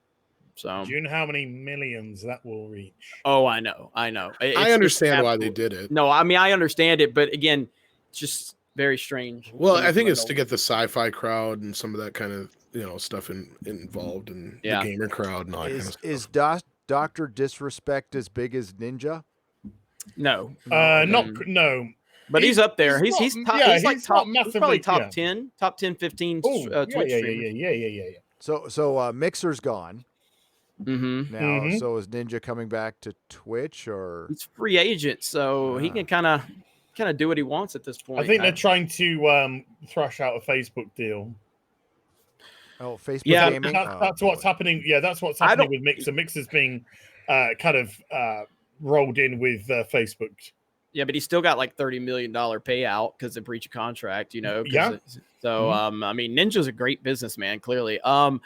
I mean, I don't know what I don't know much about. It's his wife. It's his wife who's his manager. Oh, really? Yeah. And I don't know I know there was like some issues where they were using his Twitch account for like some stuff after he left, like there were streaming things that he wasn't happy with.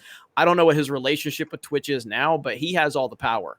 He has all the power. He has, he's free agent. There's YouTube, there's Facebook, and then there's Twitch, which will be the 3 major players that can work some out. And with YouTube just coming to getting a deal with like PewDiePie recently, I guess that gives them at least some, kind of credibility into that world. But I don't know. Whatever he's going to do, I'm sure it'll be the right decision for him. So, excellent. The Talons of Wang Chang for £4.99. Hi, guys. There's no such thing as a bad dog, only bad owners who raise them. That's Neil Cuckman in a nutshell. That dog needs taking off him. What's a twatter, by the way? What's a twatter, says Modalicious for $2. Modalicious. It's you. No, just kidding. IK1906 for $5. Completely nuts. Feels like the left keep moving goalposts to control the narrative just to get Orange Man out of office. It's beyond the Orange Man. It's Western civilization. Dude, the goalposts aren't even in the stadium. No, they're not. Yeah. No, they're the poles. Basically, the goalposts are the poles, the North Pole and the South Pole, and they can just fucking meander around in them and make up what they want. Nicholas Horton for £5. Hail, Gary. So many bad inconsistencies with the High Republic chapter. Oh, yeah. we'll get to that next time. Maybe next week we'll read the High Republic chapter. It reads like Disney Star Wars novelizations, like Wendig. Did you ever? Have any of you guys? Oh, go ahead. I was just asking if any of you guys read Chuck Wendig's. No, I'm not going to Nope. punish myself like that. No. Fuck No, Chuck Wendig. Fuck that soy cuck fucker. I'm so checked out on Star Wars. I haven't really looked into the High Republic stuff. A few people asked me to cover it, and I was going to talk about Jon Favreau's comments, but I just don't even like. Even with Jon Favreau making those positive comments, it's Kathleen Kennedy still is in charge. It doesn't fucking matter. This shit is dead. It's so fucking terrible. Even when there's good things that you can find within it, it doesn't matter because Kathleen Kennedy is still running it. And I'm just checked out on Star Wars. Right Jeremy, you're making me want to say something. Go ahead. Remember that argument that we had about Dave Filoni? Yeah.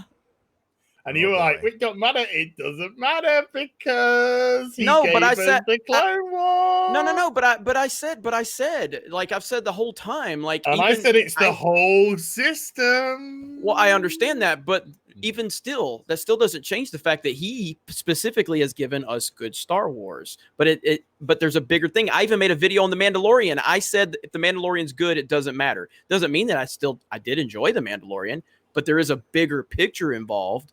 And I've criticized Dave Filoni 1,000 times on my channel about what he is and what he isn't. But specific to that, this is the specifics are the context is I'm not down with pulling 5-year-old videos when there is evidence that proves the contrary.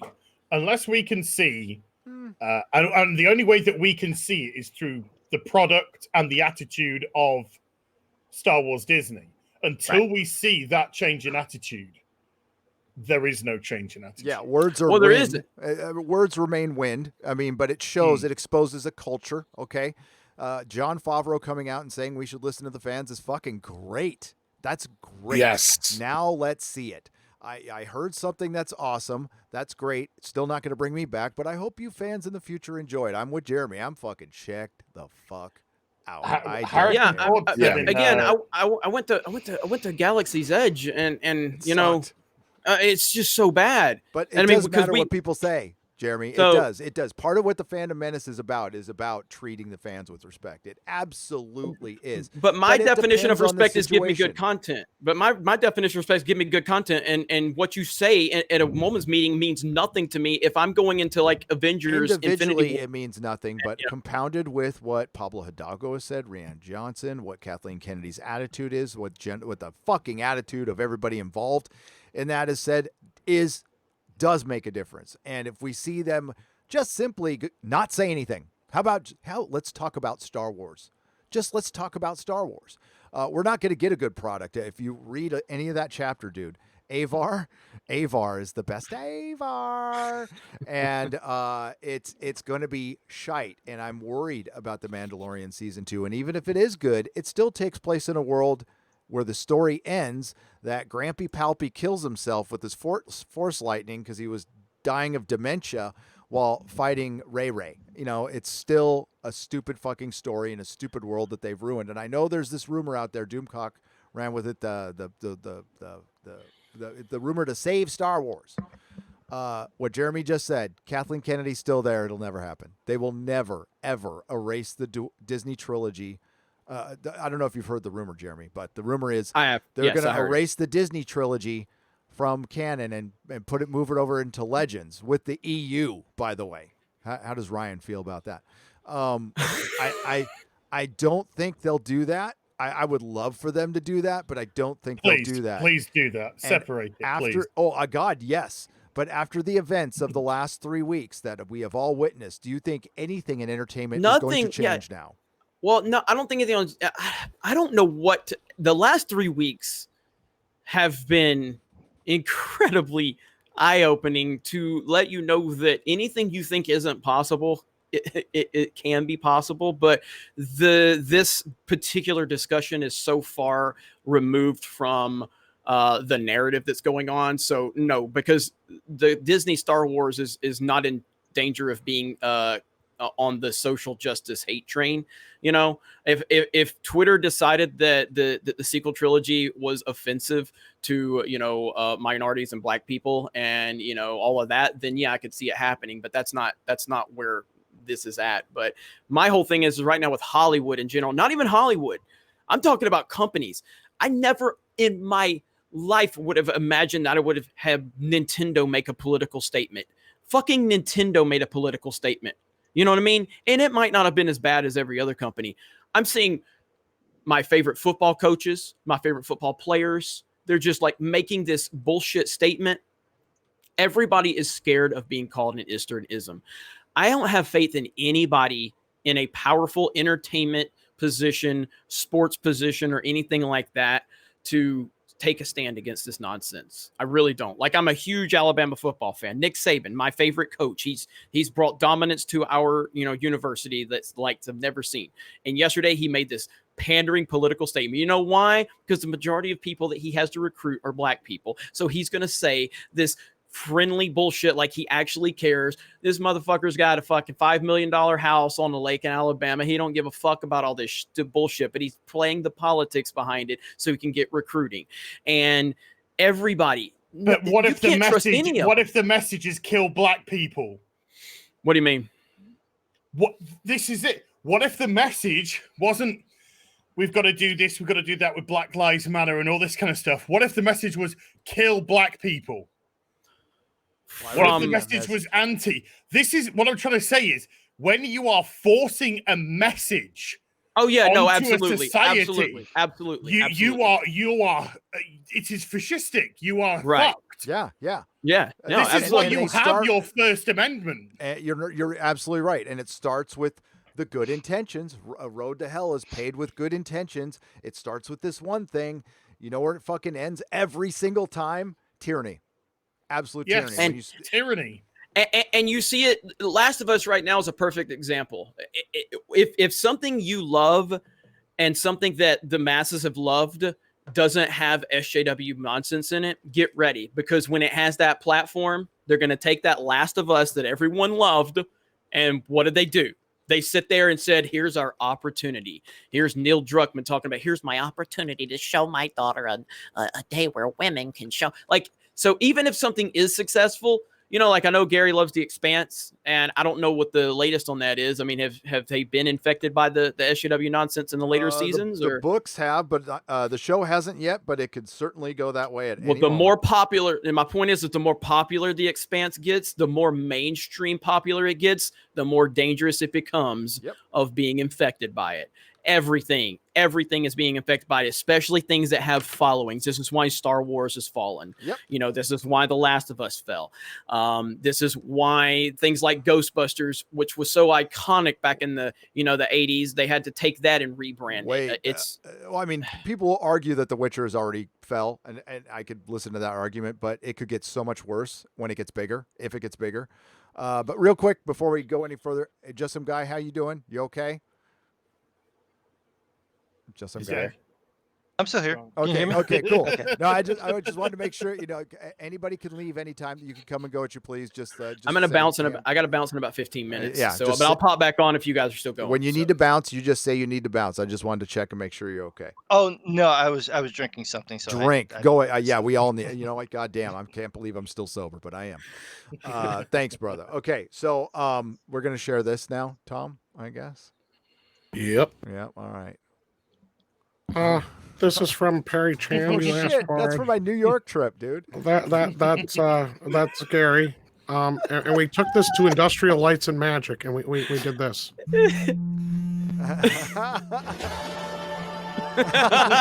Anita. That's amazing special effects work, and Perry Chan is a brilliant artist. Thank you. Thank you. Is that a dog at the end there? That was Sadie. Not approved. I think Sadie's got to go potty. You got to go side. You got to go potty. Good girl. Yeah. I got to go let her out. Be right back. Go ahead. I'm going to read some super chats. Fuck. Yeah. No, we're headed to political correctness is tyranny. It's all tyranny. And Man, we just keep waiting for it to die down, and honestly, it dies down every time I stay off of Twitter. And stay off, but that's me ignoring the situation. There's gonna be a point where just some guy just said it. I just said it. We're gonna have to start using their tactics. It sucks, but you don't win fights cleanly. If we learn nothing from Ned Stark, okay, the honorable way does not win. Okay, you win or you die. Let's just remember one of the greatest swordsmen to ever live, Musashi Minamoto. You know what he did? He fought dirty. Yep. He was not opposed to picking up some dirt and throwing it in someone's eye. He was not opposed to pulling out a dagger and stabbing you. Whatever it takes to get you down, he's going to get you down. That's how that works, and you have to be willing to do that. So when these people want to go ahead and fight like that, you're right. Okay, let's fight. I'm not going to fight you fair. I'm not going to knuckle up and go fist to fist. No, no, no. I'm going to hit you with an elbow, drop you, and then choke you out. That's what's going to happen, and that's what you have to do with these people. What these fools should have done when they got this stupid comics pledge is like, you know what? I'm not a sex offender, so no, I'm not going to do this. You're right. Men do say no, no, and been done with it instead of retweeting it. Who are you four little gaggle of sirens over here whining about something that happens to with a very small portion of the population? A very tiny number of these people are doing this. Everybody else is fine. We're not going to play this game. We're done. And then my suggestion for the men in the industry, in the comic book industry, is to pull a Mike Pence. Never be alone with a woman in the comic book industry. If you're a man working in comics, always have another man there with you. Oh, absolutely. Not even another woman, another man with you. Never be alone with that woman. Period. Always be with her in a public space so that other people can see you. So that if she tries to claim you did something, there are other people there. That's how you have to deal with that. And it shuts down their argument. And they're not going to like it. They're going to go, well, how come you won't be alone with me? They're not going to like it. This is what happened after the Me Too thing happened. There are all these men who are like, okay, I won't be alone with a woman anymore. And they're like, well, how come you won't take us anywhere? Because you say that we're all trying to sexually assault you. Why would I be caught dead around you? It doesn't make any sense. I can't decide what I'm going to do. I can't even interact with you in a normal way because if I flirt with you the wrong way, or if you don't like me, or you're just having a bad day, you can say I've done something to you and there's no way for me to prove my innocence. Do that. And then watch how these people react. And when they complain about it, like, it's too bad. Then the breaks. That's it. And all the women who are not calling out the other women who know this shit's going on, you're complicit. You don't get to complain about jack shit. And, you could tell us what not to say. I can tell you what not to say any fucking day. Kelly Sue DeConnick knows where bodies are too. I'm sure she knows where some of the female ones are and the male ones are from the Warren Ellis. That Warren Ellis forum, by the way, was a shit show. Was an absolute fucking shit show. He still did nothing wrong. And you're right. Yeah. He still did nothing wrong, regardless of what was behind it all and the leverage of the people who got a boost up, like Kelly Sue DeConnick, who got something out of it for herself. Regardless of that, if these people thought that they could curry favor by buttering up Warren Ellis and inviting him into their beds and whatnot, that's on them. That is consensual. Tough shit. And we live in a world where Henry Cavill is kind of nervous to flirt with women. Exactly. Like when Superman is intimidated to flirt with women because of the Me Too thing. If that doesn't put it in perspective, well, I've read a lot of articles where employers are not hiring attractive women for that reason because other people don't want to work around them or with them out of fear of being Me Too'd in some way. Men aren't comfortable working with. It's going to be like the high school thing, like the hottest girl in the high school won't go to prom because everybody was afraid to ask her, and it used to be because they were afraid to get turned down. Now they're just flat out afraid of being in trouble. Afraid to be accused of date rape. That's why. So much for procreation. That afraid of dolphin love in 2020.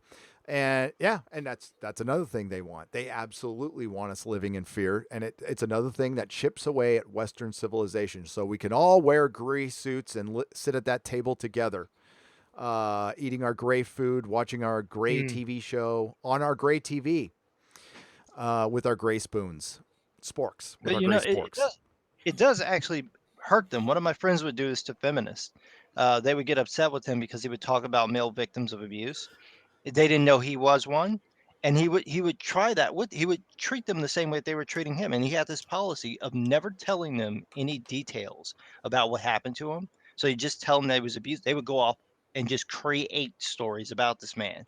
But it really pissed them off that he wouldn't do it. He could be having the same kind of conversation we're having right now, and if there was a woman in there and she's like, "Well, what happened to you?" He wouldn't answer the question. Then any one of the guys here could go, "No, really, what happened?" And he'd tell them what happened. Now that woman's still standing right there. She can watch this happen in real time. He's just not going to tell her. It would piss feminists off every time. It was more than effective to get the point across.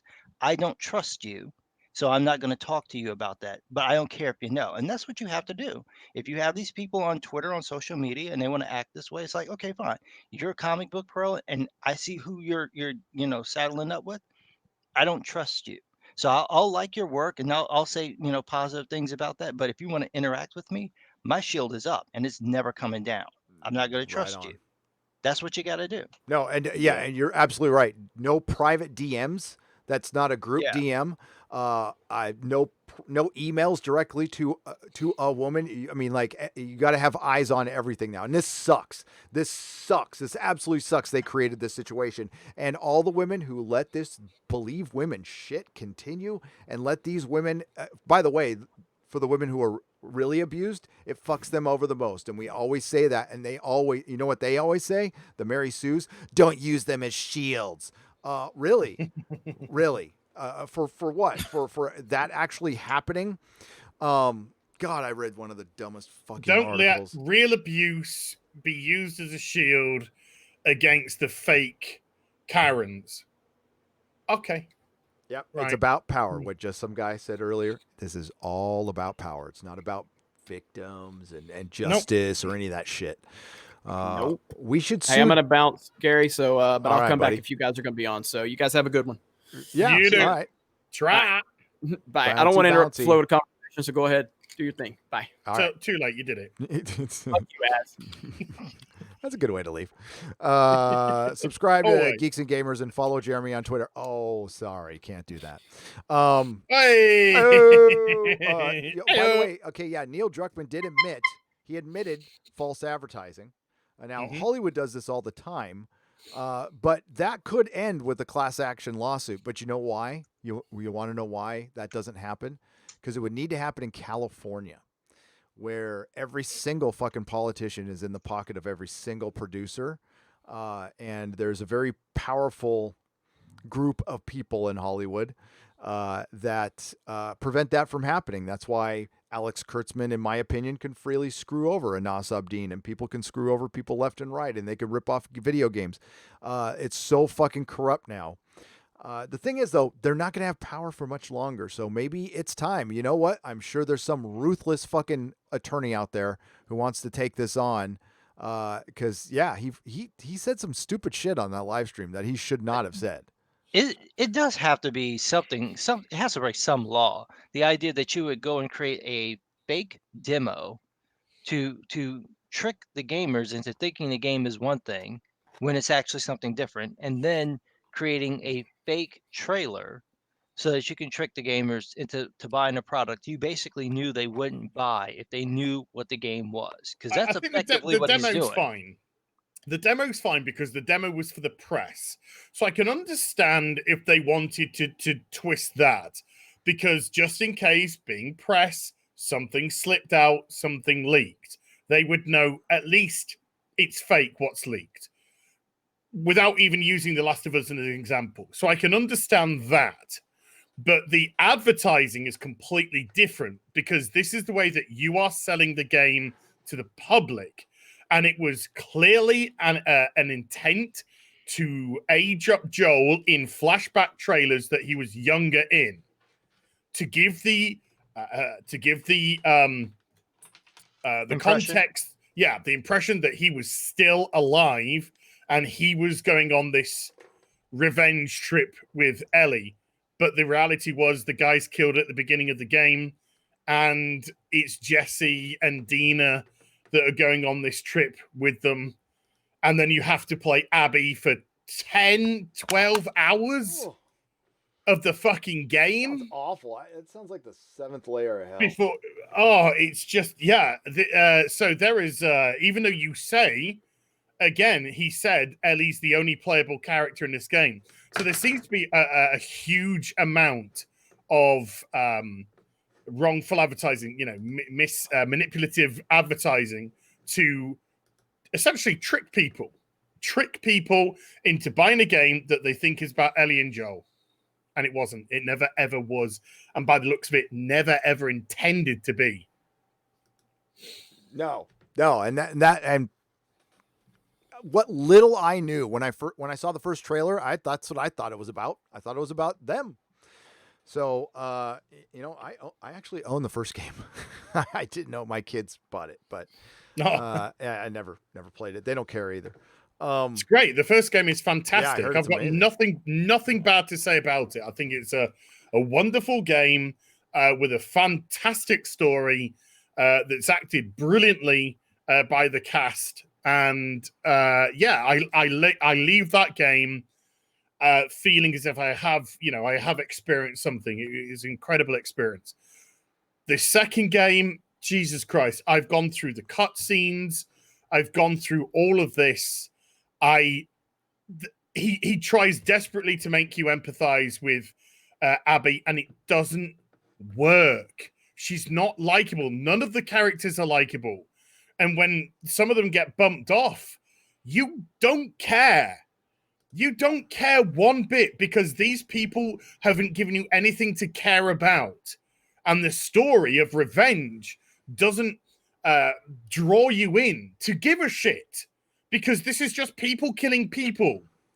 So it's like, oh, well, this person hasn't been particularly developed. They're probably going to go. This person's probably going to go. Oh, they didn't. Oh, well, I mean, they could have gone. They might not have done. It just becomes quite apathetic to what's going on. And then when you get to the end, when you think there should be a payoff between Ellie and Abby, with Abby killing Joel, and you think you're going to get the revenge at the end, nah. Off you go, Abby. You go away with your little friend into the sunset, and I'll go back with my 2 fingers missing, not being able to play my guitar properly, and leave on my own because my girlfriend took the baby and left. Just such a dour, nihilistic, non-paid off, and it just makes you think, A, why would she go through this journey killing hundreds of people to let Abby live?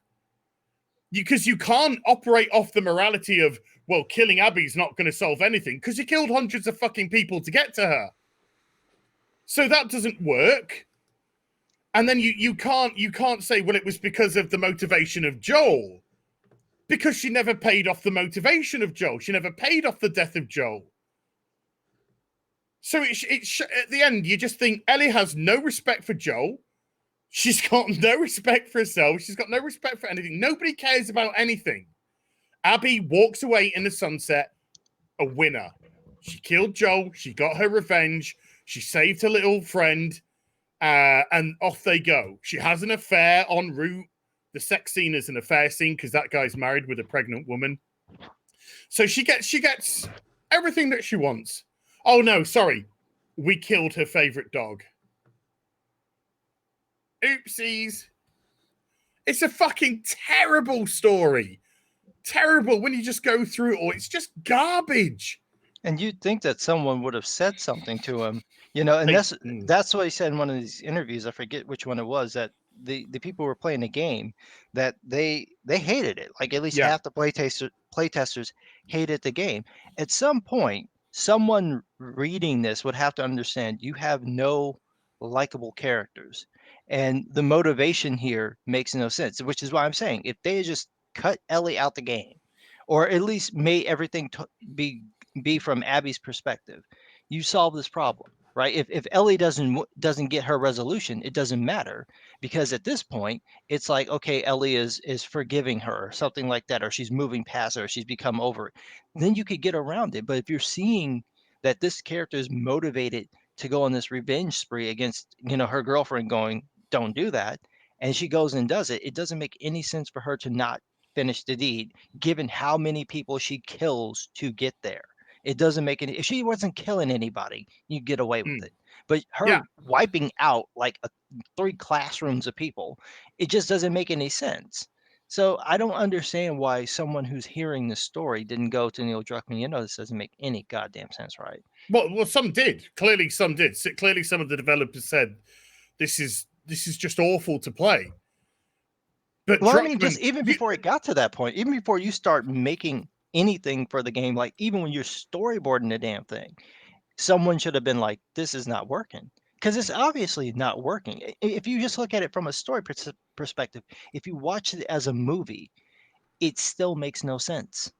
Like the ending makes no sense. The reason why No. these characters are doing what they're doing makes no sense.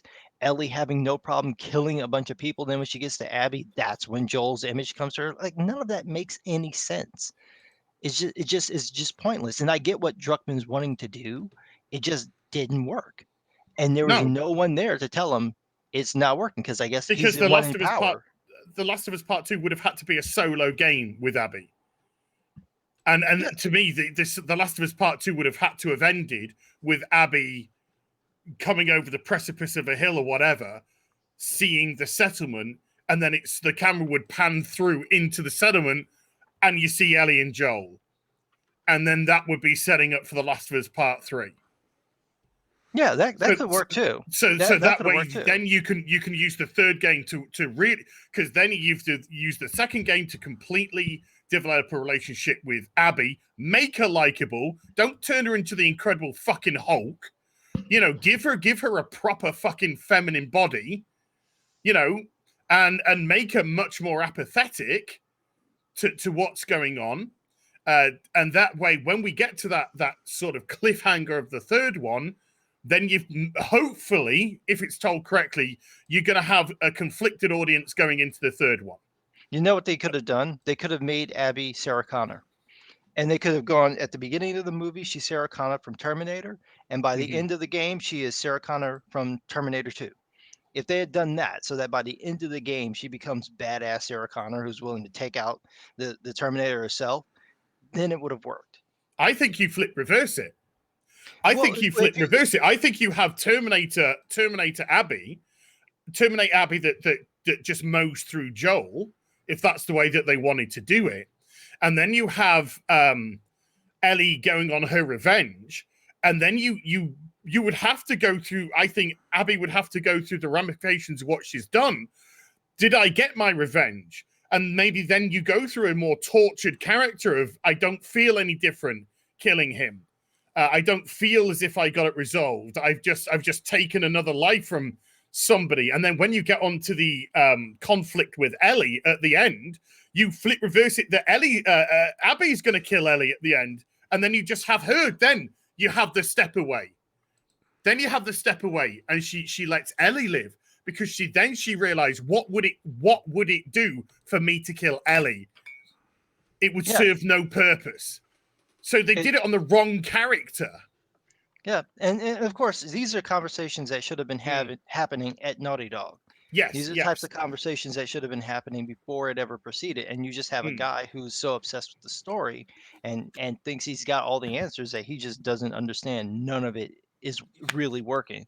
And I love this comment in the interview where he's like, I wish there was like, we could see the alternate universe where the leaks never happened. Well, we got that, baby. When the game came out, we got to see exactly how people responded. And it seems like most of them are like, I don't want to play this anymore. And it happens within 2 hours of the game. When they see Joel get killed, they're like, all right, I'm done.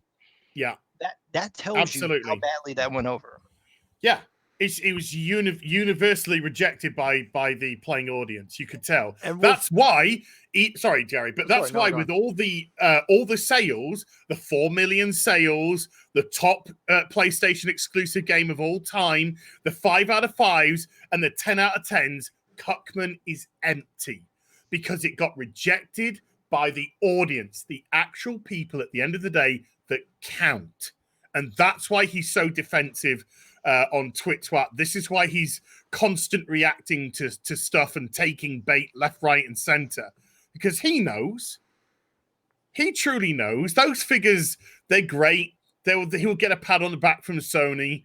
We stemmed the leaks, we stemmed the backlash of the community strikes, we stemmed it all, and we got the result. So Sony are looking at it from a financial point of view, going, thank God. But Cuckman, who's all about the message, is dead inside because the message was summarily rejected. And he knows that money coming down the road, like you just said, that's what we're gonna have to pay attention to. Because correct me if I'm wrong, but The Last of Us sold like crazy for a long time, like continued by to sell. October of last year, it sold 20 million copies. 20 million copies, and we're gonna get 20 million copies this time around, guys. You know what's really funny about this is that as I was thinking about it, I played Red Dead Redemption 2 earlier this year, and finally beat it. I had it and then not played it for a while, and then came back and finished it. You have in those characters in that game, the gang that you're hanging with, they're all basically questionable people, Mm-hmm. right? The only thing that seems to be constant around them is that they kind of won't do anything to kids.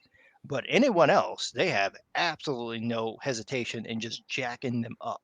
So you're put in a situation where you're dealing with questionable people, you're dealing with rogues, you're dealing with murderers, you're dealing with people who probably are rapists, the worst people you can imagine, trying to sort of make a life for themselves. And then when you see it all sort of break down towards the end of the game, you're watching someone who is essentially fighting for his life. And the way that the game ends, it really pulls you in, and then you're forced to play the game as another character, right? That you're already familiar with because you've played the first game, so you know it's a prequel. Kind of know what's going to happen already. But it's an interesting thing that you actually end up having to do it. But it's one of those things where you go through and you have to go through that moment. It actually can work. You just have to take the time to make it work. Somehow Red Dead Redemption managed to pull it off, but these guys couldn't. And they had to have the game. I mean, I'm sure someone at Naughty Dog played that game and And I realized, love oh, the second Red Dead. Sorry. yeah, it's an awesome game. It's to me, it's the best game I've ever seen visually. I mean, the game is just amazing to look at, Mm-hmm. and I've spent hours The just story wandering is around. awesome. Yeah, and again, I think I'd vote it for probably my favorite modern game of all time. Modern game, mind you. It's one of the only games I could sit there and watch somebody play. I can't stomach doing that with anything else, but I watch my That's a kid very play good it. That's point, what Gary. got I me hate into it. that. Yeah. And I was watching my kid play it, and that's what got me to play it. It's freaking amazing story. And yeah, it was the West. That it's if we think about it related today, couple hundred short years ago, 150 something short years ago, or less than that, we had idiots who would go in the middle of nowhere, build a house where anybody could walk up to that house and go rape the crap out of their wife or take their kids away or burn their house down at any moment. And that could be, we'll say indigenous people. We can say it's their neighbor, an uncle. It happened all the time. You had no defense. And somehow we created some order out of that, and fuck. It was a nasty place. It was a very, very nasty place. I don't know why I thought about that. I just did. Well, they managed to create a very questionable world for Red Dead Redemption 2, right? They managed to create that where a large number of the people you're encountering are terrible people, and they still managed to make them likable to an extent. Like what's the main guy? Something with the D. Was it Dale? What's the main villain? Eventually, the leader of the it's group. yeah. I can't remember the guy with the big mustache and Yeah, Jeremy. for whatever I can't remember his name off the top of my head at the moment, but you end up liking him. He's very charismatic. You want him to kind of win, even though he already, if you played the first game, he's a complete scumbag. So it's just like, there you go. And then you have someone who's obviously a villain like Micah Bell. He's obviously Dutch. That's yeah. who it was, Dutch. Yeah. You have someone like Micah Bell who's obviously like a bad guy, and you're just waiting for him to get his comeuppance, right? Yeah. So it's just like those things pull you in. We have the format, we have the formula. You have so many movies and novels and other video games that show you how to make this work. How do you manage to not make it work? Because Cuckman's not as clever as he thinks he No, is. he thinks he is just the smartest guy in the room all Yeah. the time. Yeah. And he's not. He's not. Really he isn't. made He really a isn't. very basic, nonsensical, non-connecting, really, story with The Last of Us Part 2. And he was sitting back thinking he had just created the Bible 2, the sequel. Oh, yeah. He thought, I'm going to do my Red Wedding. Everybody thinks they can Godfather do that 2 now. of And you video talked about games, it, Just yeah. Some Guy. You know what? The Red Wedding was set up for a book and a half. We'll say a book. I'll be kind. It goes longer than that, but you see it coming. It's coming a mile away. And it still shocks the hell out of you, and you still feel it, but it still felt, as Just Some Guy said, it felt right in the story. It feels fucking right. And at least I thought you said it, Just Some Guy. Maybe it was. Yeah, but even when that came on TV, the reaction wasn't "How dare you!" The reaction was "Wow, wow." Because it was handled I with didn't care. see it coming. It was handled with care, and it was foreshadowed. Maybe you didn't notice it all, but exactly, yeah, exactly, yeah. And it felt like, I mean, you hated what Just Some Guy said. You hated seeing those people go, but it felt right, and that's George R. R. Martin's writing style, by the way. That wasn't planned Except out. for Catelyn. Yeah, I wanted her dead after what she did to Jon I Snow. couldn't stand Catelyn either. I was like, kill her. They niced her up in this show. They made her nicer in the show, but in the book, before Jon goes to the wall, where she's ever called him by his name, and then she uses this moment where she knows that he knows that his life is over, basically, and she's trying to get under his skin, and it's not working. He is just batting her off like Neo fighting Agent Smith, and then he goes to walk away, and then she calls him by his name, and he turns around because he's so shocked that she used his name, and she's like. And she's talking about Bran. Bran, this is after Bran has been injured. He's in the bed, but he hasn't woken up. And then he turns around and she's like, I wish it was you. I'm like, fuck you. I hate you. I hope you die. Yep. And so after that, whatever happened to her, I'm like, every time I got to a chapter, I'm like, fucking bitch, I got to read this chapter. And I was so angry. I hadn't hated a character that much since Roland Deschain. That's how much I hated that character. They are Yeah, absolutely setting her up to resurrect Jon, by the way. Yeah. But you did see. I mean, I'm thinking about you did see the issues with Rob that were going to lead to this. Yes, his style of leadership when he should have used. He was doing the right thing and he was being strong when he needed to be strong, but when he needed to be compassionate, he wasn't thinking compassionately, and so you're kind of like but then he gets his comeuppance. But it's done well, and the public was shocked. But we're like, we're in on this because this story is being very well told indeed. No, and you've already set the rules from the the 9th episode in season 1, where when Ned gets decapitated, gets beheaded, you then realize there are all the rules. They don't exist. They kind of gave that one away because they cast Sean Bean. So I mean, the moment you saw him, you knew he was a dead man. No, and the thing is, what people always get wrong about George is he subverts this trope, and he does, but he still uses. It's all logical. He still follows the foundation of fantasy. He still has good versus evil. He's got. Anybody who wrongs a Stark is going to get theirs, and they already have. A lot of them already have. It's just not directly by the hand who was wronged. Or it's by accident or some stupid thing. But you notice everybody who's wronged a Stark is in a very bad position or dead or without a head. So he delivers. It's just it's differently, and you're following a fantasy story that has an imp, an 11-year-old girl. A couple of 16-year-old girls, a bunch of 16-year-old girls, and a bastard, and a dumb bastard, and honestly, Jon Snow, I love Jon. He's kind of one of the dumbest guys in the story, but we love him, and and then you've got. Sorry, go on. No, but what's different between Jon and Rob is Jon does know that difference. Yes. He knows when to be compassionate. He knows, but there's a Stark. Starks have a blind spot. They can't see people wanting to kill them.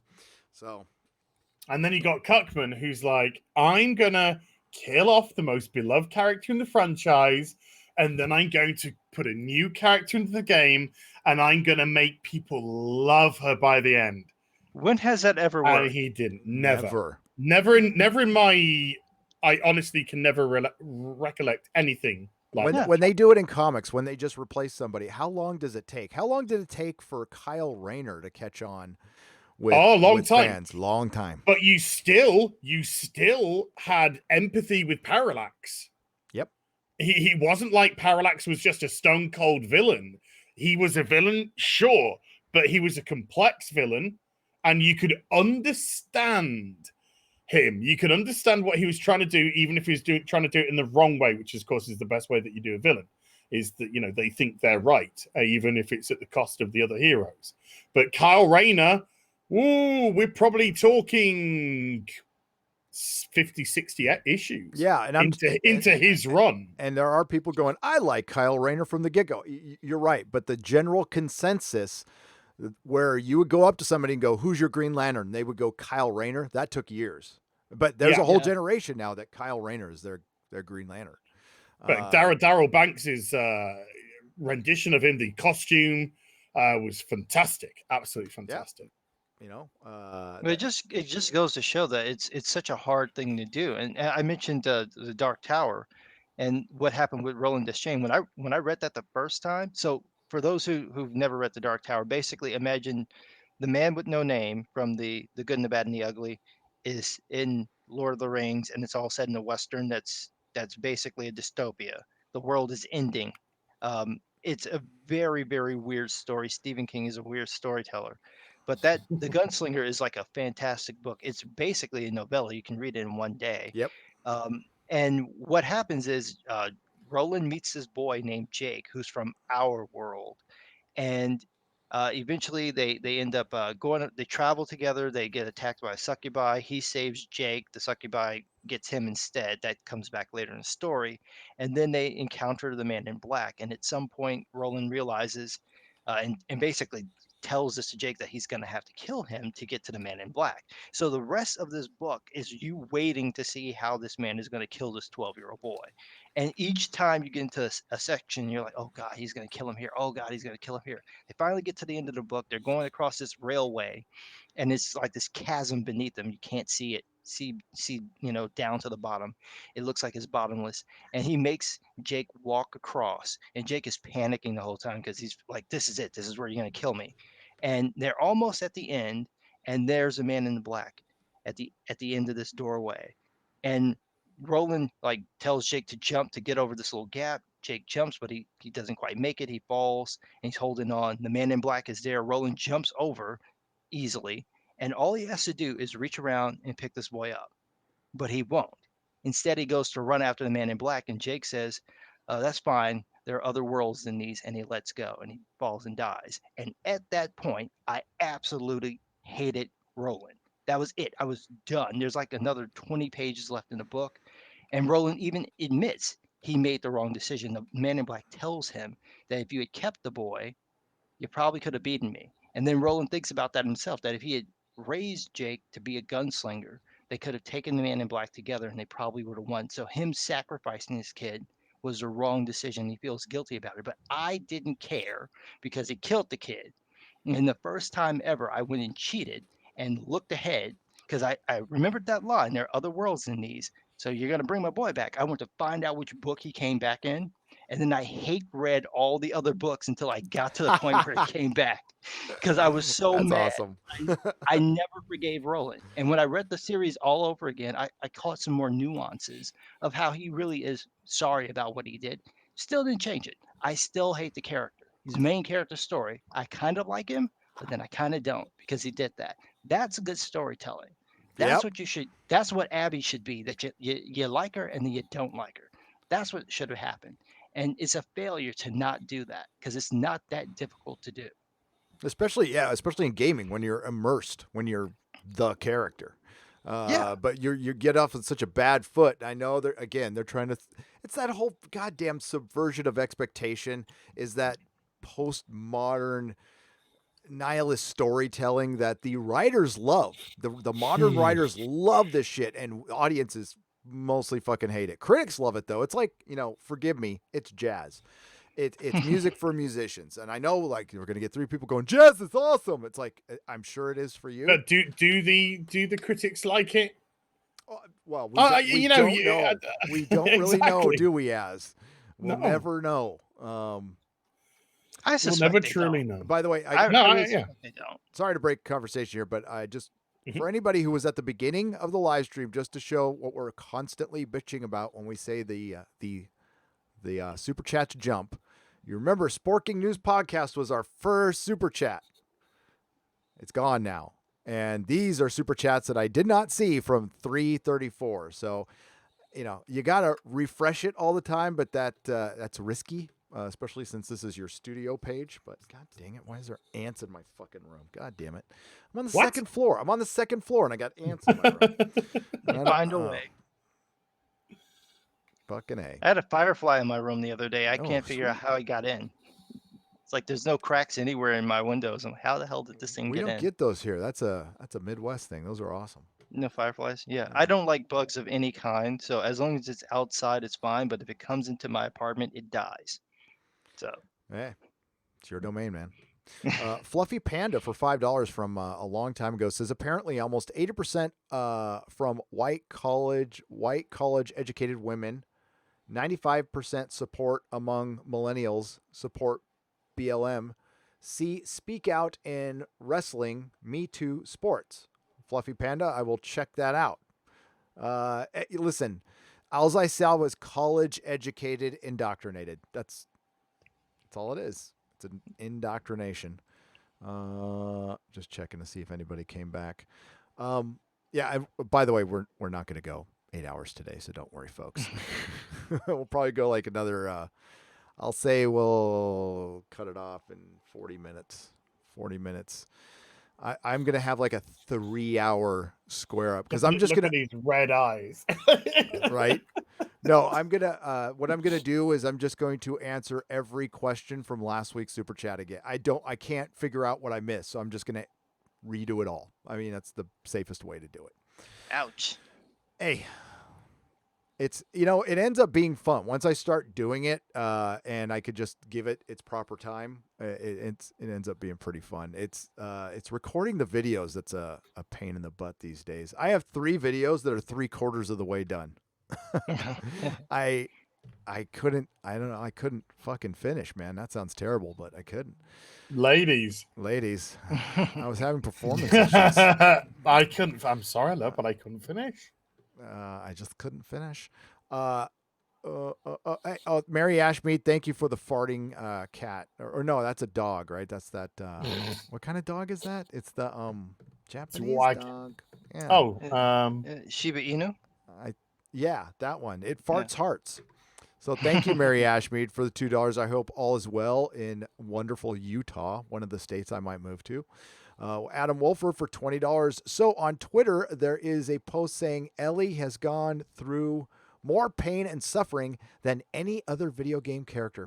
I bet you guys could come up with characters. I say all of the Spartans 2 went through more pain and suffering. I'm the last person to ask, but who went through more pain than Ellie, guys? Kratos, immediately. Yeah. There's just a straight one.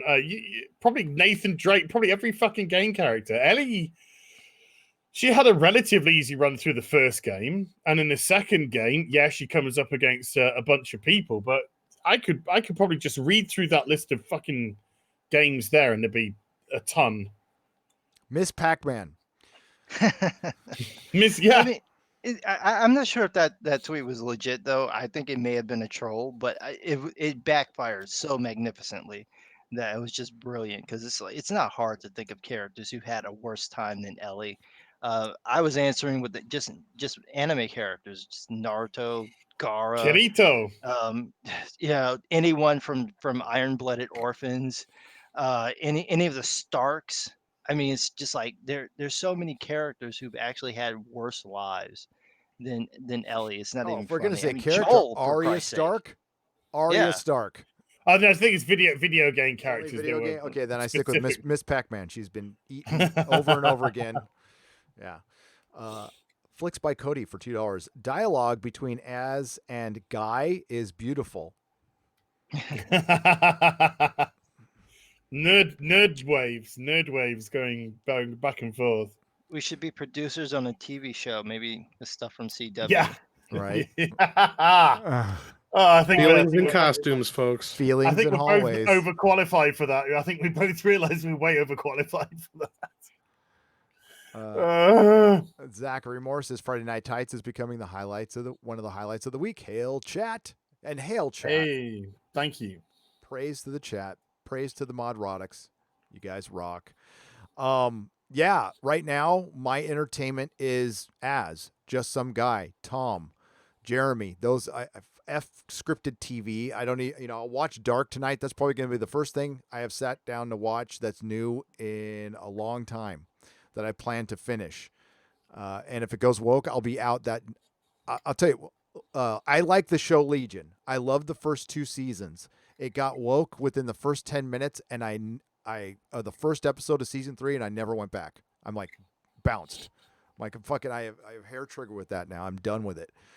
But there's so much stuff for you to watch. I mean, Yeah. if you have Netflix, if you have cable, if you have Hulu, you can spend the rest of your time. It's like if you want to watch a good sci-fi show, just go and watch skip the first 3 seasons, maybe watch the last few episodes of season 3 of TNG, and then just watch on to the end. It's fantastic television. You're gonna get to a point like in the middle of season 6, and you're like, this show is like mediocre for Star Trek, but for a TV show, this is like fantastic. Yeah, And it's like yeah, a it's throwaway show. incredible, It's yeah. that good. There's so many old shows that you can watch. So go and watch those. Go and watch movies that came out that are really good. I just rewatched the second Sherlock Holmes movie. Finally put it on so I could find it.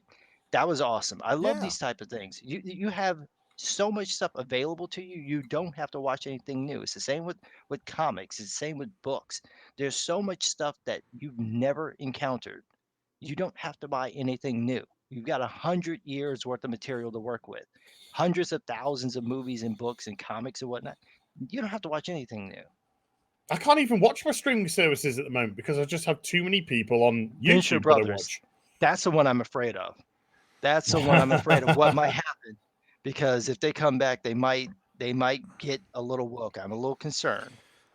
They've resisted it Just a this little. far, but no, I'm concerned about you're right to be concerned. I'm concerned about every single show. Witcher season 2, fucking The Expanse season 5. I'm worried about them all.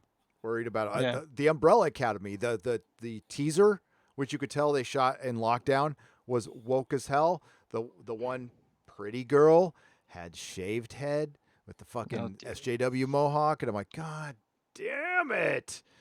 And that's the show they didn't need to do that stuff. I mean, it's got those elements in there that aren't woke. It's a good story, and Yeah. but it can go woke now, and it will. Adam Avery, thank you for joining up at the Geloja level. Matthew Trump for $10. Gary, your nooner this week, going through your whole channel history, was one for the YouTube ages. Sharing it with everyone I know on my blog. Find your voice. Onward to 500,000. Thank you. That was my one from Monday where I gave you my spiel on how I got here. And I got here through being inspired by others. Okay. I did my thing, and I wasn't doing it right at first, at least in my opinion. It took me a long time to find my voice. And I found it through watching Jeremy, Jeff at World Class Bullshitters, this guy who's with me right here, just some guy, your boy Zach, a huge inspiration of this channel. EVS, a bunch of guys, Nurkish when he was around back in the early days when he was fucking hilarious. Too many Midnight's Edge, too many to name, but I found my voice, and all these guys did too. I told you so, Gary. I still don't believe it. Told you so. I told this boy when he had what? How many thousand subscribers? Not even that many. I think 3,000. I'm like, you're going to be huge. You're going to have like 200, 300,000 subscribers before you. You're going to bypass us. He's like, no. I still don't believe Well, I was watching Gary when Gary was on. Oh, I would say you're on about 23,000. Oh, whoa, really? When I started That's watching. about where you, I found him, yeah. And that's the first thing I told him. I'm like, I thought you had a lot more subscribers, dude. Yeah, I was actually amazed because I was watching your stuff and I actually wasn't paying attention to like subs or views. I was just like watching this because I don't tend to. I just if I see something I like, I just watch it and then I don't hit the subscribe button, and I don't really look at those things until one day I'll be like, oh yeah, how big is this channel actually? And then be 2.8 million. I get it. And then I think one day I was just watching one of your videos and I just thought, oh yeah, how many subscribers has this guy got? And I scrolled it down. It's like 23,000 or something. And I was just like, what? I was like, how's he only got 23,000? I was stoked to have it too. And I'm sure you guys were too. Like when you hit 20,000, you're like, whoa. Wow. And it's a big deal. Like I told the story when I hit 1,000, I was so fucking excited. I ran down to YouTube, which is 6 miles away, and recorded a video in front of the YouTube sign in San Bruno. It's in the middle of you know what? YouTube, the building is right on top of the San Andreas Fault, by the way. That's a great place for it. It is. It really is. And we get, what if San Bruno gets a 6.0? YouTube is, well, I don't know. I doubt their servers are there, but, listen, and bring it back to Just Some Guy. Listen, Just Some Guy should be at 300,000 right now. Seriously. It's all because of the Last of Us Part 2 that I got the boost. I've always been surprised. It was Englentine and Doug Ernst who gave me my first couple hundred subs by them mentioning me, and for whatever reason it just spiked and it jumped to like 1,200, and then it kind of settled for a while. And I'll have these moments where it spiked. I did the review of the Last Jedi that got me a big spike, and then it just sort of jumps here and there, and I'm always kind of surprised. Yeah. When I sign in and I see this massive spike. I didn't even know that I got into 100,000. I just happened to log in, and I saw on the screen, like on your regular homepage, and it says it's like 100K, and it rounds. So I'm like, it's just rounding it. And then I looked at the actual sub feed, and it's like 101. I'm like, wow, when did that happen? Yeah, so you can apply for your play button. Yeah, sorry get your play button, dude. What am I gonna do with that? I have no use for that. I don't like awards. Doesn't matter. Doesn't matter. Well, get your the use it as a manager. doorstop. Yeah. Whatever, just get it. Yeah, I did. I was like, I want it. But I get you. Yeah. Sorry to interrupt because you were thanking everybody. Sorry to interrupt. Yeah, so I just wanted to thank everyone for the subs. I know that you guys coming on to live streams like this has helped, and for everyone else who's had me on their live streams, it's it's awesome to talk with other people because normally I don't do that. But yeah, I was just really surprised by how much the channel was blown up. I happened to have a look the other day, and I've done the impossible. I have more subs than your boy Zach. Yeah. I've overtaken your boy Zach. Who would have thought that would have happened? No. I'm gonna admit that was a big deal to me when I did that, and your boy Zach should be bigger too. Okay, I think Zach, he makes comics now, and that's his first gig, and he's doing it very fucking well. So praise to Zach. He would be bigger if he wasn't making comics, and I think he has a good balance. Jeremy's here, by the way. Oh, I think Zach's got a good balance, but I still listen to Zach. I do. But he's got great videos, and the other thing too is I think people they don't realize that there's a lot of great content on YouTube that just because it's not being connected by the algorithm, you might not see. I've stumbled onto some really cool things over the last year. I stumbled onto an interview with Hiroyuki Takei, the guy who created Shaman King. And he was talking about his process, and he has this really cool place where he has like a museum of toys. That's his work studio. It's like a museum of like various like mecha and robots and cars. And in the middle of this is his desk. He's gone completely digital now. So he's doing all his drawings, and he's like a chain smoker, which I totally didn't expect. So he's got this ashtray with like 80 cigarette butts in it.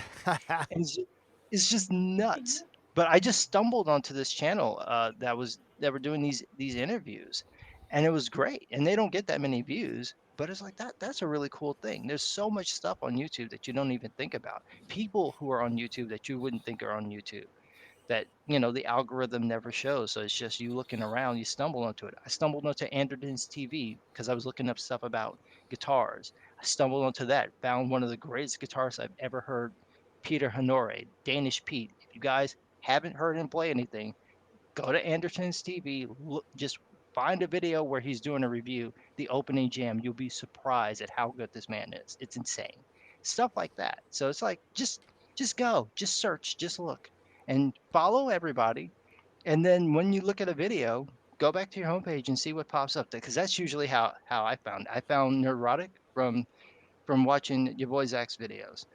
Heel versus Babyface, as I stumbled onto you, same thing. Just stuff was popping up as a result of me looking at other people's videos. I'm like, who is this guy? I've never seen him. I think I was looking at Batwoman reviews, and then I saw your Batwoman review. And I'm like, oh yeah, I like this guy.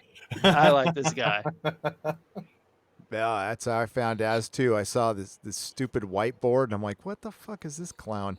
And he was breaking down the Doctor Who ratings. I'm like, I like the cut of his jib. Subscribe. Well, Someone's got gotta Just Some take Guy the hit. through Zach as well. That's how I got Just Some Guy. So this is from watching Zach and EVS, and then Just Some Guy cropped up, and then started watching you. And I liked the measured approach. I just liked that, I thought this guy's fair. He's not like just going in for the roast. He's just breaks it down why this is good, why this is bad, and whatnot. And I just thought, these are it doesn't, and I can't remember how many subs you had at the time, but I think it's around 60. Oh, okay. Maybe 50, 60,000, around that sort of round about that sort of size. So yeah. This is the video that kicked off Comicsgate, in my humble opinion.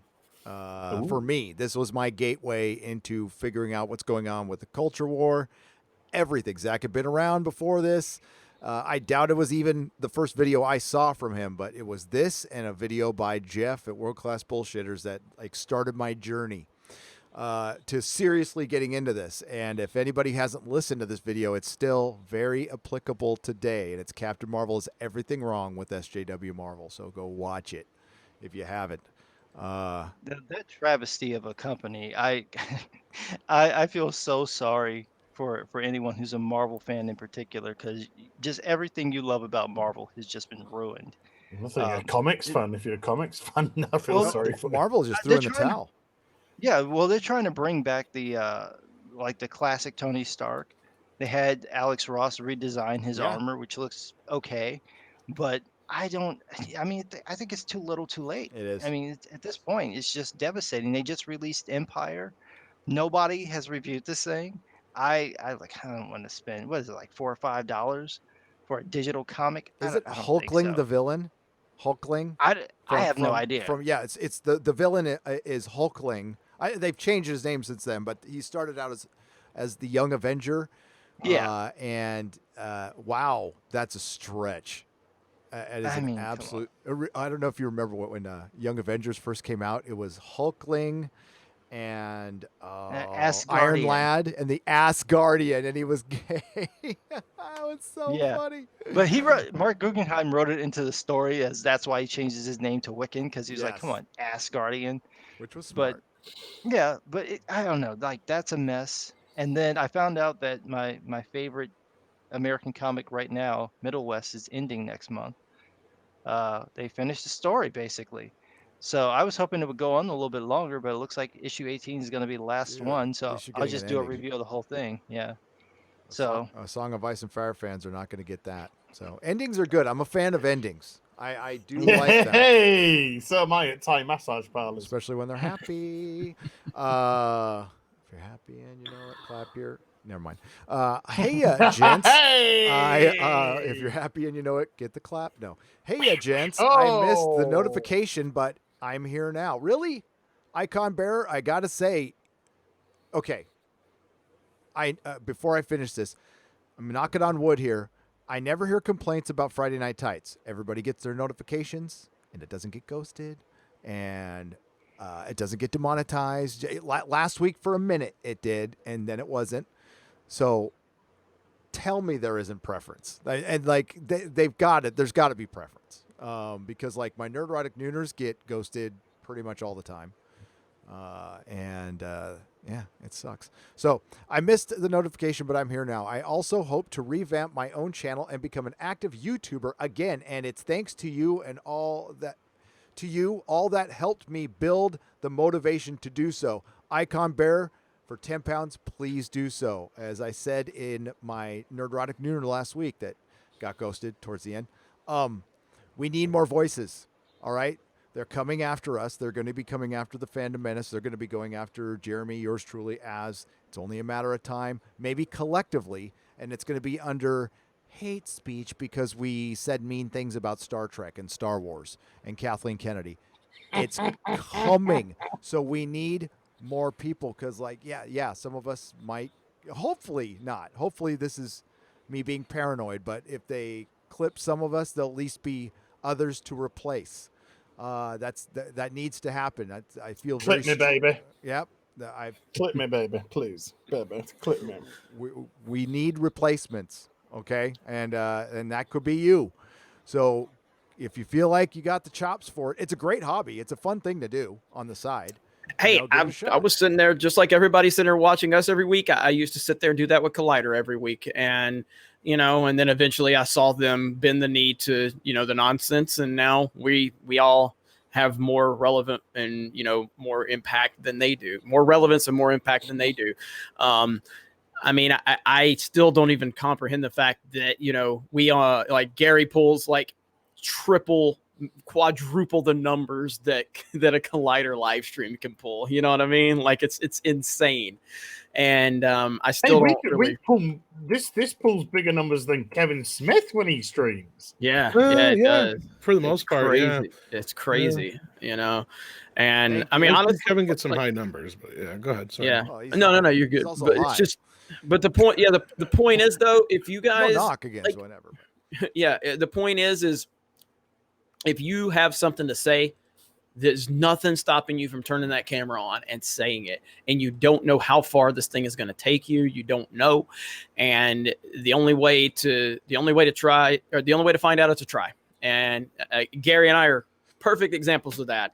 Like, I think the first time it really got to like in perspective for me was when Robert Meyer Burnett told me about how he saw me and Gary in New York. And he was like, I think he told me this before we recorded together one time. He's like, man, he said, seeing you and Gary, just hanging out with fans in New York. He's like, I thought that was the coolest thing ever. And I'm just like, the way he said that to me was almost like it made me realize like, hey, we do have a pretty decent following, That was like the first time because hearing him say it. And I mean, I'm not saying Robert Meyer Burnett's like, as big as the Campias of the world towards the following and stuff. But I think from the respect standpoint, the fact that he's been in this industry for so long and he's involved with so many projects. 31 years now. Yeah, he's an industry standard, and he's somebody to definitely look up to and respect. And the way he spoke to me about me and Gary, and how he respected how we were, involved with the fans so much, it kind of really hit me a different way, coming from somebody I respect so much like him. By the way, fuck you, Christian Harloff. And Robert's agreed to come onto my show, so we were thrashing out a date. So I'm going to have a chat with him. He's so good, man. I thought we'd play a cute little game, a quick cute little game. Hang on, Az, have you ever talked to him? Like, have you ever talked to him like one-on-one? Twice. Okay, because I was going to say, with you and him having a one-on-one conversation, dude, I think that's going to be gold. There was one night, and I will never see the light of day. I got the word from Andre. It's not going to see the light of day. Okay. What's that? One night, Az showed up late because he had just woke up. Well, it's not true. I mean, it's not like it was his fault. I just sent him a link, and he was sleeping. And right after he woke up, he showed up. And he just showed up like right after we finished the stream. Robert Meyer Burnett was there and a bunch of other of us. And we sat there for like another hour talking. And I recorded it. And I told everybody I was recording it. But Robert was, it was after one of his whining about movies. So he was a little drunk. All right. Okay, I gotcha. Yeah. So needless to say, between some of the things he said and some of the things Script Doctor said, it's probably not going to be able to be released. So, but it was a nice conversation. Script Doctor can be just savage. Well, he just Nice, said it names. was a great. He's like, you great just got to conversation. bleep these names and you'll be fine. But then, then the Az is like, I want to talk to Robert. I'm like, oh yeah, Robert will talk Script to Doctor's anybody. Canadian privilege. Oh, yeah, him and his Canadian privilege. He's the whitest man on YouTube, He guys. really You do is. realize this. By the way, we love Script Doctor. He'll be canceled first. Well, Right, yeah. Go on. I got a cute little game while we're still on this kind of theme. When was what date? Have a guess of a date, everybody. When was the last date Collider got over 10,000 views on a video? Probably one of the deep fake videos, I'd imagine. The last one. I'm pretty sure they've had to have a relevant, because I mean, with that type of following, if you hit a relevant topic for algorithm, I think you'll be Now, stumbling when they across it. canceled everything, right? When they did that live stream, how long ago was that, Jeremy? Was that That was several months ago. Yeah, it was after Christmas. It was after the fall of Skywalker. But 10,000. So you're just asking for 10,000? Just 10,000. Just 10,000. The last time they hit 10,000. It's not much. Yeah, I'm trying to think of it because the way March you're 15th. asking it, the way you're asking it means it must be worse than I think. Well, in perspective, I've said it. We get more viewers on After Dark live streams than they do on their live streams. I'll say We're just a little mid-April. channel, I'll say yeah. mid-April. So Okay. Gaz? The chat's mostly saying like the George Lucas March deep 15th. fakes and Okay. Anyone else want to join? Just some guy? The day before lockdown. Yeah, I would probably say the same thing, probably somewhere in March. Okay. Tom? I'm going to say one of the last deep fake episode, unless you're talking about live stream. I'm just You're talking in their any video that's public, any video. that's public Then the last deep fake with I think that was the Harrison Ford and Lucas one, was it not? Which was when? About? Let me look. Well, don't look, because then he'll see. I don't know. I think that was like March, maybe at the latest. Well, it's the funny thing is you've all thought even worse of them than I thought you were gonna.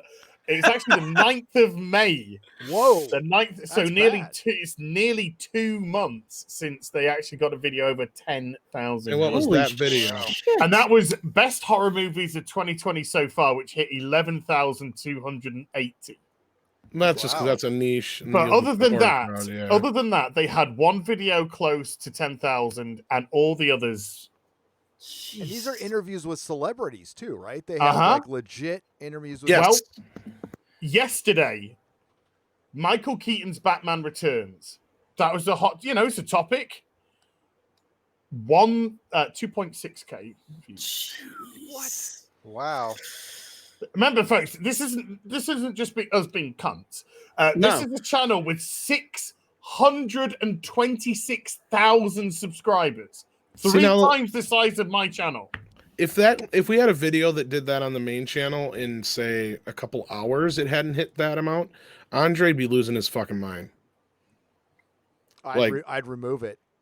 He'd be like, "What the fuck's wrong?" I would just delete it. That's Put your it over on mainstream. Nerdrotic Live. That's your mainstream industry news right there, folks. Well, it's because everybody knows they're access media. They're bullshit. What Jeremy said is when they got rid of all those people, that's why people went to the channel they liked. Harloff who was there, and all the that's who they liked. And then this guy who took over, he bought his way in, and plus the guy who created Collider. Not Weintraub, but the other guy. Yeah, right? Weintraub. Was it Frosty? Did Frosty start it? Well, yes. he's one of the Weintraub started Collider, the website. He did. Okay. Yep. And then it came. He sold it.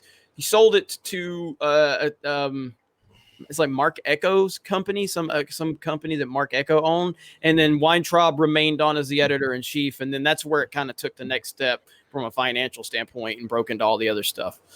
I'm not going to say he coined the term, but I'm going to say he really helped get it out there. Toxic fandom. The toxic fandom narrative definitely is something Weintraub, whatever is ran with. That's my beef with that channel at all. Like you're about fans and you use a term toxic fan. Which just means contrary opinion to our own. Yep. Or you could just say doesn't go with the scripted narrative. They're trying they're demonizing their own fucking audience, and the fucking idiots don't even realize it. I quit watching Collider. I quit watching the Collider the day that John Campia called us all cousin humping, whatever it Man was. babies. Cousin humping man babies. Cousin humping man babies. That's what it was. Yep. Yep. Yep. What a And the thing, what a zinger that was. Yeah, and this brings it back to Robert Meyer Burnett, and this is Yep. why he was punished, because he talks to Jeremy, because he talks to me, because he talks to Tom. That's why they came after him. They hated the fact that he was willing to just talk to us, and we all know he doesn't agree with us on a lot of stuff, on most things. Right. But he's willing to have that conversation. No, I just got into the KK argument with him the other day. Yeah, and any form of off this air. These people are all about divisiveness. That's all they're about. That's what all Hollywood is about. All this shit. No, and that's some of the stuff he was talking about that'll probably sadly never see the light of day. But that, I mean, the politics that are going on over there. Oh yeah, a lot of the stuff you just said, it's real. It's real. No, Robert's waking up though. I mean, he knows. Well, and Campia freaked the fuck out. He's off of Twitter. He hasn't done a show, I think, in a while. Okay, we got some interesting news about Dr. Disrespect coming. Yeah. What's up? Now, this is yet to be confirmed, but Mr. Anti-Bully has replied to this. Oh, that's Medica. Yeah, Medica. So somebody's put out a message. Anti-Bully. Sorry. I love Medica's awesome. I love that. It's great though. And this is somebody claiming to be an HR staff member from Twitch, which makes me take it immediately with a pinch of salt, because why would you lock down the department that you come from? But so I'm going to take this with a huge pinch of salt. But they say, can't post anything linking to my work or I'll be fired. Dr. Disrespect was perma-banned and his contracts are being cancelled and reworked as we speak by our lawyers. This was due to his past cheating statements made by him. What you don't know was that he cheated on his wife with a major female Twitch streamer during TwitchCon. We were aware of this prior to his announcement of said cheating by the female Twitch streamer. Adultery. And have been quietly protecting that streamer to keep her happy, as Guy has made our CFO and Amazon very, very happy. She recently contacted our offices to say she wanted a better deal than what we provided, and we refused, opting to remove Guy before she made her proof known. We expect the female streamer to make a large public statement on social media very soon, while Guy has his lawyers keep in contact with us during all this.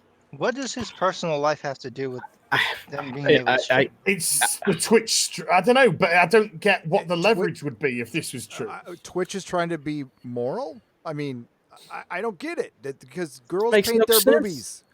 Girls paint their boobies, but we're going to be moral. I mean, adultery sucks. They're okay, firing but- him over adultery. That's the logic of it. He confessed to the adultery, and he But why?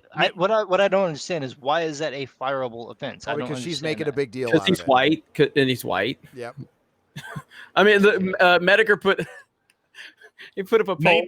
It said reports Doc got banned from Twitch. No one knows why. Poll time. 4 options. He got Me Too'd, pissed off Dear Girl, white and successful, fake marketing bullshit. Pissed off Dear Girl. That would be accurate. No. I know. We'll see how legit that is. I'm very skeptical of it. So he's getting fired for making a scene. That's basically it. So it's not the adultery they knew about it. It's now the girl is using it to make the company look bad, so they have to get rid of him. Yeah, and he'll go if somewhere that is else. true. Yeah, and it's adultery sucks, but Oh yeah, if it let's just say for argument's sake this is true, right? And he has been banned permanently, and he's got options. I think YouTube would be dumb not to try and find, like they did with PewDiePie, get him on a contract immediately if you can. Absolutely. I mean, if they and he'd probably come a little cheaper now.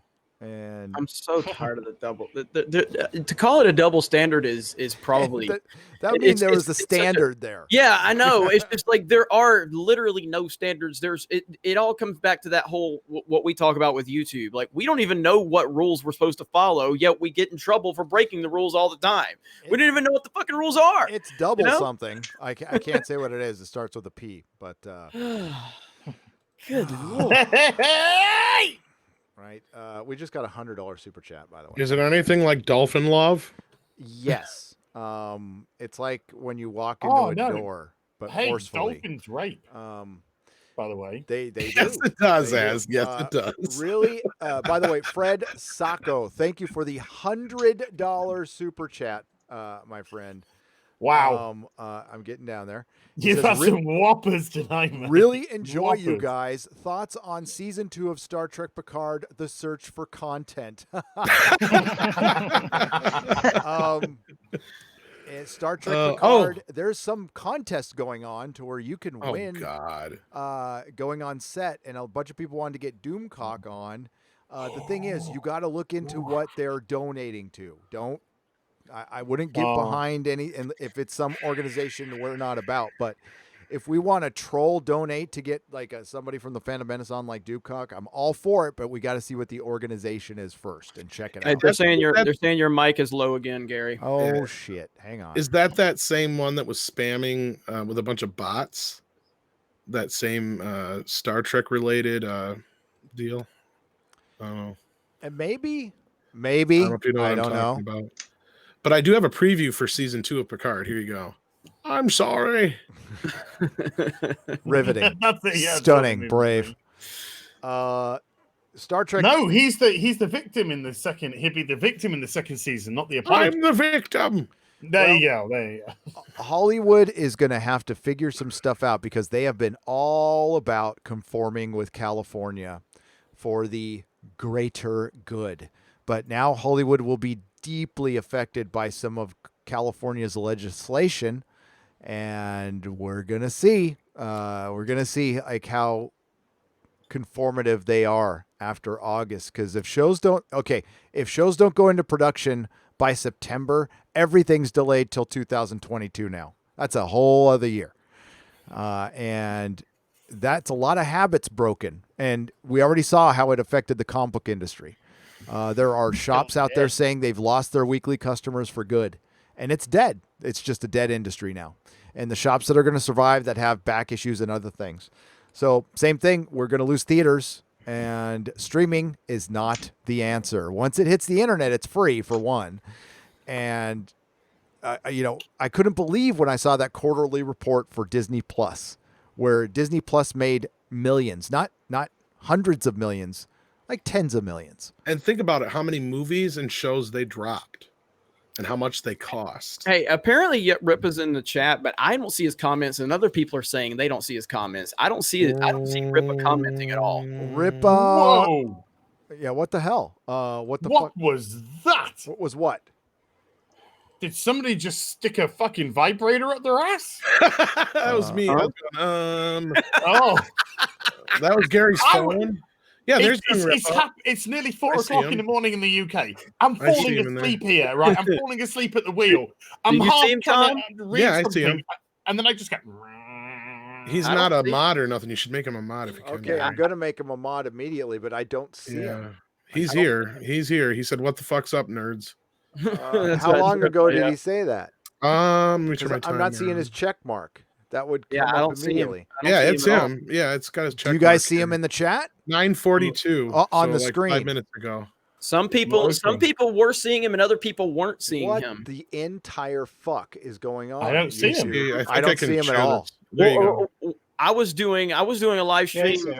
I did a live stream like once in Blue Moon and Geeks and Gamers. But according to Christy, she's a mod on my channel, and I couldn't see her comments. She was saying something like that. Yeah. Yeah, and she was a mod on my channel, and I couldn't see her comments. And other some people could, but other people couldn't. I don't see him. I see him. as Okay, well. I got it. I'm gonna moderate. him Yeah. right now. Otherwise, I did share in the sharing screen there. You so are can see. wrenched.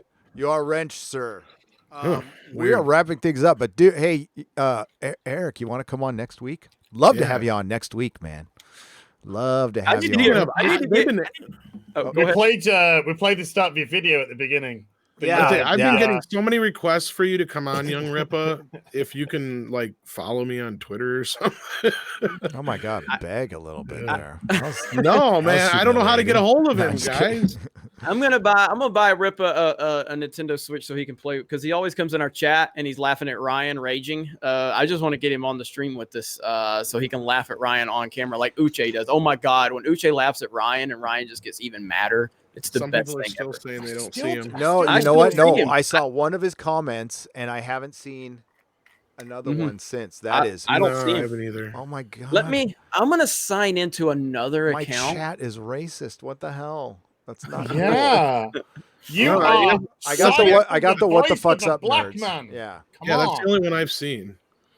Unbelievable. I mean, not the So I don't people in know. the chat. I'm talking about the the thing, not you guys. Never mind. God damn, that's probably. no, gonna I'm get me in racist. trouble. Well, I No, wait. We know no, you I'm are, definitely Az. Young That's- Ripa plus ads. Am I muted now? Am I muted? No, no. Somebody said I'm muted. Why are you fucking with me, people? Jesus. No, now they're just fucking with you. chat always fuck with you about the fucking sound. That's the first So they're saying, meme of the chat. yes. Well, it was there. I mean, but I have not seen him since either. Yeah. Oh, So- please put dark mode on for the love of God. Yeah. Oh, God. Jesus. Come on, Gary. Come That's on. not That's me. me. That's That's not me. me. Oh, or Tom then. Okay. This is Gary, Tom, yeah. How do you do dark mode? I don't know. yeah. From I your don't know how top- to top- do this stuff. Yeah. Top right in your Hey, screen. By You the act way, like I actually know how to do this crap. I've had my XLR mics sitting behind me for like 2 weeks, and I just haven't had Oh. time to hook them up. I got a whole sound. I got a stream board, a soundboard. It's gonna be sweet If- someday. Apparently, What kind of mic did you get? Listen, Gary. Yeah. You clearly have not been sending the emails out, so I'll take care of the emails. But Tom, you'll get my email about Fandom Menace. All Fandom Menace people have to have the dark theme to show that we're not racist. I've been exactly. talking about this for months. Okay. Look, you were. You all You would have know read that if you would I'm have read racist seven, as if you would have fuck, read right? page 17 of J.J. Abrams' memoir, you would have known that using the light theme on YouTube is a sign of white supremacy. White supremacy. Just some guy used Road, by the way. I got Road. Rose? Oh, Yeah. Okay. I've been thinking about getting one, but I just bought a guitar. So we're not white supremacists. what kind of this guitar week? you I don't get it. Michael Kelly guitar. It's a Telly, the Enlightened 50 Deluxe. So it's like a semi-hollow red cedar body, Oh. maple neck, and it's got hot rails for the. Bullshit! You bought the Last of Us fucking 2 one. That's I what did- you did. I did not. Yeah, you did. I was gonna buy an offset Bullshit. telly from Squire, but I wanted to mod it, and I did the money, and it looks like it's just cheaper to buy the Michael Kelly one, so I just bought that one instead. Ooh. So, and it's apparently the last one you can find because they only made 50 of these damn things. Whoa, that's So- cool. So you play? There's only, well, I mean, Yeah, I mean, yeah, I have 3 guitars right now, and I've been playing for a year, so you can see it's addictive. But Yeah. this is the most expensive guitar I bought. All the other ones are all that's how you start. Squires. Tom you know, plays. so. Tom plays. I play bass and drums. My guitaring sucks. I fucking. We suck. need to I have make an- a band. I have an Epiphone, but it's signed by Jane's Addiction. Well, I can play a couple of songs. I've been learning random ones, but you gotta try to find what works for you. So that's what I've been doing, and it's like I have the money, so I might as well go ahead and buy them now. Now I just got to get that $1,800 Johnny Marr Jaguar, and then I'll be complete. Dude, we Oh, could Johnny Marr, stream jam. damn. We could stream jam. Be kind of Yeah, it'll be like the worst yeah. thing you It is guitar so playing you've fucking ever terrible. heard. Oh, that'd be great. I think that'd even be better. It'd be hilarious. Yeah. So, yeah, dude, Jeremy, I refreshed the Now Quarter super- Black Garrett's in the chat too. Oh, what's up, Quarter Black? What's up? I refreshed the super chats, Jeremy, and like 30 new ones showed up right at the beginning. I don't even know what to fucking do, guys. I do have a solution to this problem, ladies and Nice, gentlemen, Quarter and Black, I'm yeah. talking to that solution at 10:30 a.m. tomorrow, and hopefully this solution will be the producer of Nerdrotic and Friday Night Tights if we can work things. It's not out. me, so he didn't ask me. So No, well, you work for it. You work for Midnight's Edge. I need somebody who works for me. I got you. It's all good. Who works for me, and I am like already semi-handling a lot of that shit for Jeff too. So, which is fine. I don't care. It's just and we appreciate your help, but this will help us all. It'll help us all. No, I've had like 5 people ask me this week about it. It was weird. So here I'm gonna go through. I heard shit. So did we get a? Is that the same 500? Yeah, that's this. That is a big tip, and that stayed up there a long time because of that's that 2020 to-do list. Yeah. And we got the $100 one, so I'm gonna hit some of the biggies, and then we're gonna roll out of here because we all got videos to make. Holy shit! I got a bed to drool in. That's sexy. Dean, I think I'm gonna go sing on some karaoke. That sounds fun. Fatty says IMDb lists Jeremy as a producer of all fandom mini shows. This is exactly IMDb is bullshit. All right. By the way, that's how we finally got on the fucking IMDb because Jeremy evidently is a producer of Midnight's Edge. Wow, I'm on IMDb. Heel versus and I had to change and get this. And you know it's somebody who's an asshole put it up here because I had to change the description of the channel. It used to be an alt-right channel that's associated with the other alt-right channel known as Geeks and Gamers, ran by Jeremy. That's funny. Noel from the TARDIS Zone says Mulan is delayed again. I sent that in the private chat. No, it got pushed to August 21st now. But I've been hearing rumors they're just going to put it on Disney Plus. Yeah. Oh, look, I got to see a preview of it. I did a focus group at the beginning of last year, so I got to see Baby Yoda before anyone even knew it was a thing. And this was another thing that they showed was Mulan, and it kind of looked like a hot mess then. They were already doing reshoots. The movie wasn't even announced yet. Yeah. So it's been a mess since the beginning. She's going to be stunning and powerful. And I know they've spent a buttload of money on it. That would make sense then if they did a shit ton of reshoots. Just shared my screen for you, Gary. There you go. Yeah. And then I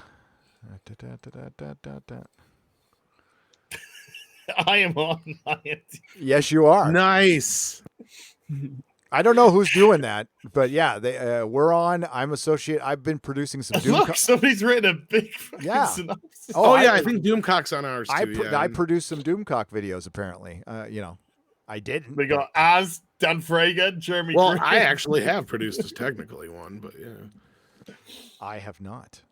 Well, the Fantastic Four review his on our channel, I edited that. Nice, but yeah. But I edited to make it look like he did it. So, I love Monster Huntress Rune for $2. Imagine first contact with aliens during this bullshit. Yeah, it would just get swept under the rug. War, famine, death, and we finally met some aliens. They saw what was going on and they left immediately. I want the aliens to come here, please. I do. I think it's time. Thank you.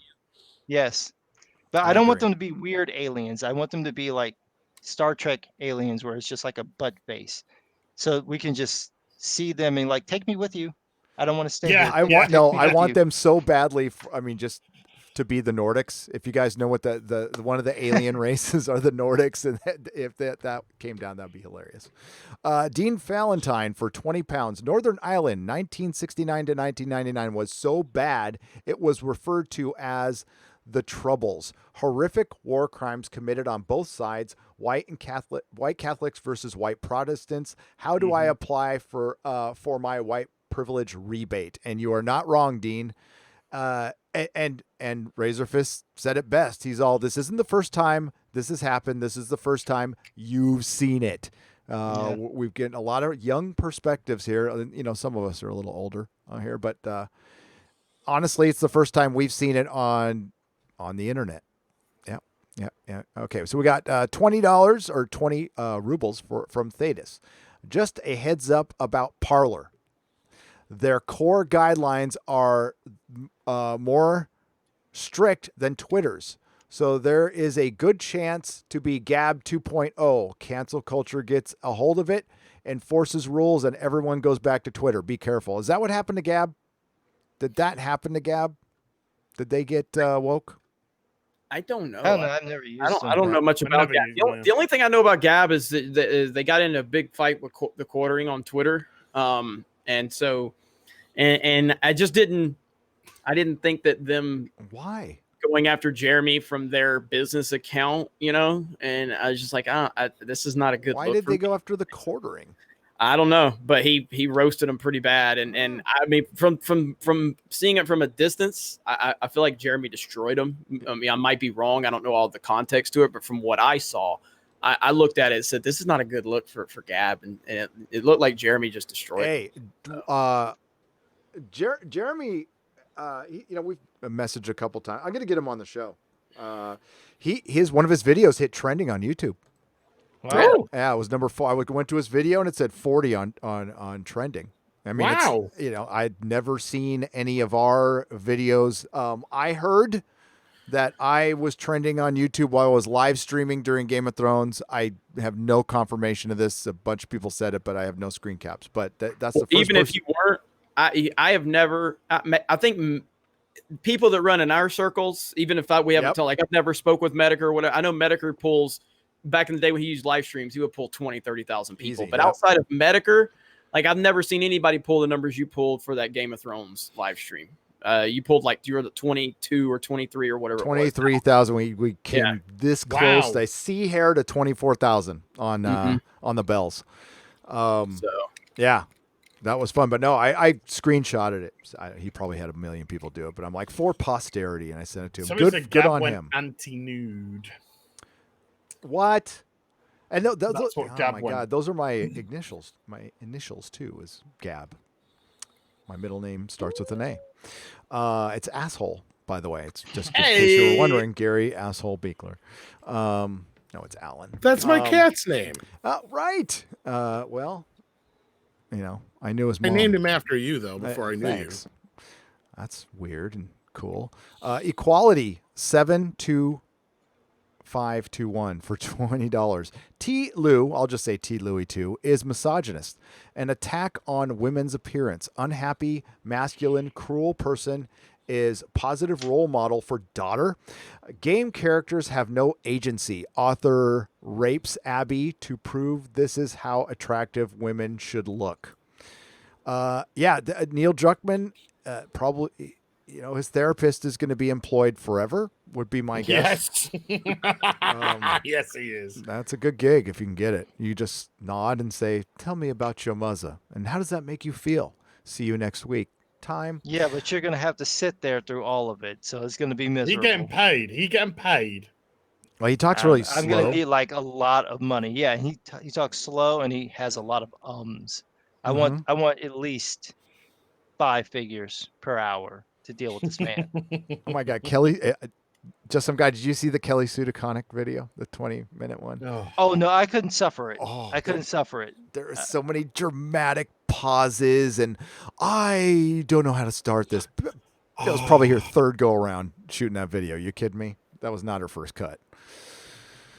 Yeah, it's called a script, live, honey. right, Just yeah. write a script. It's not that hard. You're not a very good writer, but you are a writer. You should be able to manage it. Just like men should say no to respecting women. Right. Private Halo 117 for $19.99. The movie theaters are used. The movie theater I used to go to as a kid closed. It was open for World War One. I see WW1. Now the owner, he let me pick out anything I wanted for $500. You guys will never guess what I found in the closet. Starts with S. Well, tell us. Star Wars something? Star Wars? Yeah. The Schwartz? Yeah. It says the Swifts. It says WW. I right there. I did. Star Wars. I'm gonna guess a Star Wars poster. Yeah. Oh. That or like a really cool stand, yeah. Like 77 Star Wars poster. I own a better yet, like a standee or something. Yeah. I own a reel to a couple of movies. You're not supposed to own those, but I own a reel. Yeah, most time reels get sent back. Yeah. Yep, I own a reel to the Rocky Horror Picture Show and Ford Fairlane. Ford Fairlane. I was a projectionist for a little while. you know, not officially. I was Plenty of running a projections around projector there, and You didn't helping. think we're gonna kill the fucking koala bear, did you? Well, yeah, you know, it was for weed. It was basically his drug dealer. Yep.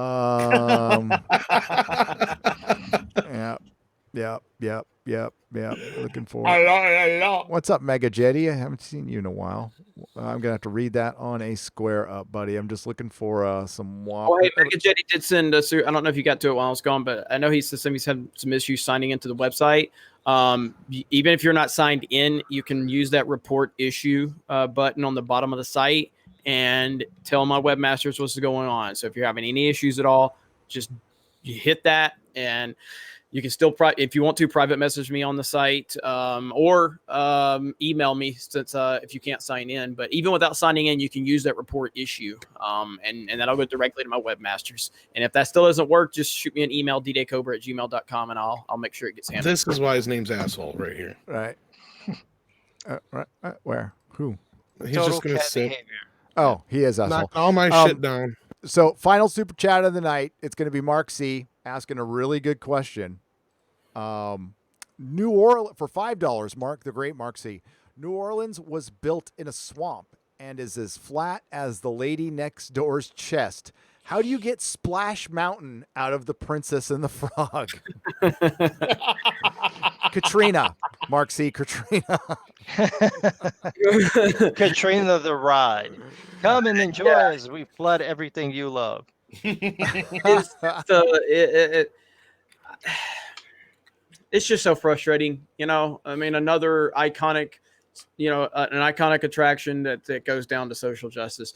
I don't have a problem with Princess and the Frog, the movie. I don't have a problem with the story. I don't have a problem with that having its own attraction, which it probably deserves its own attraction. It doesn't do it any justice to take an iconic attraction and just retheme it to Princess and the Frog because you're trying to be woke. You're only hurting that franchise and that property. But they don't care about these things. I've never heard of it. Princess and the Frog. Yeah, it was their last. It was their last full length like traditional animation movie. Animation. Yeah. They it did okay, but it didn't do the numbers they wanted. So they're like, okay, we're never gonna make traditional animation films again. I actually have seen that one. I haven't seen The Lion King. I haven't seen any of the big Disney animated movies, the ones that came out in the 90s.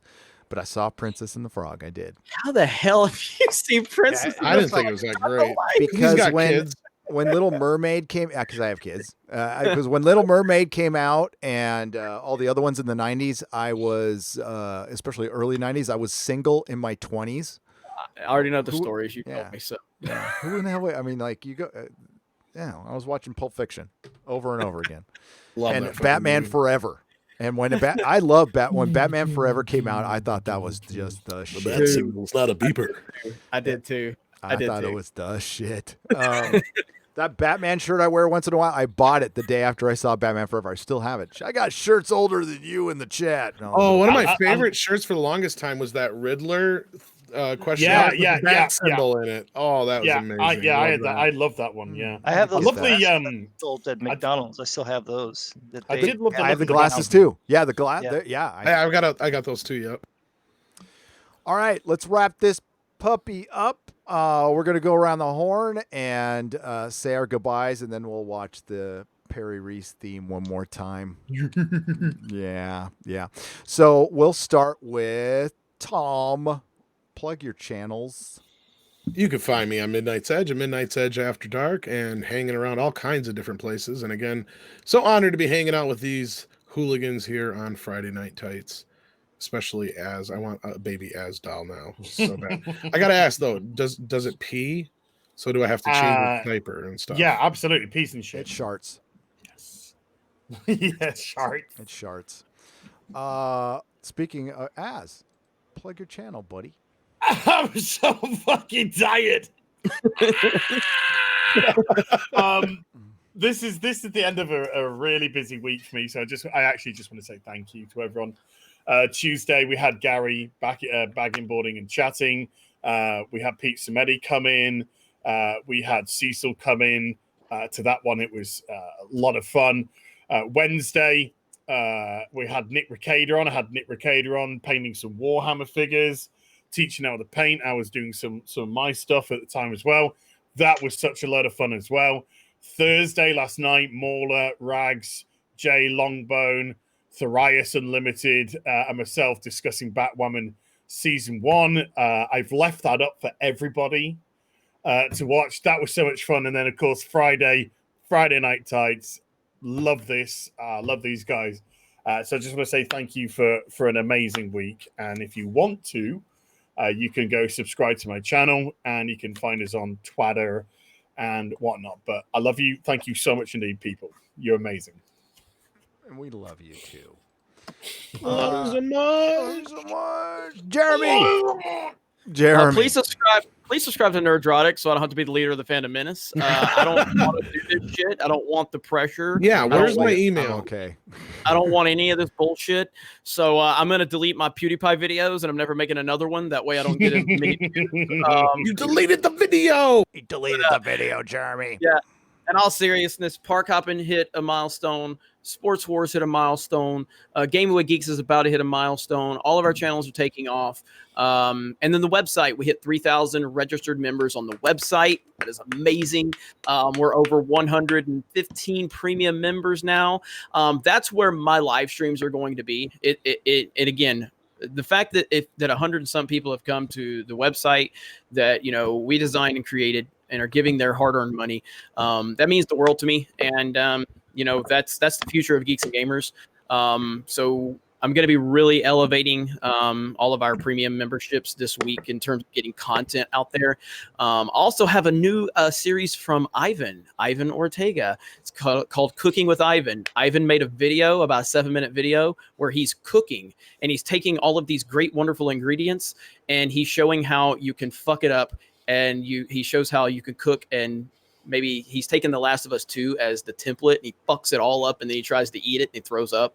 It's pretty damn funny. That's going to be exclusive content along with all the other announced content.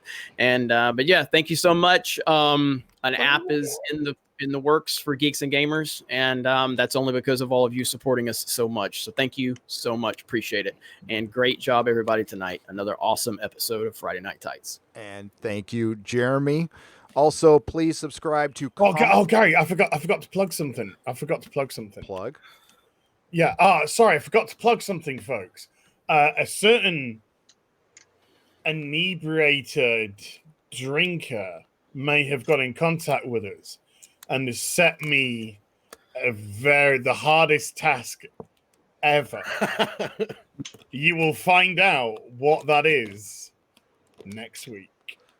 Bum, bum, bum, bum. Dun, dun, dun. Speaking of that, I got to talk to you about one of those international deals again, by the way. Anyway. Also, please subscribe to Comics Division and Odin's Movie Blog, who are not here to plug themselves. Please check them out.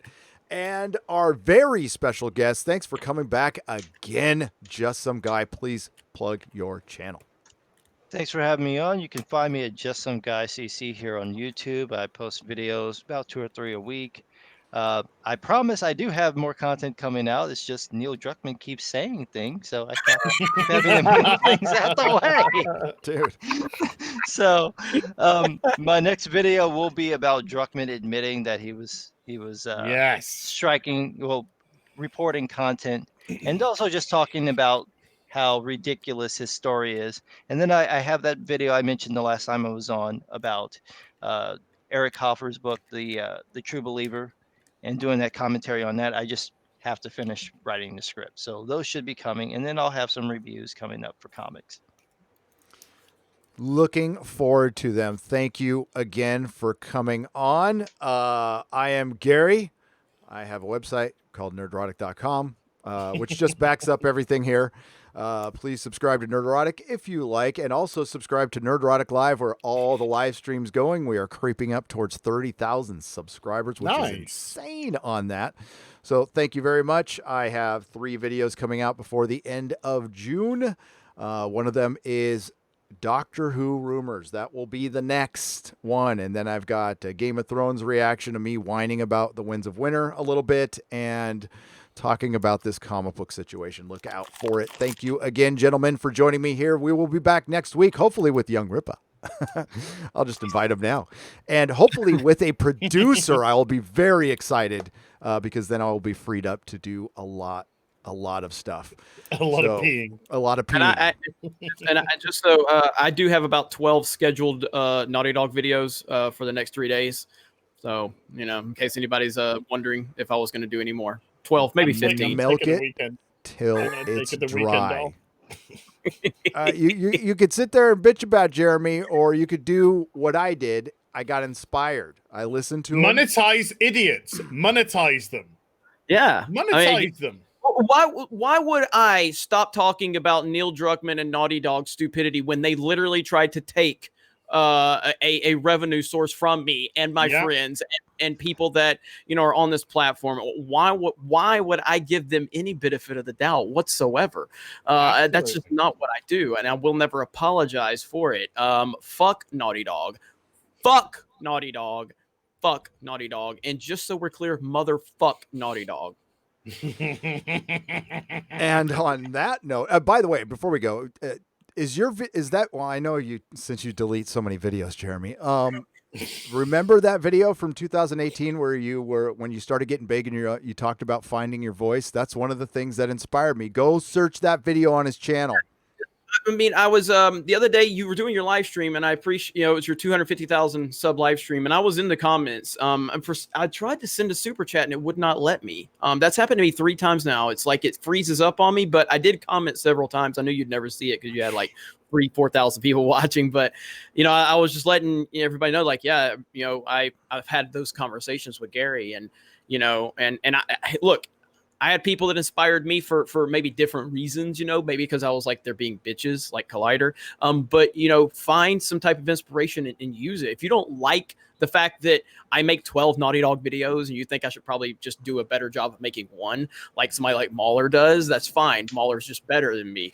So I have to make like 12 same fucking video over and over again to get my point across. But if you think you can do it better, by all means, fucking do it and do it better than me. Start a channel. Yeah. Start a channel. Make your voice heard. Yeah. So everybody's got to, figure out what works for them. At the end of the day, I'm trying to build a brand. I'm trying to build a company that has different voices, and it takes, the type of, like, Gary's channel is structured different than mine.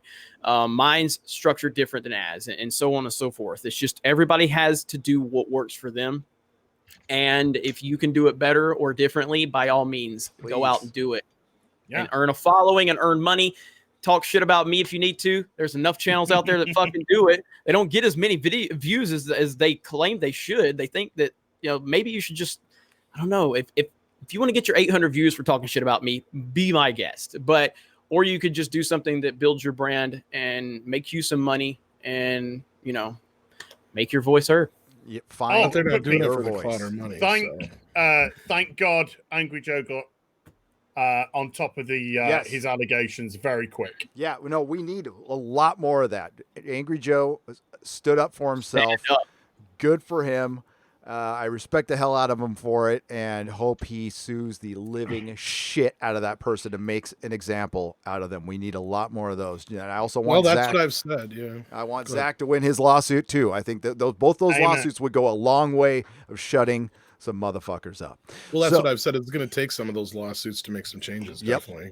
A guy in the comments, Dick Got Hard, said Jeremy needs to tone down the self-righteousness for me to enjoy his content. Your name is Dick Got Hard, and you need me to mix signals. And you need me to stop being a little too arrogant for you to what? Are you fucking kidding I love the internet. I really do. My name's Dick Got Hard, but Jeremy's self-righteousness is okay.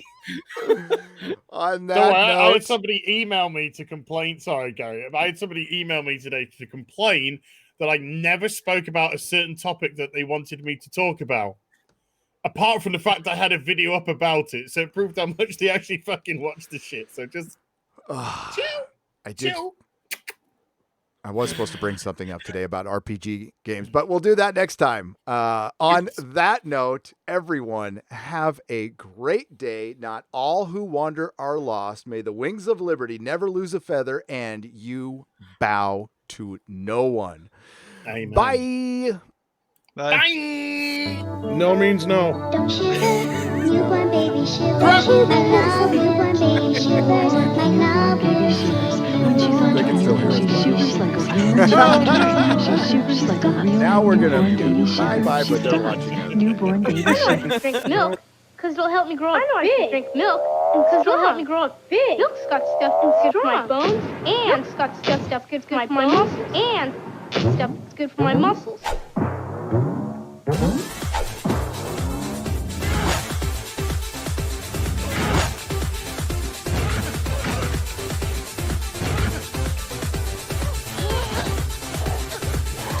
Milk!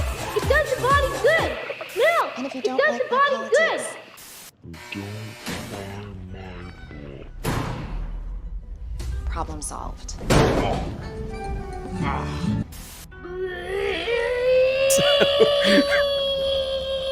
Can I speak to the So I manager, can't. please? I am unmuted, so so I shouldn't say all lives matter or anything like that, or I shouldn't say that there are two genders.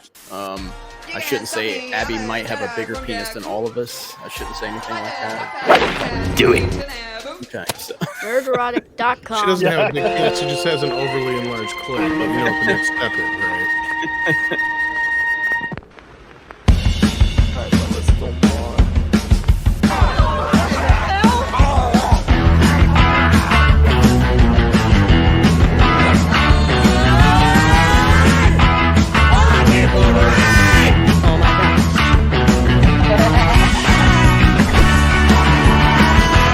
Oh my gosh.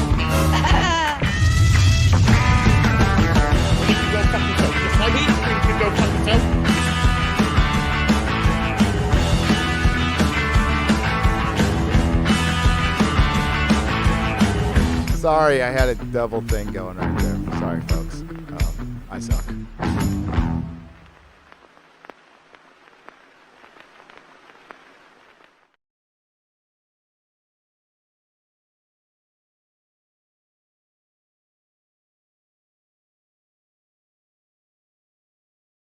Just and maybe next week I'll get it right, folks.